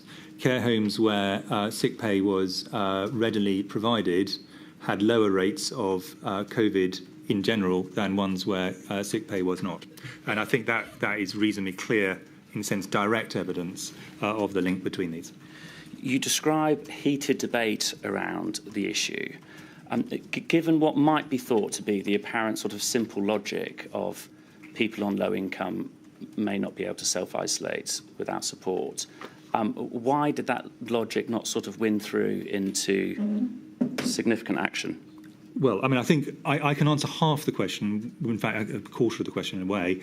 There's no doubt that I and many other people from the health professions and others, Dido Harding, others, highlighted this issue right from quite early on. Issues about how it should then be addressed are ones that I don't feel I have any particular competence in, and I didn't offer a view as to what was the right mechanism to deal with this. It's actually quite a complex area. But the principle... Sorry, Professor, just given time, we heard a bit about that from David Halpin about the different types of mechanism and relative... Yeah, all I'm just saying is I engaged in the debate saying this was an important issue. I didn't get involved in the debate about what the right mechanism for addressing it might be. Yeah. Mr. Thomas, just a few moments ago, on behalf of FEMHO, suggested that it was important to evaluate whether the risk factors of economic disadvantage and their relationship with disparate impacts of the pandemic were effectively addressed. Do you think this issue of financial support is one area where the risk factors were ineffectively addressed? I would have preferred to have had an even more vigorous approach to this very specific issue, yes. And there's plenty of documentary evidence of that you'll have seen. Can we just look at one example of the issue being raised in government? If we could have the Patrick Vallance schedule on page 170. You'll see an entry from the 8th of September 2020. Sir Patrick says, I made the point about having to give incentives for self-isolation. PM agreed and said he would take it up with Chancellor afterwards. Chris and I were aligned and presented what needs to be done. I left the call. Apparently it descended into chaos and CMO not clear where it will land. Professor, if you recall why it descended into chaos, let us know. But broadly, is this indicative of the difficulty in getting the importance of this issue to land with key decision makers? I mean, without remembering the exact meeting, the general tenor of this is one which I recognise. Final question. Do you think that in order to respond more effectively for a future pandemic and to lessen the disparate impacts of a future pandemic, we need to be ready to take a more robust approach to financially supporting self-isolation? I think where self-isolation, and particularly repeated self-isolation, I think that's an important additional point, is likely to be part of the state's response to a major public health threat. I do consider this is an important issue that needs to be taken into account. And indeed, I think we say so in our technical report because we thought this was an important public health point, not just a wider point. Professor Malady, thank you. Well done, Mr. Jacobs. That completes your evidence for this module. Chris, thank you very much indeed. I'm sorry if it's all been a bit pressurised towards the end of this morning. I suspect if I hadn't imposed such a tight timetable, we could have taken a week asking you questions, if that's any consolation, possibly not.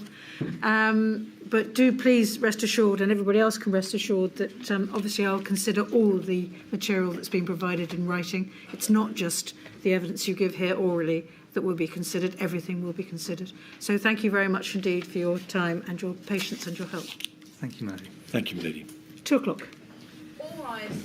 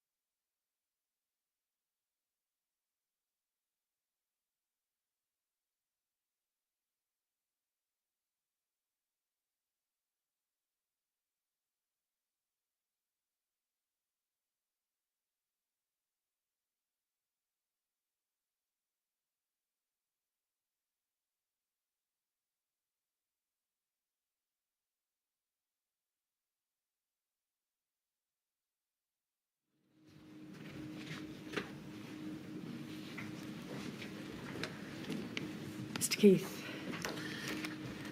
Milady, this afternoon's witness is Professor Sir Jonathan Van-Tam.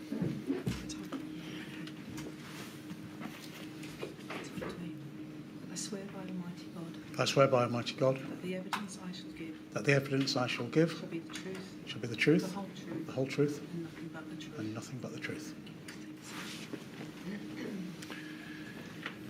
Professor, and I'm going to call you Professor rather than Sir Jonathan, of course. If that's acceptable. Could I ask you to give your full name, please? Yes, my name is Jonathan Stafford Van-Tam.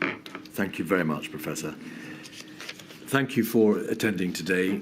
We appreciate that you've been made to wait a very considerable amount of time. Thank you also for the provision of your witness statement dated the 8th of September 2023. There it is. All the contents, the full contents of your statement will, of course, be considered. It is a significant and substantial statement running to 146 pages. You are, by profession, an epidemiologist, a physician specializing in public health, mainly communicable disease control.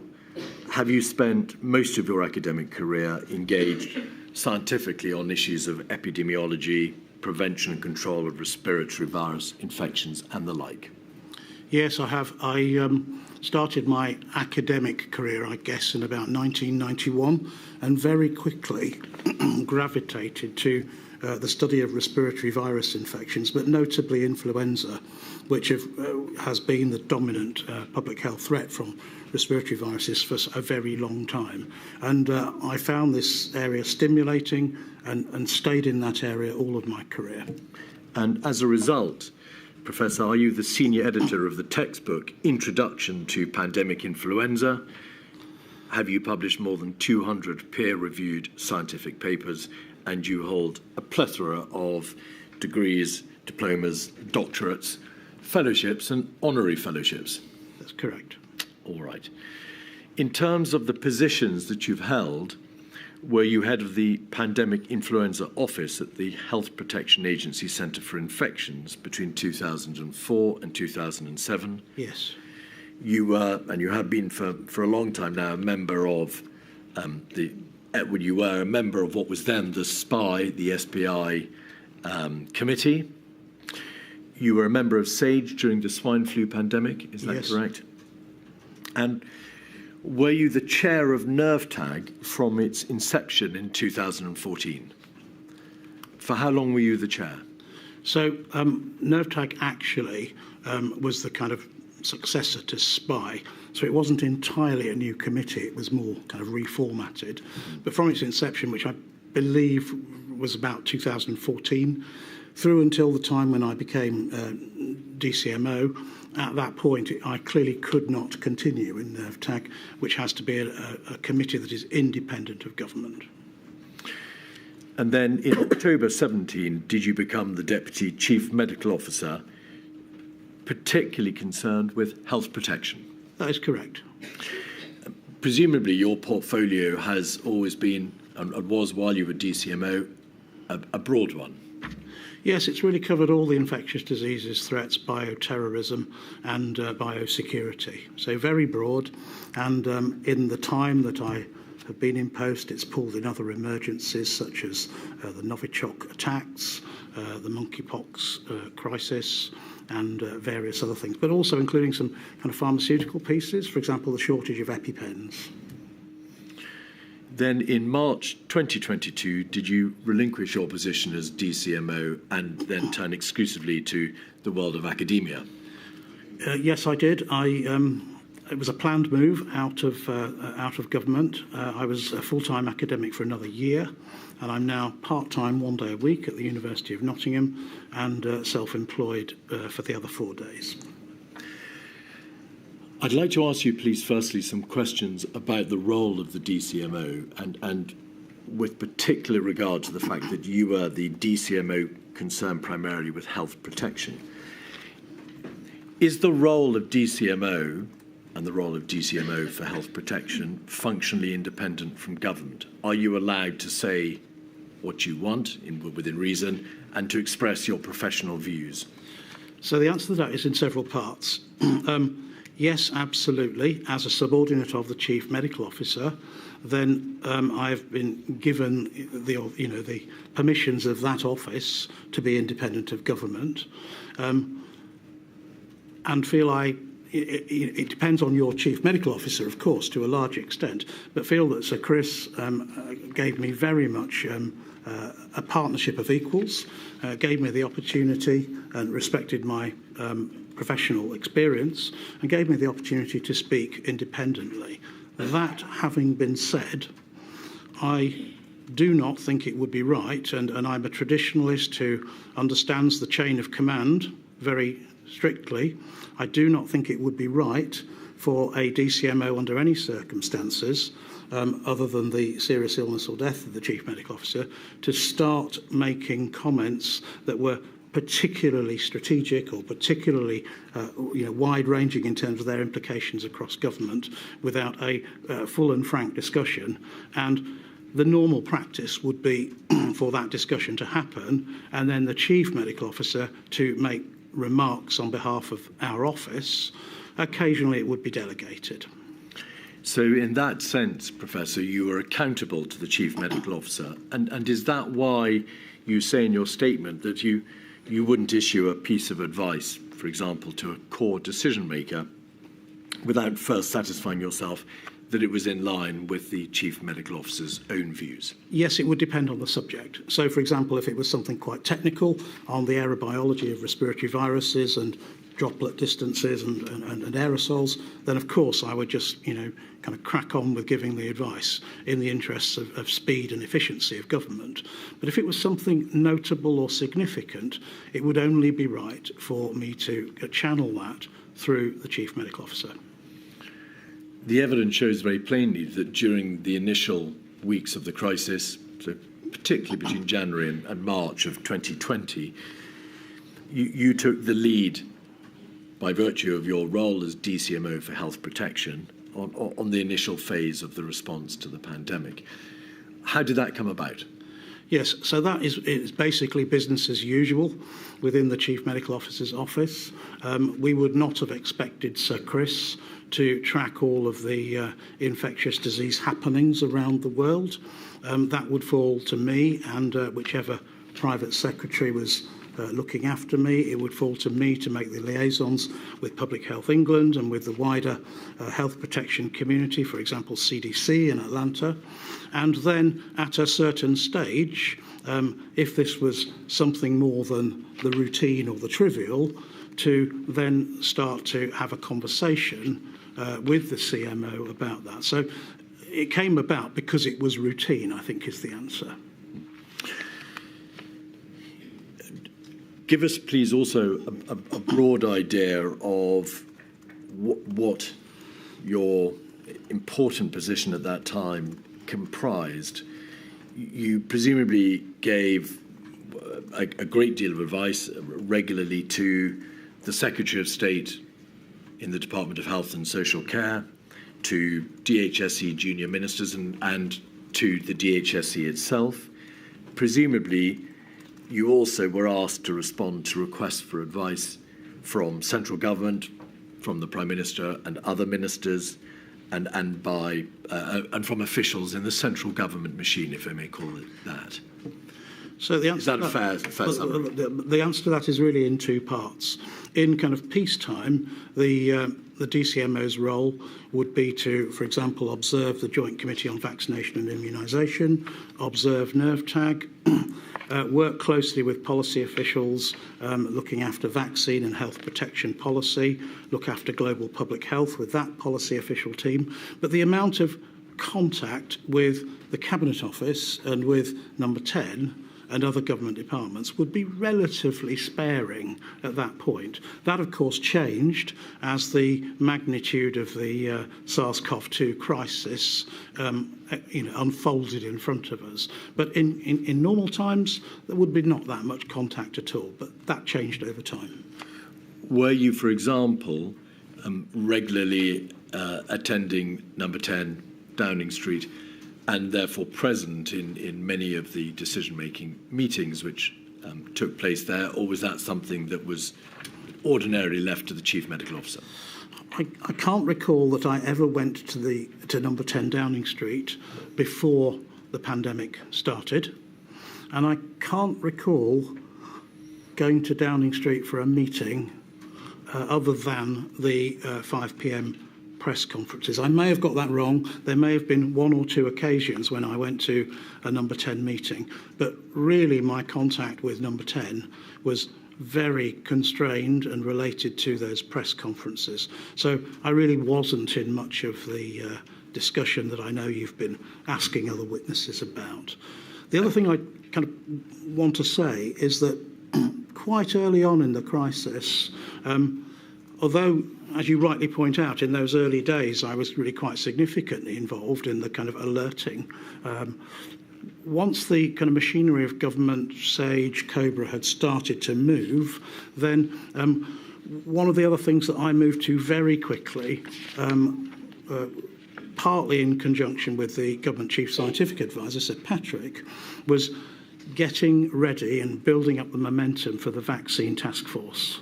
And of course that started quite early officially in April, and it really became the very dominant part of my work for, I would say, the rest of my time in government. So whilst I was involved in many of the things you've talked about with other witnesses, it was pretty peripheral in relation to their roles, and I was beginning to really focus very hard on getting vaccines for the UK as fast as possible. You may have been attractively modest about the extent of your role, Professor, because the evidence makes plain that you were seen as a source of expert advice, in particular as well on technical aspects of virus transmission, and you were hugely concerned not just with vaccines but with the development of therapeutics. Yes. And all the issues that surround those two important areas. Yes. Is that fair? That's very fair. All right. In terms of the significant structural bodies of which we've had a great deal of evidence, COBRA, COVID-S, COVID-O, Four Nations meetings, were you regularly in attendance at those meetings, or were they fairly infrequent? Yeah. So let me go through those. COBRA would be really one where my presence would be required only when Sir Chris was not available or had specifically delegated that I go to it. I can't think of an occasion when Chris said, "I'm not going, you go." But I can think of at least one occasion where he was unavailable.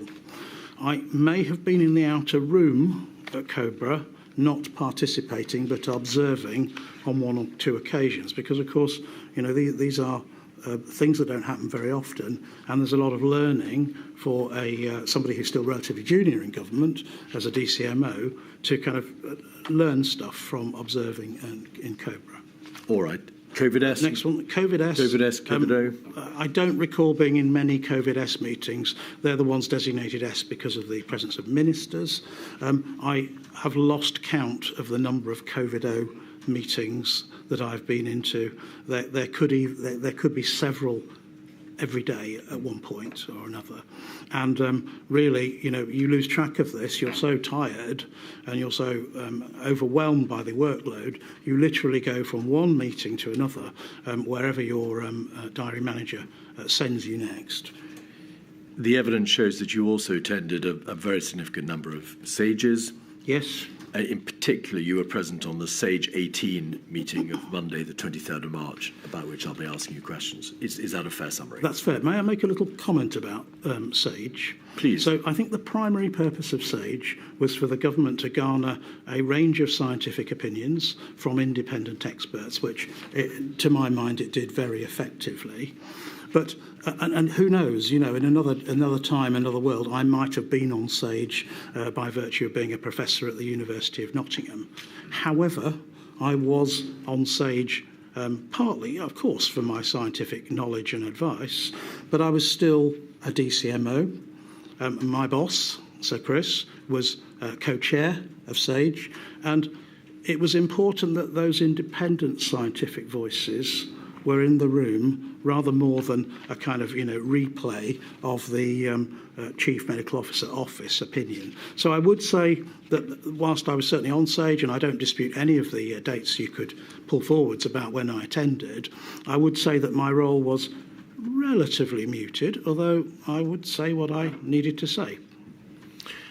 Whilst on the subject of SAGE, Professor, you refer in your statement, or you use these words in your statement, that SAGE was strongly influenced by biomathematical modelers. Yes. What did you mean by that?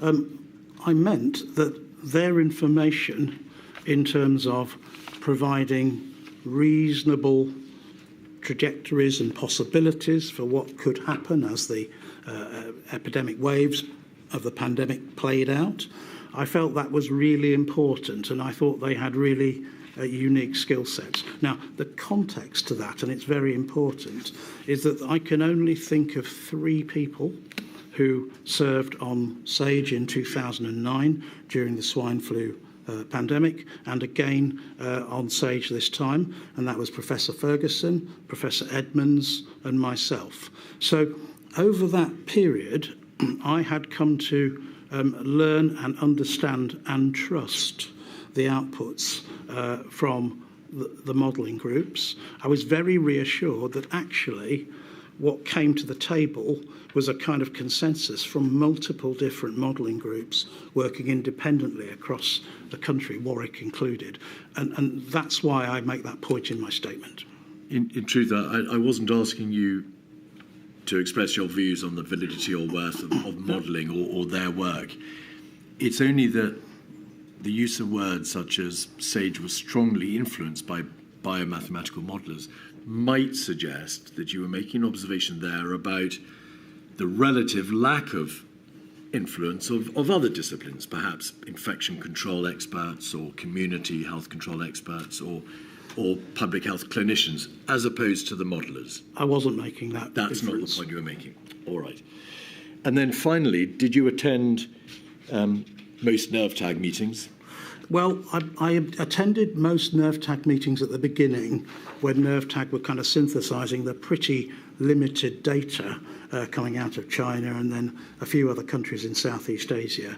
As I said earlier, once the momentum of my vaccines work built up, it became more and more difficult to just be in 2 places at once, and I literally had to kind of send a private secretary to sit in on the NerveTag meeting, or indeed just get the readout afterwards. It wasn't that I wasn't following what NerveTag was saying, but I couldn't physically be there to shepherd every single item as time went on.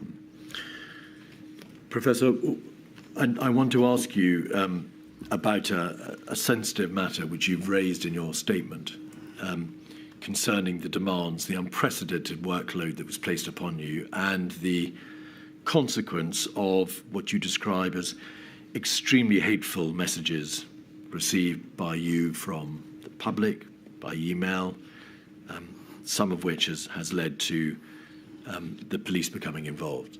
Yeah. Did you, as a result of the unprecedented demands placed upon you, but also on account of these hateful messages, consider your position at any time? Yes.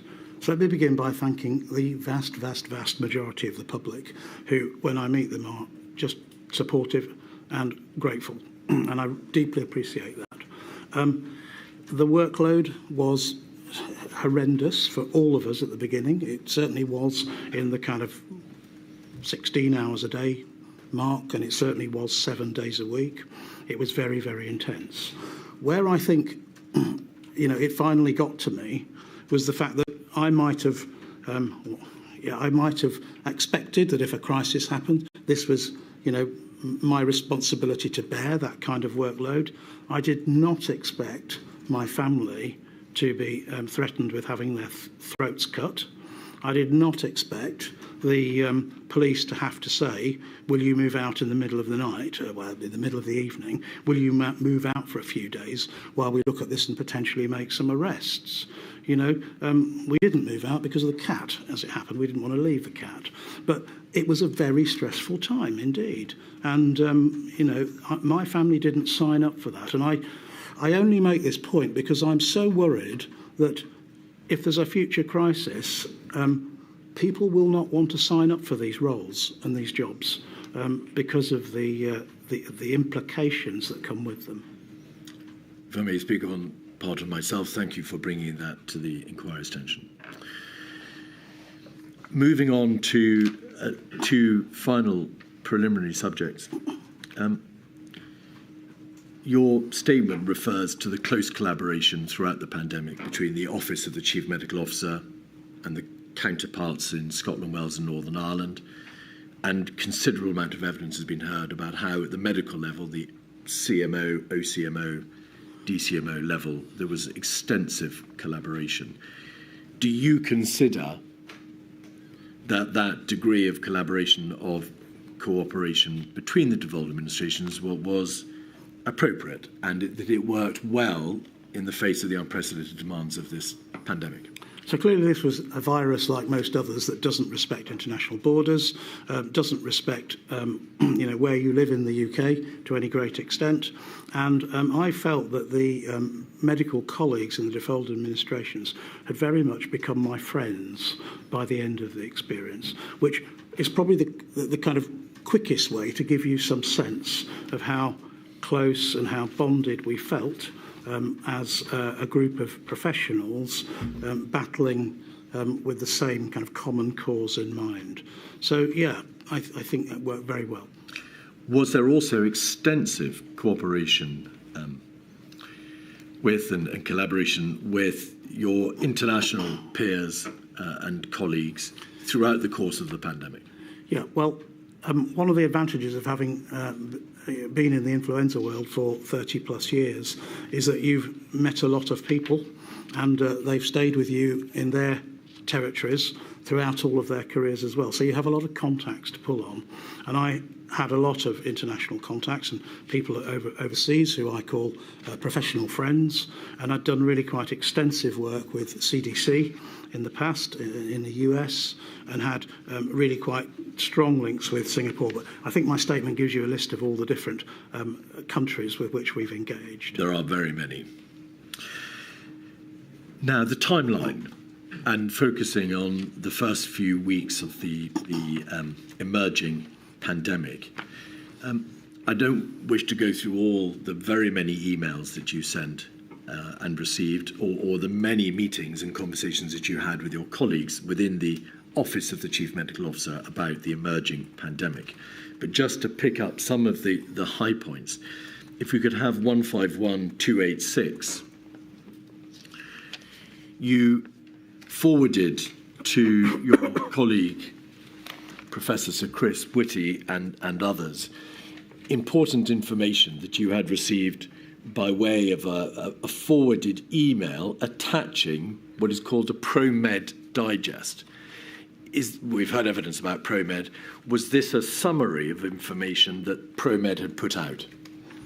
Yes, I mean, that's right. I've just forwarded it straight on. And if you click on the link, you would find that there's a little bit more short paragraph of what the report was coming in from China about this cluster of undiagnosed and slightly peculiar pneumonias. Now, personally, it's very clear, and I forwarded that ProMed email.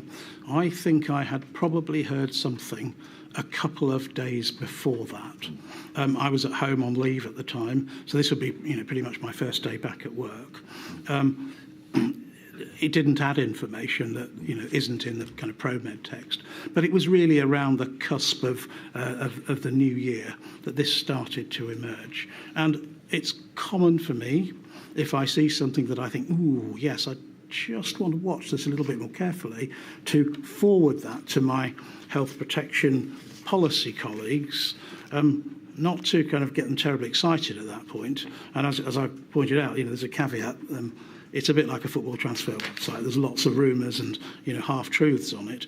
But just flagging it, that this is something I am going to watch over the next few days, not something that I'm asking them to watch, merely just register that it's there.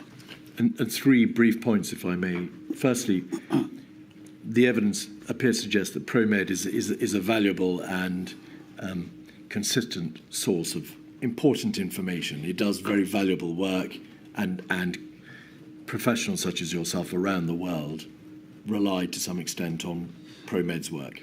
It's informal. There's a lot of noise in there, but I think it's valuable. Secondly, this email quite plainly shows that you're already reaching out to your professional colleagues around the world, and other emails show all the ways in which you reached out to other countries. This one happens to refer to the US.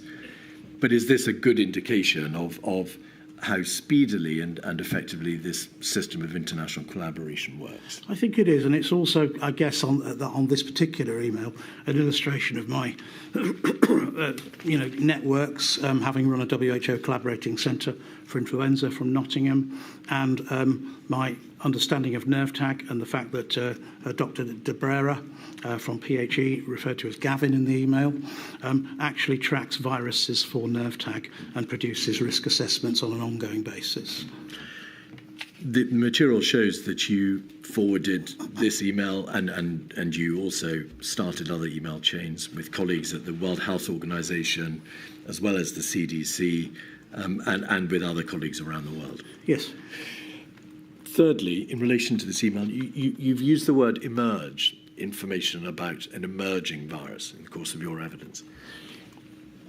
Subsequently, it became apparent, of course, that there had been cases in China. Yep. Genomic research has indicated that there had been cases in China for some time. Yep. Can we just make plain, or can you just make plain that this was the emergence, at least insofar as you were concerned and the United Kingdom was concerned, of this novel coronavirus? But that, of course, doesn't mean to say that there hadn't been a coronavirus circulating in China for some time. You're quite right, and you've picked me up on the word emerge, and I think that's a really good one, and thank you for doing that. I probably shouldn't have used the word emerge, because I think I'm kind of back transferring the fact that it was an emergent respiratory virus. This could have been a chemical pneumonitis. It could have been a cluster of... a chemical... Pneumonitis.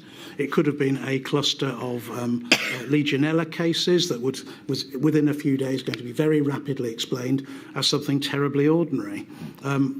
So you're right. And on the point about kind of the genomic sequencing, I'm not an expert in this area, but I gather that it is perfectly possible, according to the sequencing data, if you kind of back model it, that this virus might have emerged sooner than this report. On the 8th of January, 151293, having received information from the CDC, that's to say the Institute in the United States, you sent an email to your colleagues saying, I'd picked up a whisper from CDC that it was thinking novel, non-SARS, non-MERS coronavirus. This is what Professors of Chris Whitty and myself felt was most likely. And then in the penultimate paragraph, you say, good that there remains no known person-to-person transmission. Yes. Briefly, did you make that reference to person-to-person transmission? Because one of the most vital pieces of information in the early stages of responding to a possible epidemic or pandemic is to know the nature of the transmission between people and whether or not, of course, it's sustainable. Yes, absolutely. And just to qualify, good that there remains no known person-to-person transmission doesn't mean there is none. It means that there are no credible sources or descriptions of person-to-person transmission on the date the email was written. Yes. 9th of January, 236466. On pages 2 to 3, in the middle of an email string, you say in the first paragraph in your email to Chris Whitty, Notably, 0 reported case fatalities so far, though 7 of 59 cases with severe disease is a significantly high 12% case hospitalisation rate. In my view, such that established person-to-person transmission would cause serious hospital surge pressures on a par with severe pan-flu virus. So, without going into all the many issues or questions that sentence gives rise to, can I just focus on the significantly high 12% case hospitalisation rate? It's not possible, is it, to know from the number of people who are hospitalised or who may die from a pathogenic outbreak, the full extent of the outbreak, because that doesn't tell you how many people have got mild symptoms or no symptoms, and therefore constitute the body of the iceberg. Correct. Yeah, and all we can go on at this point and be very clear about is that these are very small numbers. These are 59 cases. We don't know what the level of case ascertainment is in total, but in a kind of worst case scenario, if these were genuinely the 59 cases, then 12% of them requiring hospital care is not insignificant. It tells you a lot about the possible severity of the virus, and it indicates something, because if you've got a large number of hospitalizations, a large proportion of those people infected in confirmed cases hospitalized, something about the possible degree of transmissibility. It could do. It doesn't really tell you anything about transmissibility. It tells you about severity. All right. And it is caveated very clearly on the very small numbers, 7 out of 59, which, if you worked out the 95% confidence interval on that 12%, it would be pretty wide based on a total denominator of 59. So, but the audience I'm talking to, possibly the top epidemiologist in the country, will know this and will understand what I'm saying through that.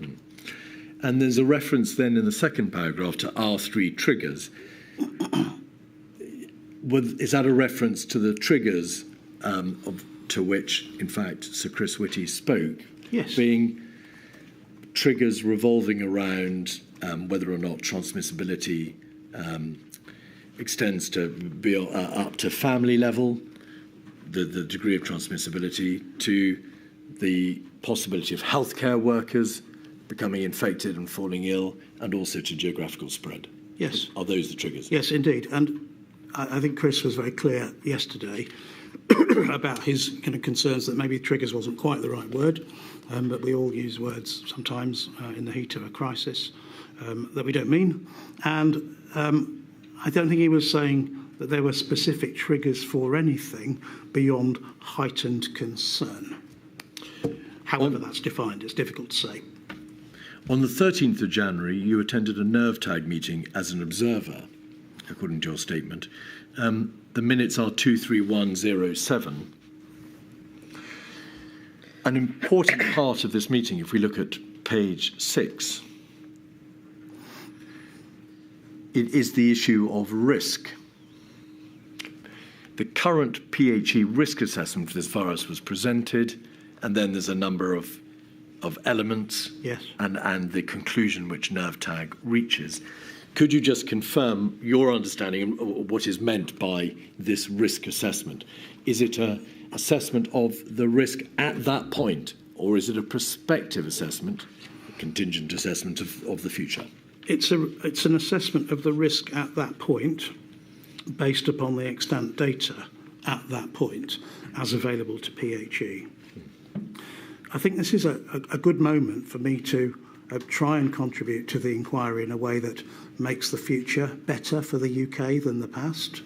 And one of the things that I think where the risk assessment system has failed us is that whilst it may be extremely accurate, and I'm absolutely not calling into question the judgment of any of my PHE or wider health protection colleagues about the risk assessment, the problem is that it relates to the current moment, and that unfortunately, when you then try and say, well, what does it mean for the future, you get into massive uncertainty, and that's part of the problem, possibly why it's never been done.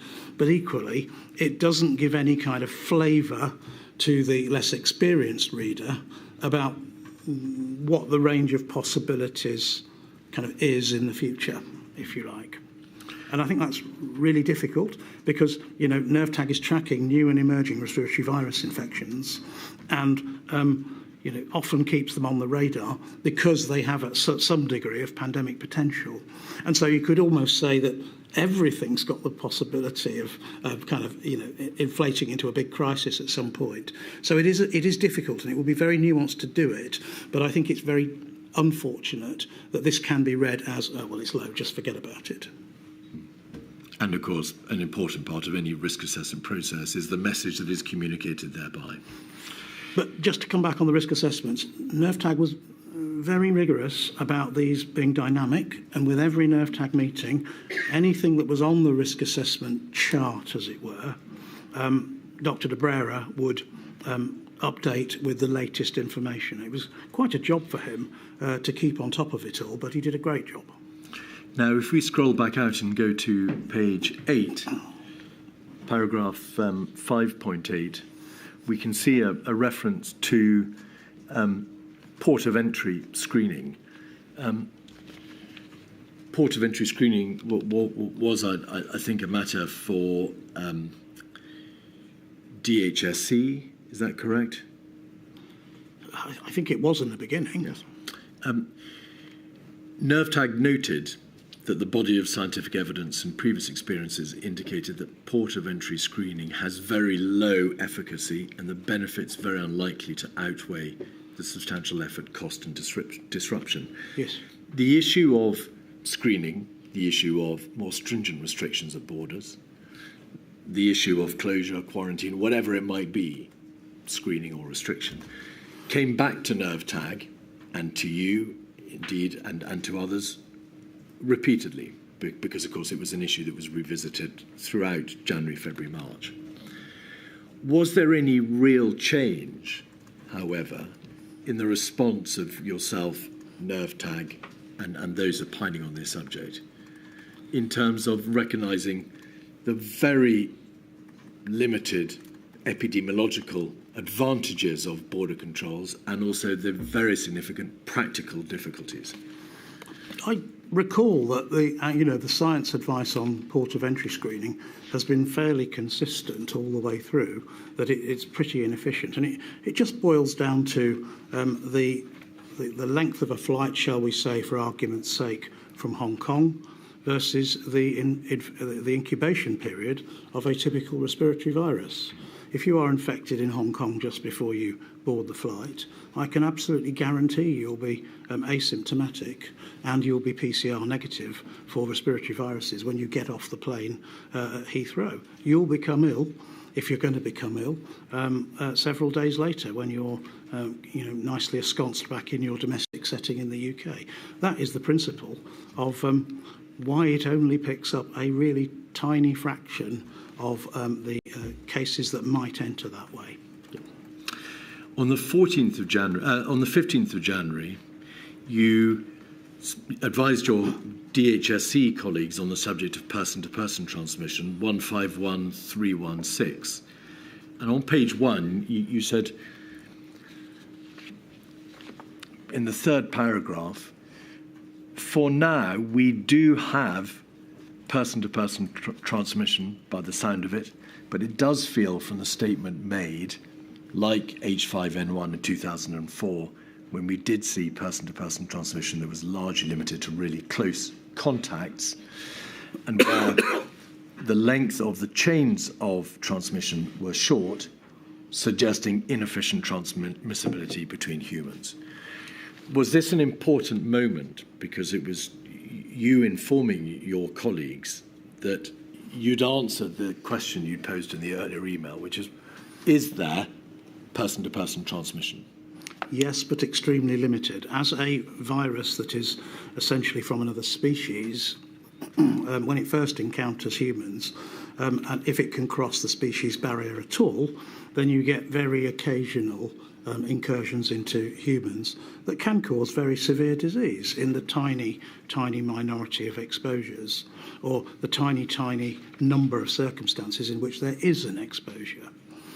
The next, and I'm not a virologist, so you might want a virologist on the stand at some point, but the next kind of evolutionary step of a virus is to adapt to its new host, and in the process of that, it may become more transmissible in its new host. But it won't just go from can't transmit to fully transmissible in one step.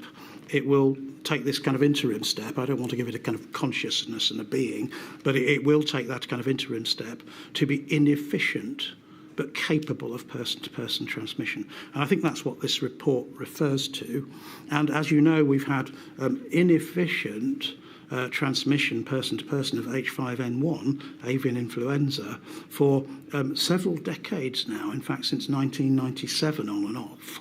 And that virus has not produced a pandemic. So this is not an interpretable signal that, that Armageddon is about to happen. Nevertheless, your statement, Professor, states that on the 16th of January, you first became seriously concerned about the threat that this virus potentially posed to the United Kingdom. Yes. And you say this: by that date, it was clear that this was a novel coronavirus. It was fairly clear that human-to-human transmission was occurring. And my view was that this would be a significant pandemic. And before you answer, elsewhere in your statement, you use similar words, but you emphasise that we would experience a severe pandemic in the United Kingdom. Yeah. So may I just ask you, firstly, what did you mean by would? Did you mean we might, we may, or we will, or something in between? Okay, let me just answer that particular point there. When I wrote the word would, I can't put myself back, in that time and say what was I thinking when I wrote would, but I think I was saying on the balance of probabilities, my instincts were telling me that this was going to cause us real trouble and be a pandemic. Now, the piece of information that you've put up on the screen, that's still on my screen, relates to information from the World Health Organization. But, of course, my instincts are based on things a lot more wider than that. They're based upon looking at the news and seeing, just the kind of footage from Wuhan province, Wuhan city, and starting to think this doesn't look or feel like something that is a small cluster.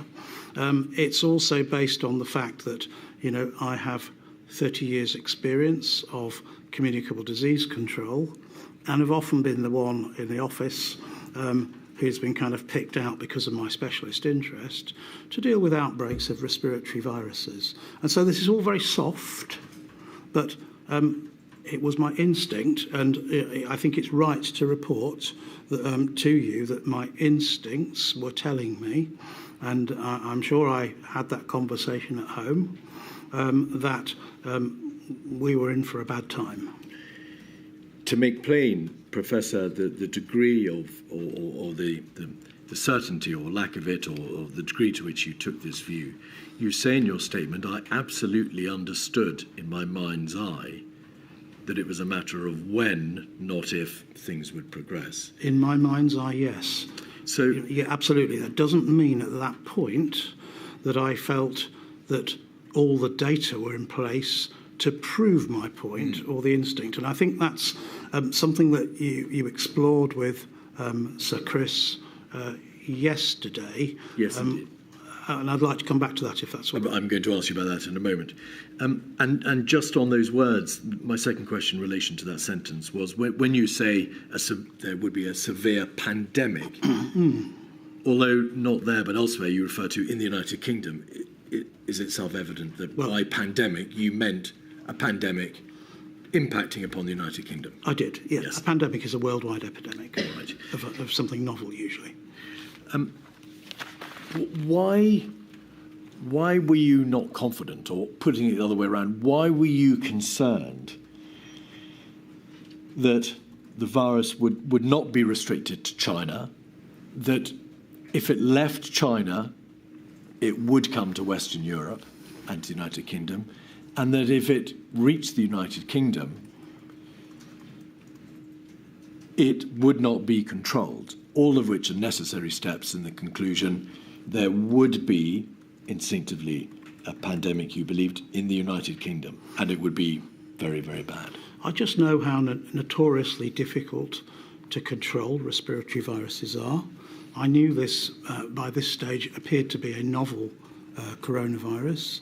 I knew the diagnostics would not be necessarily sophisticated or upscaled anywhere in the world at this point.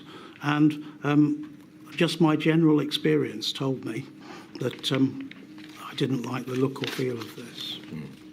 Now, indeed, you're right. You said in your statement that you of course spoke to Professor Sir Chris Whitty about this, the CMO, you're the DCMO, and your statement records that his response had been to agree that the situation may well escalate, but for now we needed to wait and monitor developments closely. Now, before you answer, I just need to put to you something else, another point you make in your statement, which is that in the extremely difficult and complex field of being an epidemiologist, when confronted with information suggesting the spread of a viral pandemic, there is, you describe a spectrum of ways in which you can respond.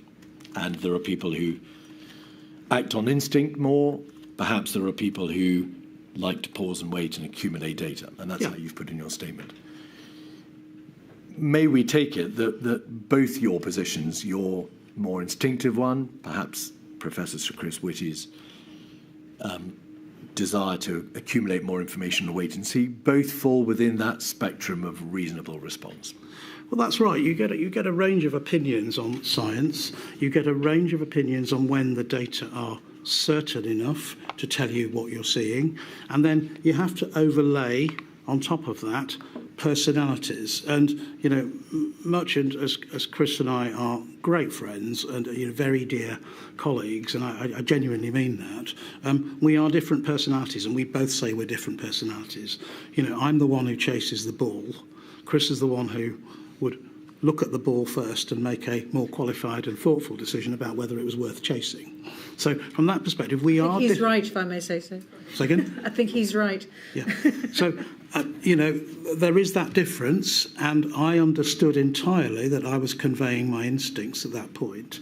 But I think Sir Chris was entirely right, given his much more profound experience of government, that, you know, he knew when to press buttons that I didn't. In any case, I was subordinate to Chris, and I respect the chain of command. So I was perfectly content with the response that I received. And, you know, it wouldn't have been possible to kind of wake up Sage and wake up Cobra, because I was getting a bit excited about something based on instinct. And there weren't a lot of data at that point.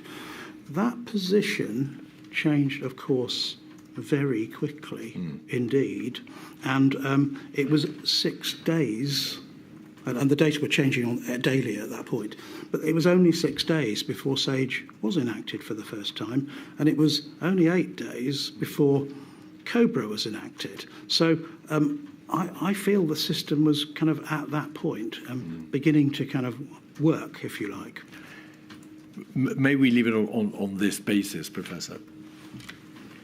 Your instinct appears, if I may say so, to have been more of an epidemiological instinct. It was an instinctive response to the data, such as it was, and it was very limited, about the transmissibility and the nature of this pathogenic outbreak. Yeah. But Sir Christopher's position, perhaps reflective of his position as the CMO, paid greater weight towards the consequences of pressing the alarm bell, how quickly the government could be made to respond and made to sit up and take notice and to treat this issue seriously. Yeah, so that's the divide. You're absolutely right. I don't think Sir Chris was remotely tardy, but I do think he was doing his job as the CMO, which is different to my job as the DCMO, which is more of the kind of sentinel alerting role. Well, and to be fair to Chris too, I mean, you're not going to get any government to move on the basis of Professor Van-Tam's instincts, are you? No, absolutely not. Absolutely not. And I didn't expect it. I was just, we have a very open office. We say what we think. We talk to each other as professional colleagues, and Chris has made that very clear that we professionally, that's how we should be. And so it's a safe space to say, look, I've got a bad feeling about this. And did you say earlier you were involved in the swine flu? Yes. Response. Wasn't the Chief Medical Officer at that stage criticised for pressing a warning button too soon or too much? I can't remember. Was there some? I don't recall that, but I just don't recall it. I couldn't comment. Evidence has been received from other scientists and epidemiologists to this effect. Because of the characteristics of a viral pathogenic outbreak, viruses can explode, they can move extremely fast. There is a premium on speed of reaction, because once you get behind the response curve, you can find yourself very quickly in very deep trouble. To what extent should an instinctive response, and you're an expert epidemiologist, have been allowed to push the system further forward, or to push it further forward than it was, given the nature of the field in which you practice, dealing with a deadly viral pandemic? Well, you're kind of right in that there, things can get out of control with respiratory viruses very fast, but it does depend upon the doubling time. And the doubling time for some viruses is very low. Not particularly respiratory viruses, but the doubling time for some viruses is low. The doubling time, in the end, when we had quality data for SARS-CoV-2, was certainly in the range of sometimes 5 days, sometimes 10, but that's the kind of broad range of doubling times. So, yes, there's a point about moving fast, but you've got to understand the doubling time before you can know just how much of a hurry you're in, and we couldn't do that at this point. Right. There's a secondary point that I think is really important for the inquiry globally in terms of the interpretation of data, in terms of what was coming in from the surveillance system and when and how people acted. If you receive data that shows an increase in infections, then you're actually receiving data on human behaviours that occurred, roughly speaking, 7 days ago. And you have a question mark about what happened in the interim 7 days. If you receive data on hospitalisations and they look a bit kind of a bit fruity, then you're actually receiving data on exposures to the virus that occurred probably 10 to 14 days ago. Because we know with SARS-CoV-2, you're not admitted to hospital the moment you get SARS-CoV-2. You're admitted when you become breathless, 5 or 7 or even 10 days later. And this is why it is so vital with viral pandemics, viral pathogenic outbreaks, not to fall behind the curve. But it's also why you're always working with one hand behind your back, tied behind your back, because the data you're receiving on cases and hospitalisations pertain to exposures that aren't, by that point, historical. There is always a time lag in the information that is absolutely required to be able to react. And I wanted to land that point, so thank you for that. In your statement, you say elsewhere that moving on now, and the government machine having been woken up, and numerous COBRA and SAGE and NERVTAG meetings having taken place, by February half-term, you believe you understood that the virus had actually been present in the United Kingdom for several weeks before that. Now, evidence has been received by the inquiry to the effect that, indeed, there were hundreds, perhaps many more, seedings in the United Kingdom throughout the February half-term. So in a broad sense, you were, if I may say so, absolutely right. But by the middle of February, what view, if any, had you reached, the alarm having been raised, as to the speed with which the government machine as a whole was responding? And I want you to answer that both by reference to the plans for countermeasures or plans for border controls or hand washing or school closures or whatever it might be, and also control. Was there a sufficient understanding of the practical limitations of control measures? Sir Chris Whitty has said he was under no illusions that control measures would by and large be effective because there was no test and trace, scaled-up test and trace system. So were you concerned by mid-February at the speed of process, the speed of progress of the government, or were you content with the reaction? Look, the data were getting worse with each passing SAGE meeting, and I think the minutes of the SAGE meeting speak to them for themselves on that. The situation was not improving in terms of the data that NervTag were looking at. I knew that SAGE was properly engaged by this point. I knew that the outputs of SAGE were feeding into central government. I didn't really have any sight or visibility of what was going on at that level. I'm afraid I can't really answer the question more than I have. No, it is very helpful.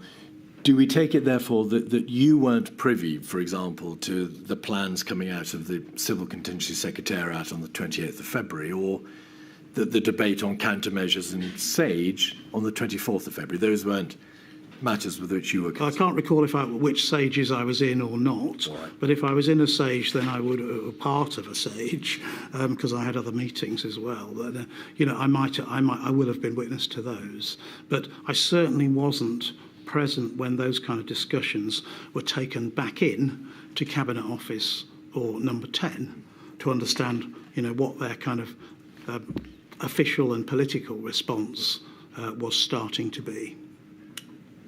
Having reached the view that you've expressed on the 16th of January, and having reached the view that you've expressed in relation to the extent of the sustained community transmission of the virus by mid-February,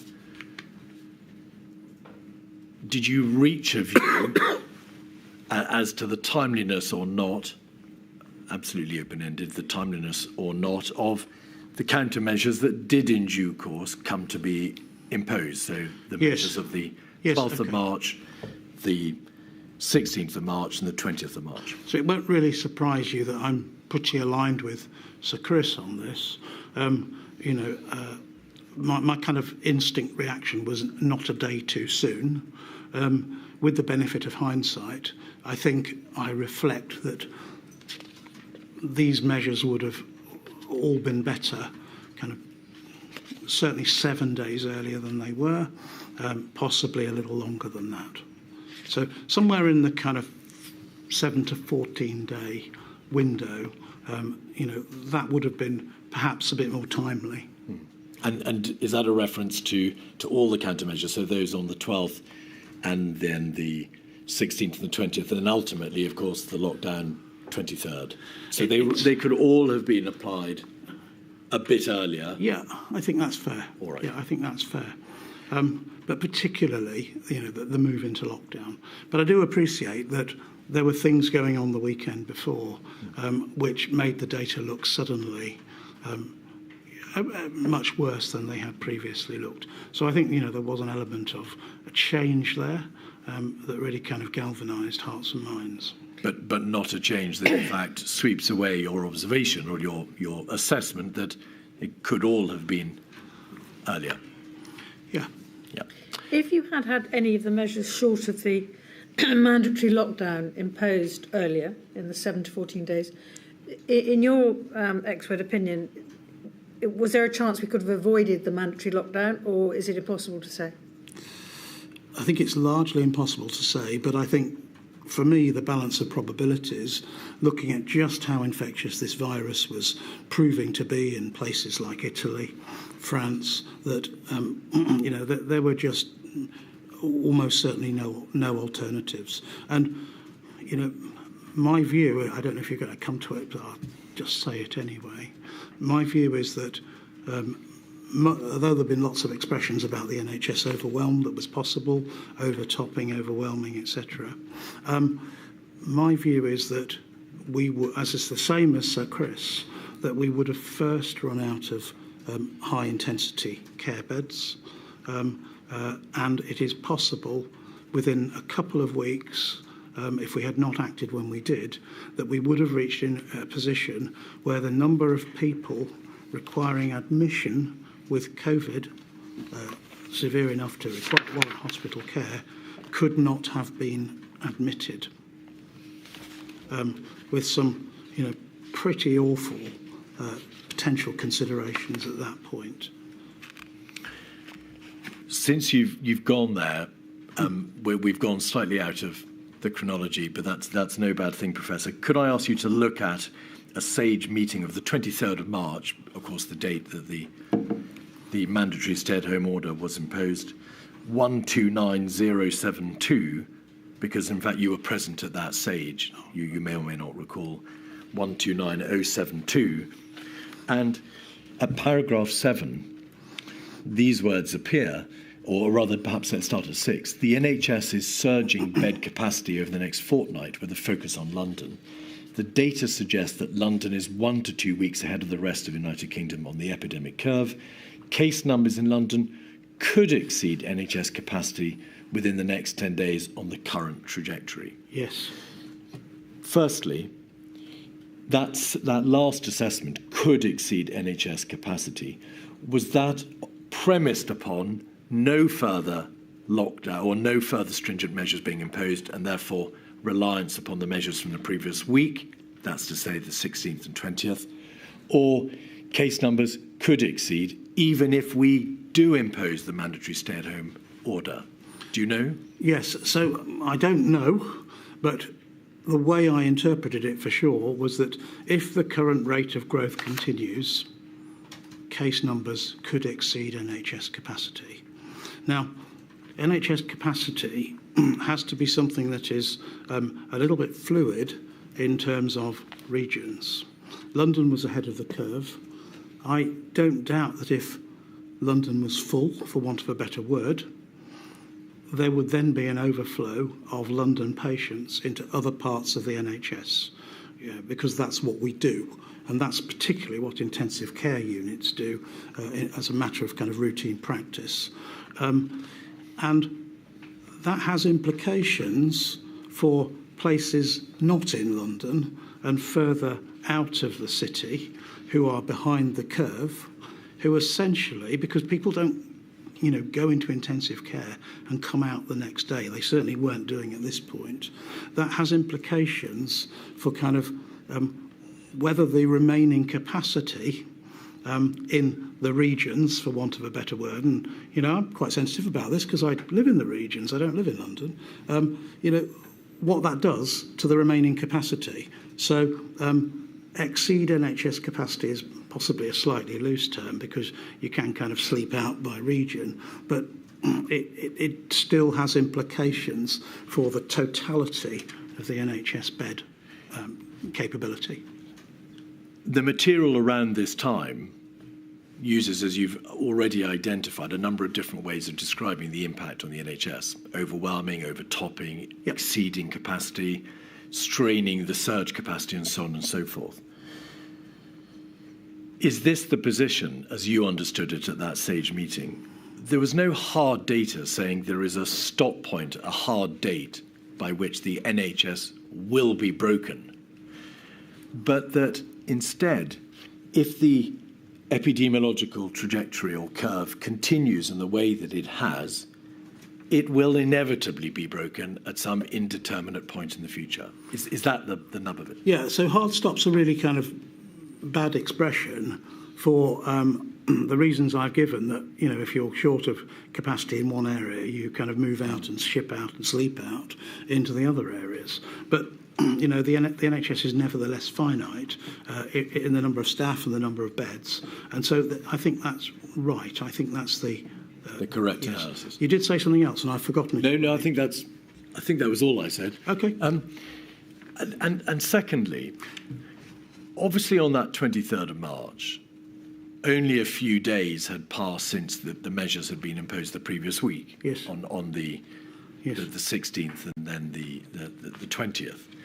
The household isolation, the individual isolation, then the household isolation, then the request that all non-essential businesses and travel stop, and that people endeavour to stay at home. What was your understanding of what the likely impact of those measures was in terms of the R figure? Because as Sir Christopher has explained it, it's not that government was grappling with absolute data as to when or how the NHS would collapse. It is just that if the the reproduction figure was not brought below 1, the exponential growth would continue, and that point would inevitably be reached. What debate was there about giving more time for the measures the week before, time to bed in, and for the R figure to come down, in the expectation or hope that it would come down before that future date of collapse of the NHS would be reached? Well, if you enact measures on, say, the 20th of the month, then if everybody complies with the measures on that date, you change exposures from that date. You therefore change case incidence, shall we say, 5 to 7 days later, something like that. So you don't see the impact of that. You then don't see the impact of those new cases for another 7 days until they require hospital care. So that kind of takes us into quite a way into the next month. And by the exhibit you've just put up, the doubling time for intensive care unit patients at this point was estimated to be 3 to 4 days. So how can you wait to see the results of those measures when you're in such a kind of difficult position in terms of bed number doubling? There was nevertheless some way of assessing compliance or the reaction to or the response to those earlier existing measures, because there was some information at the weekend about levels of compliance. And you recall the fact that the press and the television showed large numbers of people attending national parks over that weekend. So there was data about that. Is therefore the position that the quandary the government was in this, nobody could say for sure what the impact had been or would be of the existing measures. No one could know for sure because, as you say, it would take days, if not weeks, for the impact to become clear. What, therefore, the impact would be, and that was an unconscionable risk to run. If you don't know what the beneficial impact had been of the week before, you cannot continue on the basis that you've just got to hope it will work, given the characteristics of the viral pandemic. So I understand the question entirely. What I don't think I can do is give you the kind of technical answer you require, which I think the modellers would need to give you about what their views were about the likelihood of those phase 1 measures, if that's the right word, having the desired impact. I wasn't close enough to it at that point. I don't wish you to speak on behalf of the modellers. No, and I can't really give you an answer then. But was this not a debate that was taking place within SAGE on that day? How do we weigh up the prospect that the phase 1 measures are going to work to get us out of the hole against the risk that if we don't act now with further more stringent measures, it'll be too late? That's the crisis. That's the dichotomy. Yeah, I've pledged to be truthful, and I will, and I can't remember. All right. Can I now raise just some other separate, disparate areas? The Coronavirus Action Plan of the 3rd of March. Yes. Did you have a hand, Professor, in its drafting or its promulgation? I undoubtedly received a copy of it to make some kind of track changes and suggestions to. In fact, I think if you were able to kind of look at the email records, you'd probably see that that was the case. It was another job to do. I was rather more focused on specific jobs I had to do connected with fighting the virus than writing a glossy pamphlet about how I was going to play my role in it, or how the government was going to do it. So I'll be perfectly truthful with you. It was another job that probably wasn't very welcome at the time, and I just thought, well, see it through. May I Let others do it. May I ask you this? You've told us how you'd already reached the view in mid-February that there was sustained community transmission, essentially containment had been lost. You must have wondered around about the 2nd of March when you were contributing to the final draft, why am I assisting in the drafting of a document which is based on the premise that containment has not yet been lost, and indeed the government didn't announce it was lost until the 12th of March. The drafting of government documents takes forever and a day, and it wasn't really something that I was focused on or really had the kind of mental and professional energy to worry about. All right. I've written down I was focusing on actions not planned, not words. Yes, I was, I'm afraid. Yes. Well, that perhaps is a very useful description of certain publications. Milady, is that a convenient point? It is, certainly. We take a 15-minute break, Professor, so I shall return at 3:25. All rise. But we shall complete your evidence today, I promise.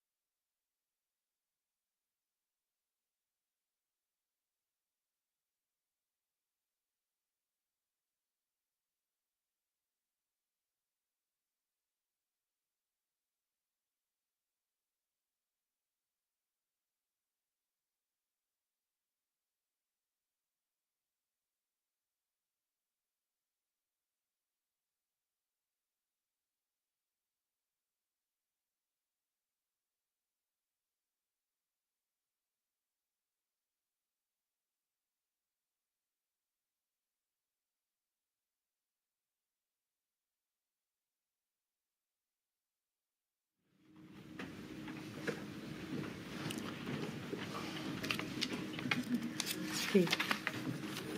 Professor, mass gatherings. Yes. I detect a quiet groan. It was an issue upon which you advised the Secretary of State for the Department for Culture, Media and Sport in late February. And you also provided advice to DHSE colleagues at the same time. You met with officials in the DCMS in early March. You provided further advice and further papers for a number of government departments in the middle of March, 14th of March. So you were to a considerable extent the go-to person on this issue. In summary, scientifically, epidemiologically, was there a consistent line of advice given by the OCMO to the effect that banning mass gatherings or closing sporting events or sporting occasions would be unlikely to make much of a difference epidemiologically? Yes, I mean, my position has always been that mass gatherings, particularly outdoor ones, are if you cancel them, they're a very limited epidemiological effect. And if you take into account the kind of pathways around them, it is the activities around them that is, potentially more concerning in relation to kind of pubs, bars, restaurants, etc. But even so, in relation, for example, to, I know you've already discussed a couple of big sporting events in different countries with various witnesses. In terms of the kind of totality of movement between countries, the effect of kind of cancellation of these events is really epidemiologically quite small. I have also heard Sir Chris's comments, and I have to say I think he's got a very valid point that there is a political layer above this around the optics and what the continuation of mass gatherings means, signifies to the public, because when the football's over, there's not much left to do in life, as it were. So from that perspective, Well, I have to interrupt you there, Professor. That is your personal view. Yes, indeed. Yes, but the point is, it's very symbolic for a lot of people what these mass gatherings are. And I think Chris summarised it very well. I don't think I can add to that. Can I just ask you one extra question for that? I think it's something Mr. Weatherby was asking about earlier. And that is, but what if your football match involves a whole bunch, thousands of people flying in from another country where there is a hotspot of infection? Or hotspots of infection? So that partly depends on whether there are lots of other people coming in through kind of routine tourism and so forth from that other country. And it really depends upon whether you have a belief that the virus is already seeded here in the UK, and whether that additional movement would really be an amplification in relation to what is already going on under the surface in your own country, particularly in those kind of early months when we know we couldn't test at the capacity required to understand the UK case burden. I'm no scientist, but aren't you just raising the risk? It's not going to help matters? I think it's perfectly fair to say that it won't help matters, but equally, it isn't going to it just isn't going to have a significant negative impact either in relation to the totality of what else is going on. So it's back to this point that I think it's always very difficult in this space to separate out the optics from the actual epidemiological effects. But I can recall emails from other experts. I think Professor Ferguson, Professor Edmonds, also agreeing that the effect of mass gatherings is Professor very slight. Ferguson, in fact, was asked to advise specifically on this point, and we've seen the evidence. Yeah. But just to conclude this subject, Professor, when you say political and you refer to the optics, do you mean, in fact, that in terms of the public health message that went out, the continuation of mass sporting events was, with hindsight, ill-advised. It just sent the wrong message. It was unhelpful. It was unhelpful. You can't talk about closing primary schools and allow sporting events to continue, can you? It was unhelpful. All right. And then, secondly, this, just on the epidemiological side, that there's some suggestion in the material that whilst it's clear that outdoor sporting events epidemiologically are insignificant because they're outdoor, there may have been an underestimate of the epidemiological consequences of queuing to get into games, or perhaps using public transport or the use of trains. And as my lady has observed, that's one way perhaps in which people may be coming together to go to a game, and therefore there was an epidemiological risk there, which perhaps wasn't fully appreciated at the time this advice was given. Whenever you get people gathering together in conditions of close contact, low ventilation, with this virus, you're likely to get transmission. The however many tens of thousands one could get into a stadium will be dwarfed by the however many millions that are gathering in pubs to watch it on Sky TV. So, there's a broader context here of what the sporting event generates in terms of people coming together, quite often to drink alcohol, which we know reduces social barriers, to observe a sporting event. Indeed.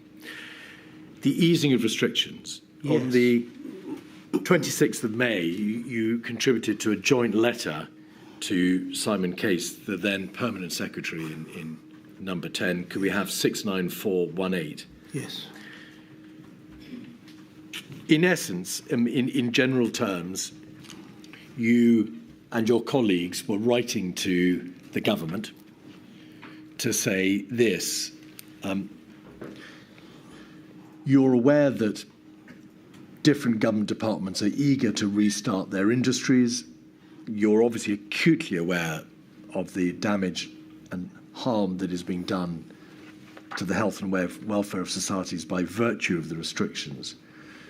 But you nevertheless felt it important enough to warn that the combined effect of seemingly incremental and narrow easings raised essentially an intolerable risk that the R reproduction number would run out of control again.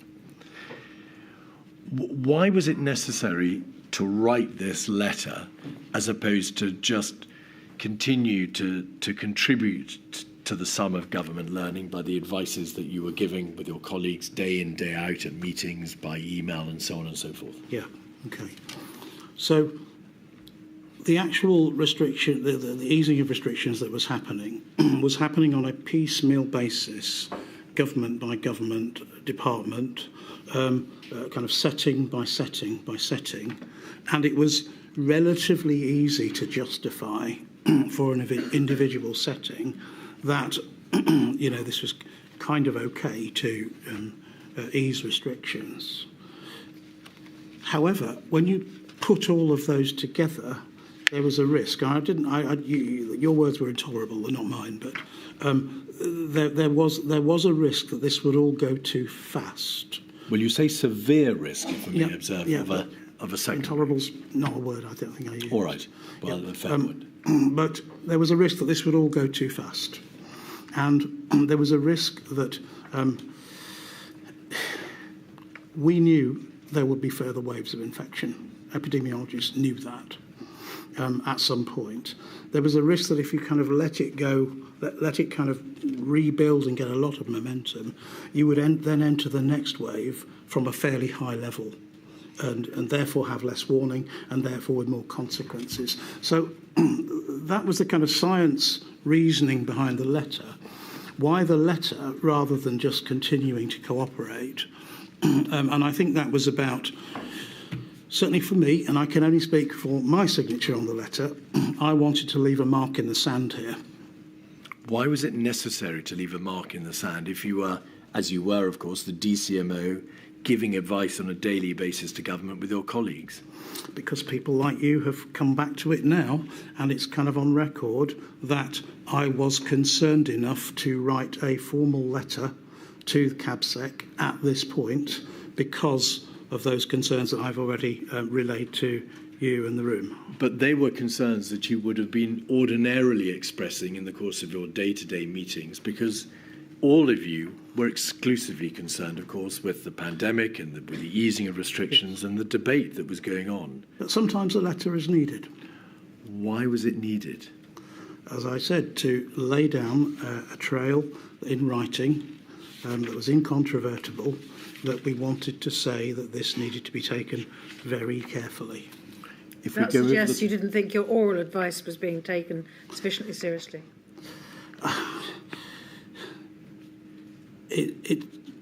I think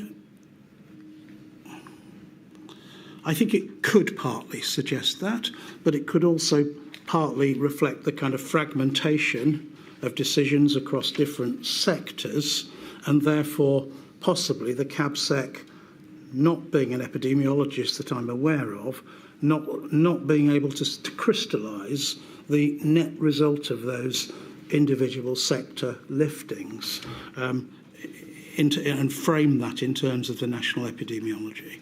So, I don't think it was because we kind of felt we'd run out of road in terms of, getting traction with officials from other government departments, not at all. But I just think it was more about the totality, and somebody who's responsible for the totality actually being presented with that concern. Professor, it is common ground, it's well established, that as these things go, the level of prevalence remained relatively high, or at least not very low, throughout the course of the summer months. We came out of the restrictions with the prevalence still at a relatively significant level, and that didn't change. Then in September, there was a debate, which we're not going to go into, about the necessity for circuit breakers, then the introduction, or instead of a tier system in October, and then ultimately the lockdown in the beginning of November. Yeah. In general terms, do you assess that this warning, which is what it surely was, because the last paragraph shows what might happen if control is lost, was generally heeded?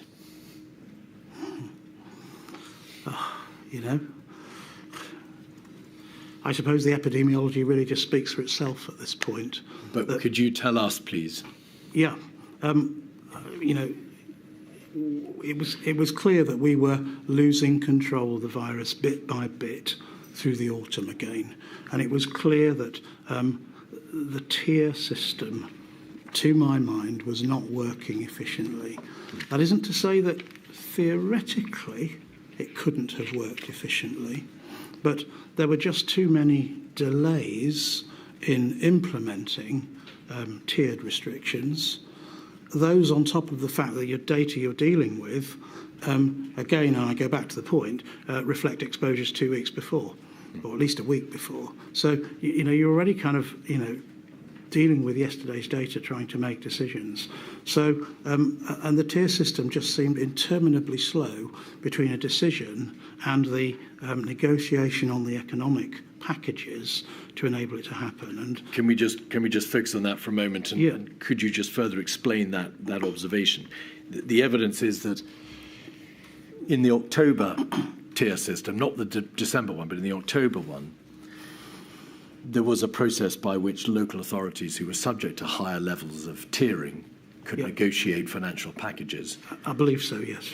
Was your concern that there was a delay built into the system between the moment at which the Joint Biosecurity, the Joint Biocentre would advise that a particular area had to go epidemiologically into a higher tier, to the point at which it was actually ordered, because there had to be a process of negotiation in the middle? Yes. All right. And then because of your point about the importance of not falling behind the curve and not knowing what the data in fact shows, because the data is a bit old, that gave rise to a very real problem. Yeah, and the tier system led to some other problems too. For example, Liverpool did really well at one point and managed to kind of significantly to kind of turn their numbers down. Manchester got into more difficulty, but there were widespread reports of people from Manchester going to nightclubs in Liverpool to circumnavigate the kind of geographical boundary of the tiers. So at a practical level, I think it was very difficult to kind of make it work, and it probably looked better than it really was, which is why I just don't think the tier system served us very well at all. You focused on the events in October, Professor. My question, in fact, was designed to elicit from you an answer as to the general governmental response from the time at which you sent the letter in May. Was the reality that the warning was not heeded to this extent? Control of the disease was lost. The steps taken by government in September, by way of the decision not to impose a circuit breaker, the decision in October to have the tier system that you've described, failed to do that very, failed to perform the very aim, the strategy which you had identified as being necessary to ensure that there wasn't a new loss of control and a new second wave. Yes, that's correct. All right, thank you. Eat out to help out. Yes. Did you, Professor, were you consulted on that scheme? We've asked the same question as Sir Patrick Vallance and Sir Chris Whitty. Were you involved in that? Absolutely not. The first I heard about it was Think on the TV. I think that indicates what view you would have taken had you been consulted. Say again? What view would you have taken had you been consulted? So, had I been consulted, I wouldn't have made any distinction between Eat Out to Help Out and any other epidemiological event that brought different households into close contact with each other for the purposes of socialising, eating and consuming alcohol. The net epidemiological effect, is kind of agnostic to what's on the menu, as it were. But I would have said this is exactly encouraging what we've been trying to suppress and get on top of in the last few months. So it didn't feel sensible to me. All right. Finally, two last subjects. Moonshot. Yes. You were on the Moonshot Scientific Advisory Group. Yes. The first meeting of which took place on the 25th of August. We've heard very little about the moonshot. What was, briefly, the moonshot idea or exercise? So I'll give you my best understanding of it, which may not be perfect. The understanding of moonshot was to try and restore the UK to a point where we had almost no COVID. And to do that, to detect every single case there was kind of cooking or ongoing in the UK at the same time. A mass test. So mass population testing in a very short window of time. Now, I never got to the point where I understood whether this could be done in one day or done in 3 days, but even 3 days would be, 20 million people a day. And so I never really kind of understood that concept. But it didn't make any epidemiological sense to me, because let us say that your testing day was Monday. Yeah. For a whole swathe of the population. For a whole region of people, yeah. And there would be a number of people who were exposed to the virus on the Sunday, who absolutely would test negative on the Monday because they were incubating the organism, who would get a kind of clear result, as it were, by Tuesday or Wednesday, but who, by Thursday, may well have symptoms. So actually you would have to repeat this over several days and keep people in isolation from each other to avoid further exposure, to kind of get to the point where everyone was clear. And I just couldn't see it working. I was sent to the moonshot meeting. I can't remember who sent me, but I was told to go on to the moonshot meeting. And I went along. I tried to offer some non-negative, constructive comments, but I couldn't see it working ever. That's the epidemiological answer. Practically, as at that time in August, do you recall whether or not the United Kingdom in fact had a fully scaled up system of PCR, antigen or free flow tests that would have allowed these sorts of numbers to be tested simultaneously? I mean that's a memory test, and I can't remember the figures, but my kind of gut feel is no. And of course, there were other far more important testing environments, such as hospitals and care homes. Indeed. Finally, communications. In your statement, you refer to the fact that there was a Japanese poster called the 3 C's: closed spaces, crowded places, and close contact setting. The merits of which commended themselves to you, and you sent a copy of that poster to the Cabinet Office in mid-June. So not during the lockdown and not save the NHS time, but afterwards. No. Why did you send a copy of that poster to the Cabinet Office in mid-June? Well, I can't remember when I first discovered the existence of the Japanese 3 C's concept, but it immediately resonated with me.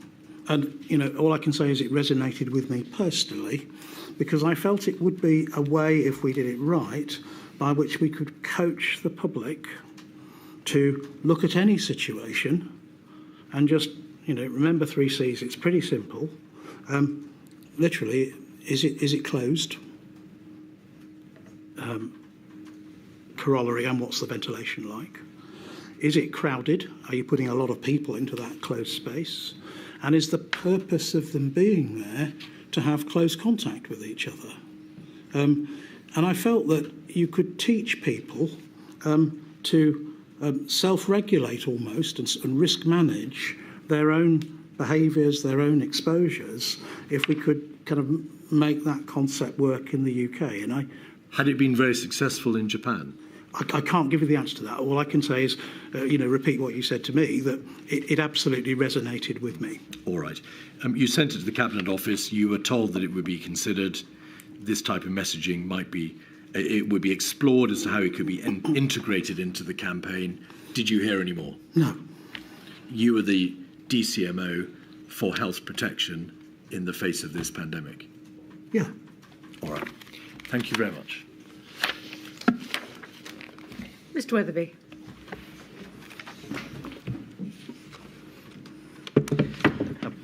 Professor, I ask questions on behalf of the COVID-bereaved Families for Justice United Kingdom. Represents many bereaved families across the United Kingdom. And for the purposes of the questions I'm going to ask you, it's important to record that some of them are bereaved of healthcare workers, and some of them themselves were healthcare workers during the pandemic, including on COVID wards. Now, on the 9th of January, you attended, so very, very early in the story, you attended a PHE strategic response group where it was agreed that COVID would be treated as a high consequence infectious disease, HCID, although I think it was formally classified as such a few days later. Is that right? Yeah. And I think it's right. Yeah. Okay. Well, I have the document. I'm happy to put it up, but I'm trying to work at pace. The minute of that meeting, I'll give the reference for the record. It's 119453, and the minute records that it was recognised that COVID, like SARS, was a virus with, quote, higher airborne transmissibility. And that would mean, wouldn't it, that it was recognised that it was transmitted either by aerosol or droplet transmission. Is that right? So higher airborne transmissibility does mean that it could be transmitted via the airborne route, which includes large droplets and also includes fine particles, yes, also referred to as aerosols. Thank you. But aerosol or airborne transmission is not part of the definition of a high consequence infectious disease. Thank you for that clarification. I wasn't, in fact, suggesting it was. No, but that's what was recorded in the discussion, during which it was agreed between you and the PHE group that it would be, in fact, classified as a high consequence infectious. And the reason for that classification at that point was that primarily, I think at that point we really did not understand with any certainty the infection or case fatality rate. We didn't know how lethal this virus was. And the HCID classification is used for things which you know are very lethal and used for things where you have uncertainty as to the lethality. Yes. It's the way you kind of start with a new organism. Indeed. And in fact, the document goes on to say that it was agreed to follow a, quote, safety first principle, which is, I think, what you've just helpfully explained to us. In fact, the discussion and the classification at that stage was then added to by guidance. And again, I'll read it rather than put it on screen if I may, but I can if you want me to. It's 184034, and for the record, it's paragraph 4.3. And the guidance on the 15th of January that was issued with respect to this. Could I have that up? Yes, of course. That's all right. Yeah. Could we have that up then, please? I'll repeat the. It's 184034.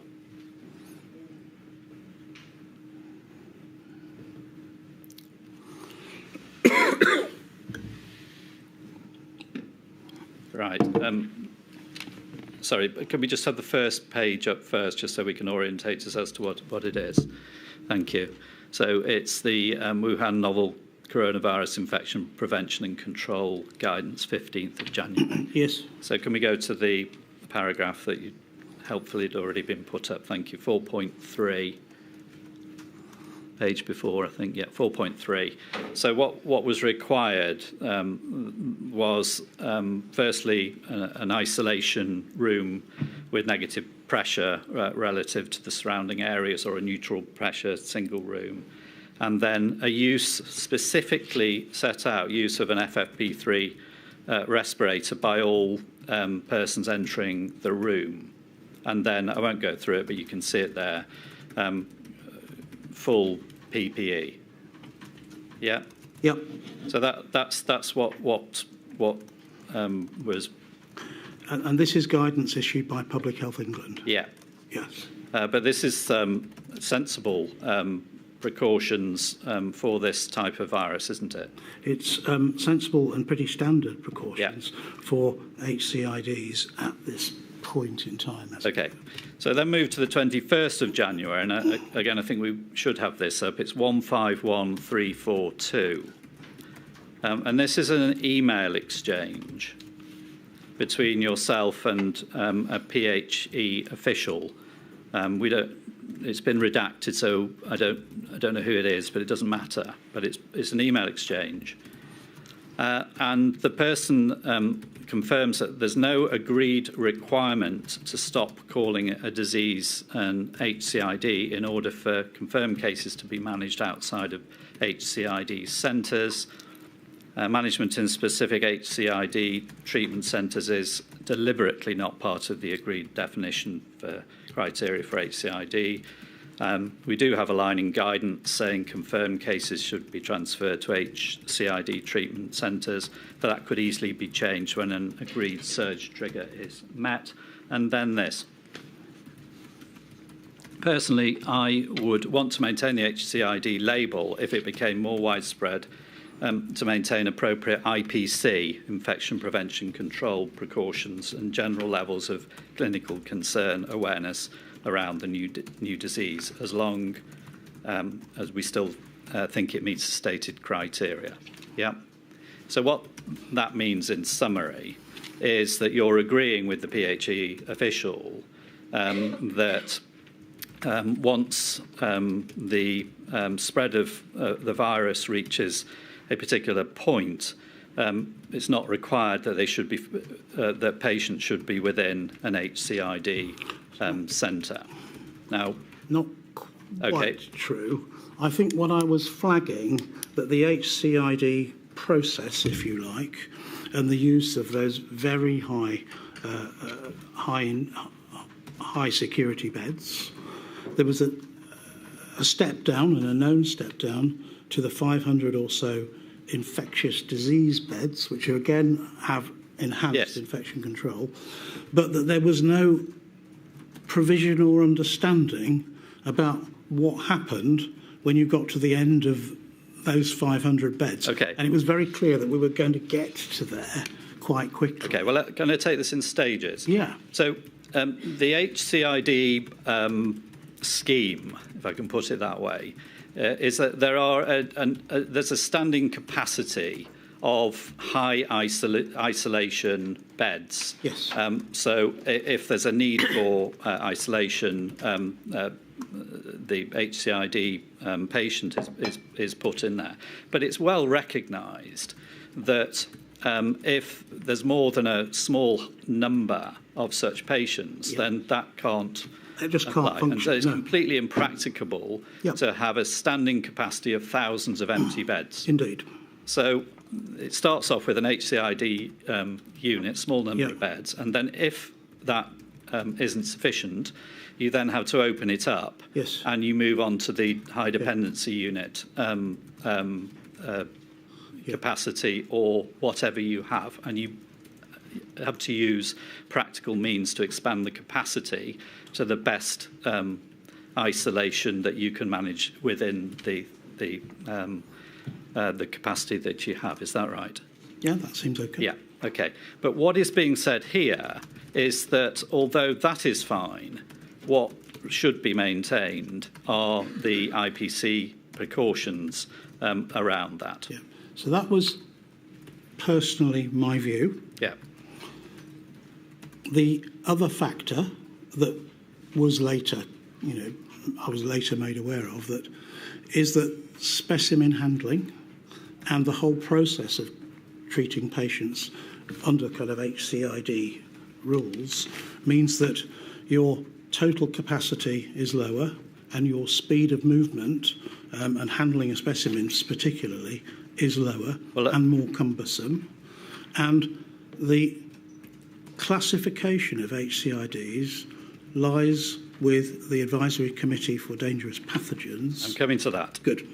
So the point is that it's recognised that you have to be flexible about capacity, and therefore the HCID classification allows for a surge, a trigger, which opens up the capacity, and you have to do the best you can with the capacity. So I don't think it allows for it in the sense of it has always allowed for it. Yeah. I think this was new thinking. Okay. I think this was a new situation. The guidance we've just been to sets out the need for the isolation units, but not in terms of specifically HCID units. But it does specifically refer to the FFP3s and the particular requirements of personal protection for the staff. And that's the distinction I'm drawing. So that's whether it's the HCID guidance or not, that's the guidance that was in place here, which I've just taken you to. Okay. Yes? I'm all right. I'm all right so far. Yeah. So by the beginning of March, as we heard from Professor Whitty this morning, there was then a question right at the beginning of March about the biosafety requirements of dealing with samples in labs. Yep. So perfectly sensibly, the CMO, the office of the CMO, then consulted with PHE and the HSE and got the biosafety requirements stepped down so that the testing could be maintained, or the analysis of the testing. Yes? I think so, yeah. Yeah. And then we moved to the 3rd of March. And again, I'm trying to go at some speed here, so please stay with me. But then a DHS HC official messaged that the standing capacity for airborne HCIDs had been exceeded, and therefore there was this outward movement from the very high isolation capacity outwards.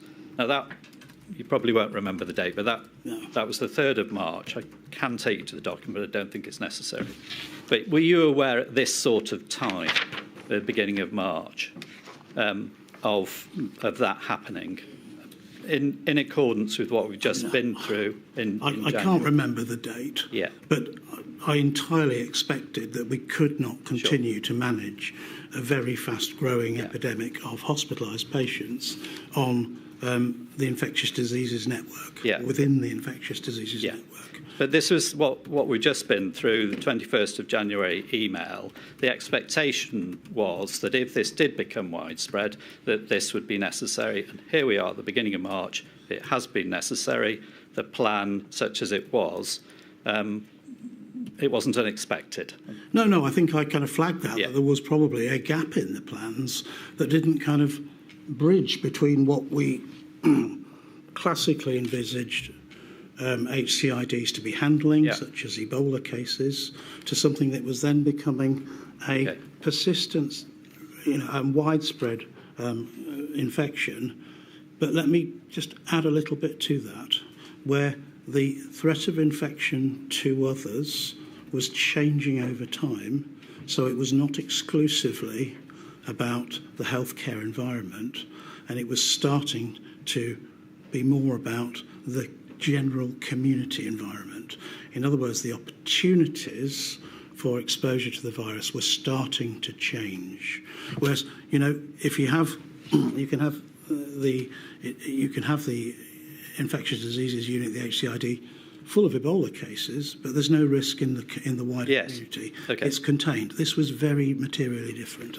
Okay, so I'm now moving on to the final part of where I'm headed with this, and that's the 13th of March, and NERVTAG met, and I think we need this up. It's 212195. Oh, thank you.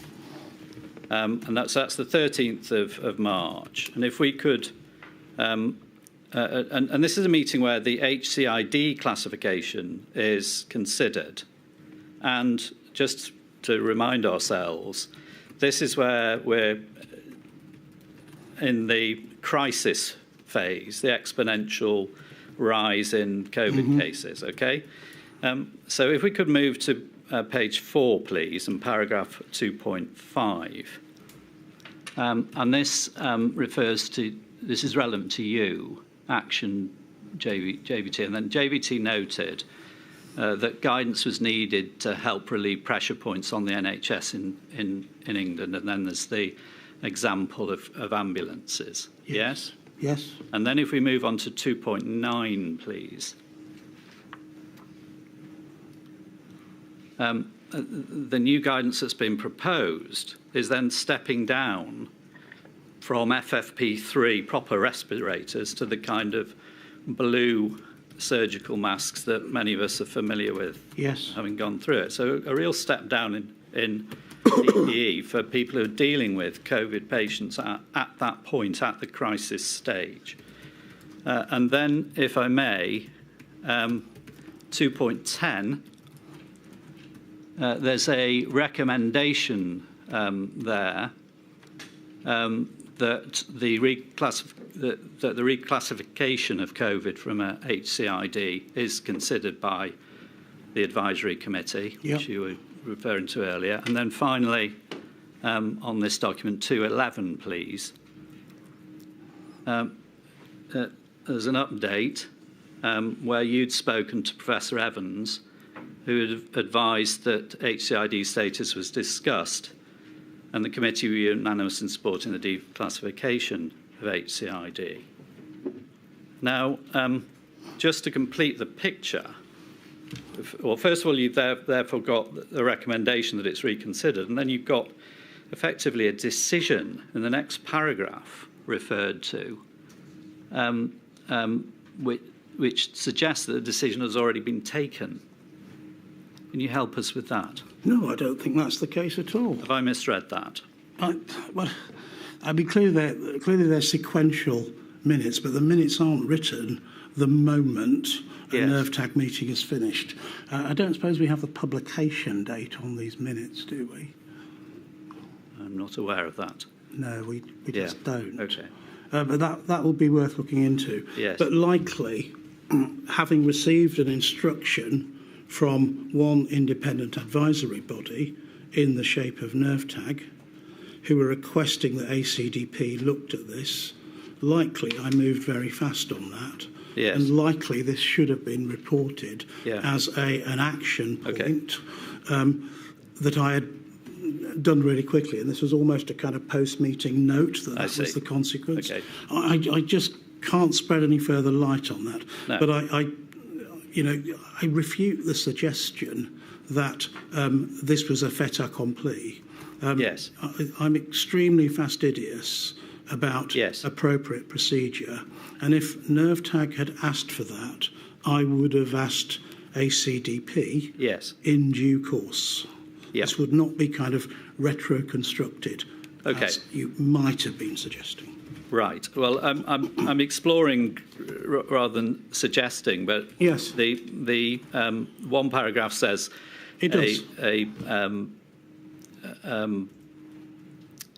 recommendation, effectively, and the next one refers to what's effectively a decision.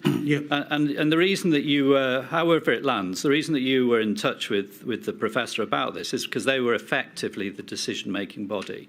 ACDP, absolutely, yes. Yeah.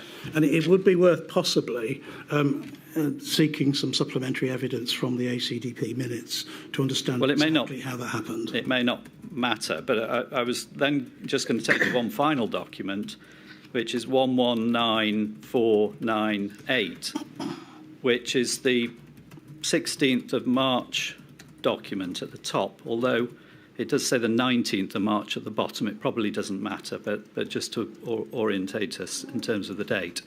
But this is the Four Nations HCID definition and list group, chaired by the head of emerging infections.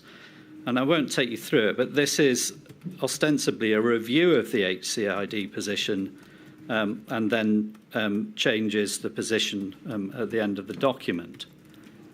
And of importance here is that this is a Four Nations group. So this is where the Four Nations are brought together. So in terms of this, first, I've got 2 points on this just to finish with, but who's actually making the decision here? Is it the professor from the group that you were in touch with on the 13th, or is it the Four Nations group? Were the Four Nations CMOs involved in this? I mean, what was the process here? I am pretty certain, but I can't answer the question about whether the HCID definitions group was a subgroup of ACDP. But clearly my instruction was to contact ACDP. And it may well be that this is some kind of subgroup of ACDP. Yeah. But the participants are from the public health agencies, Public Health England, Health Protection Scotland, Public Health Wales, and Public Health Agency of Northern Ireland, and therefore CORA. And I can't tell you who they were. But the two dates, the 13th and the 16th, it does seem by the time this review has taken place, the decision's already been taken. Look, I just can't give you any clarity on that. If I could, I would. Final point. The upshot of this is that right at the crisis point, the classification of COVID is being downplayed. And one of the key points, perhaps the key point here, is that healthcare workers, there's now no requirement for them to have respirators. The requirement is for them to have simple surgical masks. Why is it that that happens in the eye of the storm, when the cases are going exponentially and healthcare workers are at the highest risk? Why is that happening now? There wasn't the clearest understanding at that stage that there was that fine droplet transmission was dominant, And I can only surmise that the people who wrote the guidance, Public Health England, felt that the predominant route of infections was droplet, and therefore a surgical face mask was adequate. But I can't give you a better answer than that. Well, I mean, you were involved in these discussions. Let me just put this to you. Was this decision to reduce the protection for healthcare workers because there simply weren't enough FFP3 respirators? Not by me. Thank you. Mr. Wetherby, I appreciate you've been trying to stick to your time, and I'm very grateful. Did you want to ask the question about why did it take so long for medical masks to be recommended? I wasn't going to go there, but thank you. Thank you. Right, I think it's now 7.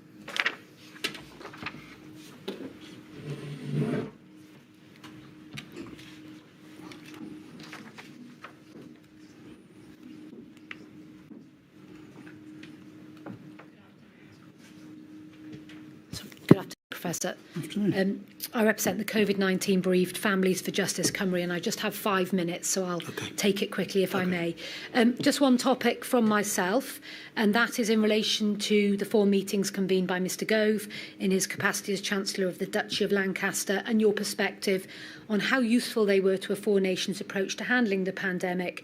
We understand from your witness statement that you attended some of these meetings. So if I can take it in a staged approach, please. Yeah, okay. We understand they started around May 2020. That's the evidence we have. I'll have to go with that. Okay. I can't tell you. And in terms of the purpose of these meetings, you say in your witness statement, ma'am, this is paragraph 5.12, that they were chaired by Mr Gove, and the purpose was to exchange information and to coordinate across the devolved administrations. So it would seem from that explanation that you're not suggesting to this inquiry that Mr Gove was using these meetings to gather views from the devolved administrations to inform UK government decision-making. That was not the purpose. Is that correct? No, not really. It was a much kind of...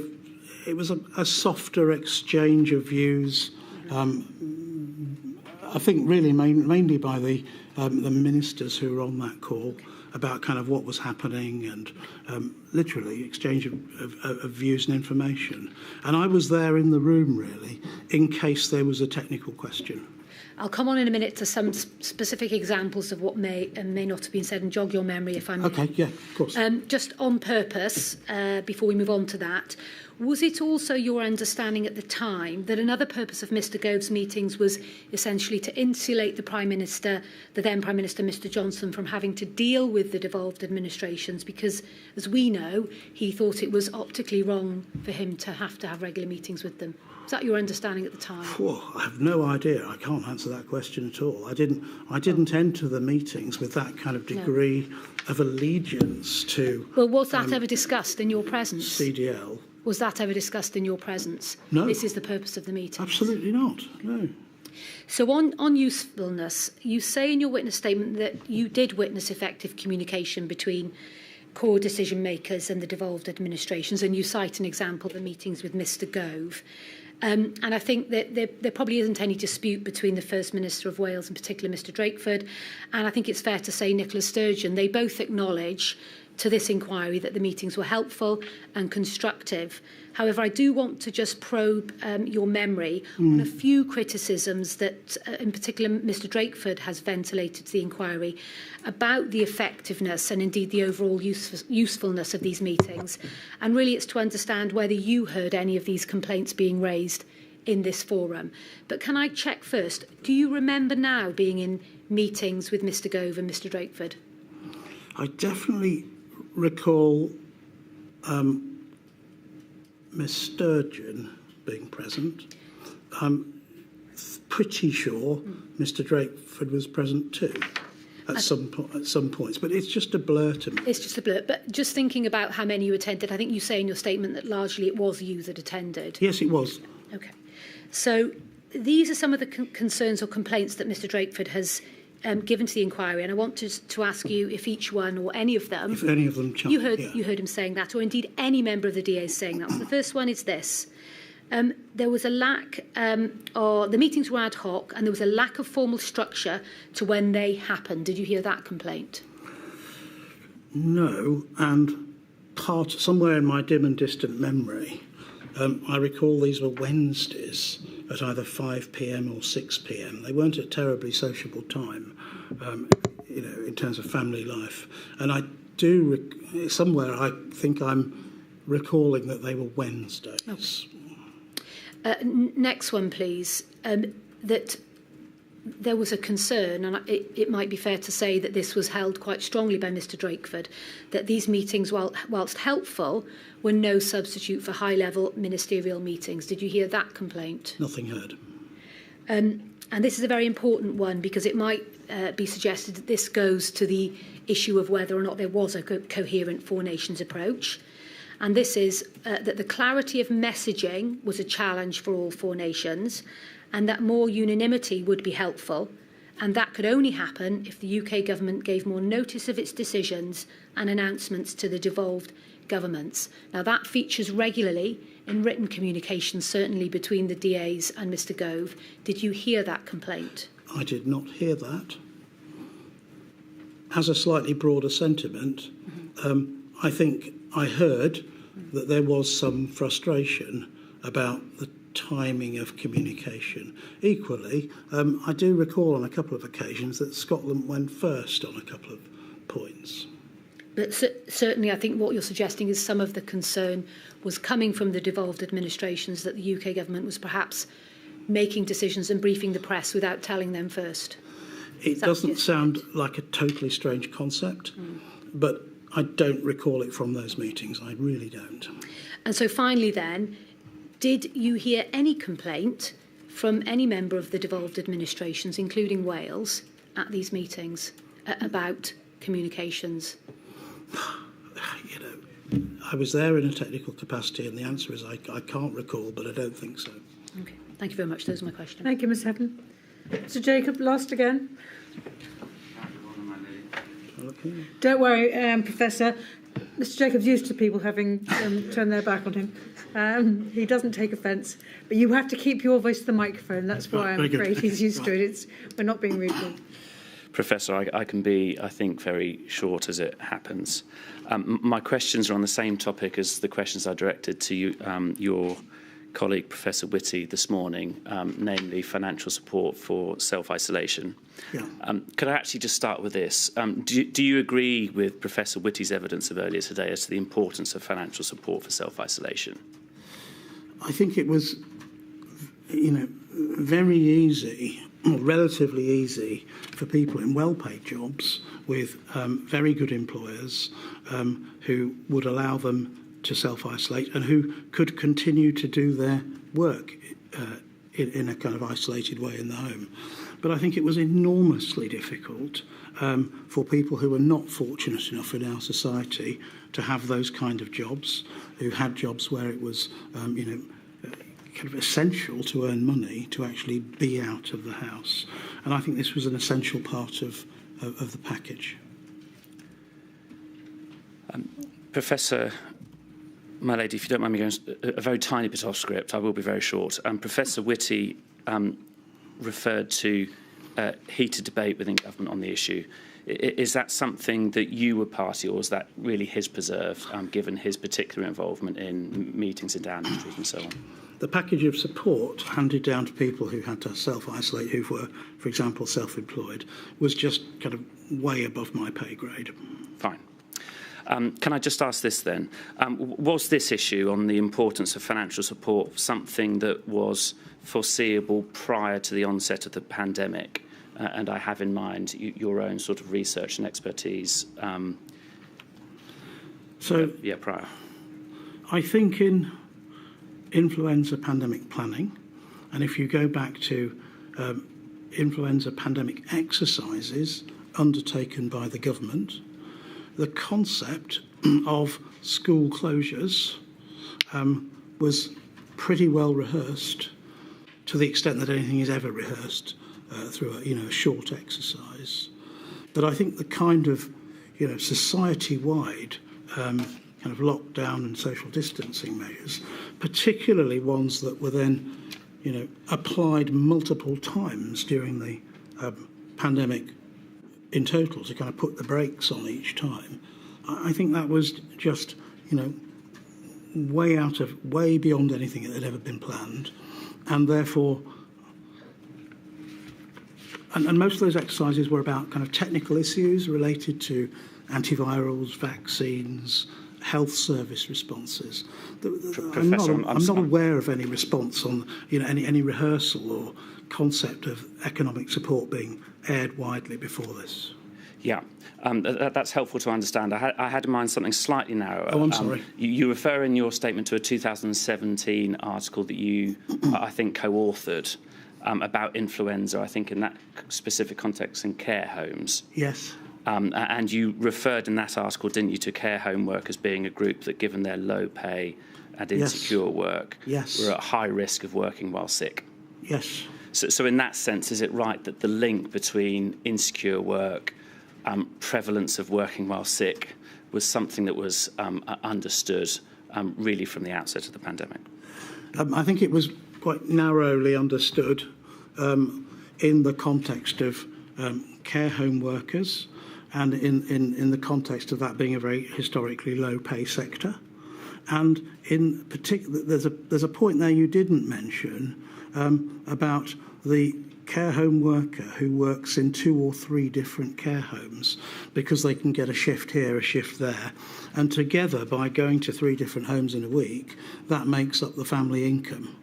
And of course, that's kind of epidemiologically not a good idea when there's a respiratory virus circulating widely across the community. Thank you, Professor. I think that may be an issue taken up with other witnesses as well. Thank you, my lady. Thank you, Mr. Jacobs. My lady, may I detain you just for one moment, which is that although he's not made a rule application, Mr. Friedman, King's Counsel, has asked very nicely whether or not, based upon something that Professor Sir Jonathan Van-Tam has said in his statement, we would refer back to that article and just elicit a single point, which may mean we needn't put it to Professor Jenny Harris next week. Professor, in that 2017 article, did you and your co-authors warn, in fact, of the potentially devastating consequences of explosive outbreaks in care homes in the context of runaway viral infection? I guess we did, in as much that we looked at the literature and we understood the mortality rate that is possible when an infectious virus gets into a very vulnerable population who live essentially quite close quarters to each other. The literature was all about influenza rather than SARS-CoV-2, so there are differences there. But that these were vulnerable populations, extremely vulnerable populations, I think has been known for a very long while. And I personally have dealt over the years, and I can't quite give you the details, as a registrar in public health with a number of really difficult to control explosive outbreaks of influenza in care home settings, nursing or care home settings. Thank you. That concludes the evidence for today. Thank you very much indeed, Professor Van-Tam.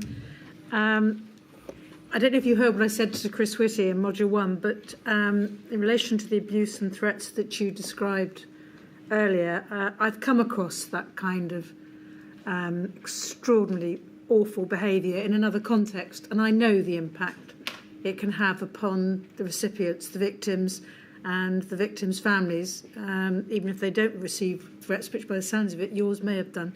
It's just too awful to contemplate. I just want you to be reminded, you probably don't need reminding, but just in case you do, the vast majority of the population abhor such conduct, and we are enormously grateful to you and your colleagues for the way in which you served the public of this country, of the whole of the United Kingdom, in a time of national emergency. So please ignore the violent, criminal, idiot element, and remember the rest of us are grateful. Thank you. Sorry, I'm losing my voice. Milady, thank you. 9:30 tomorrow.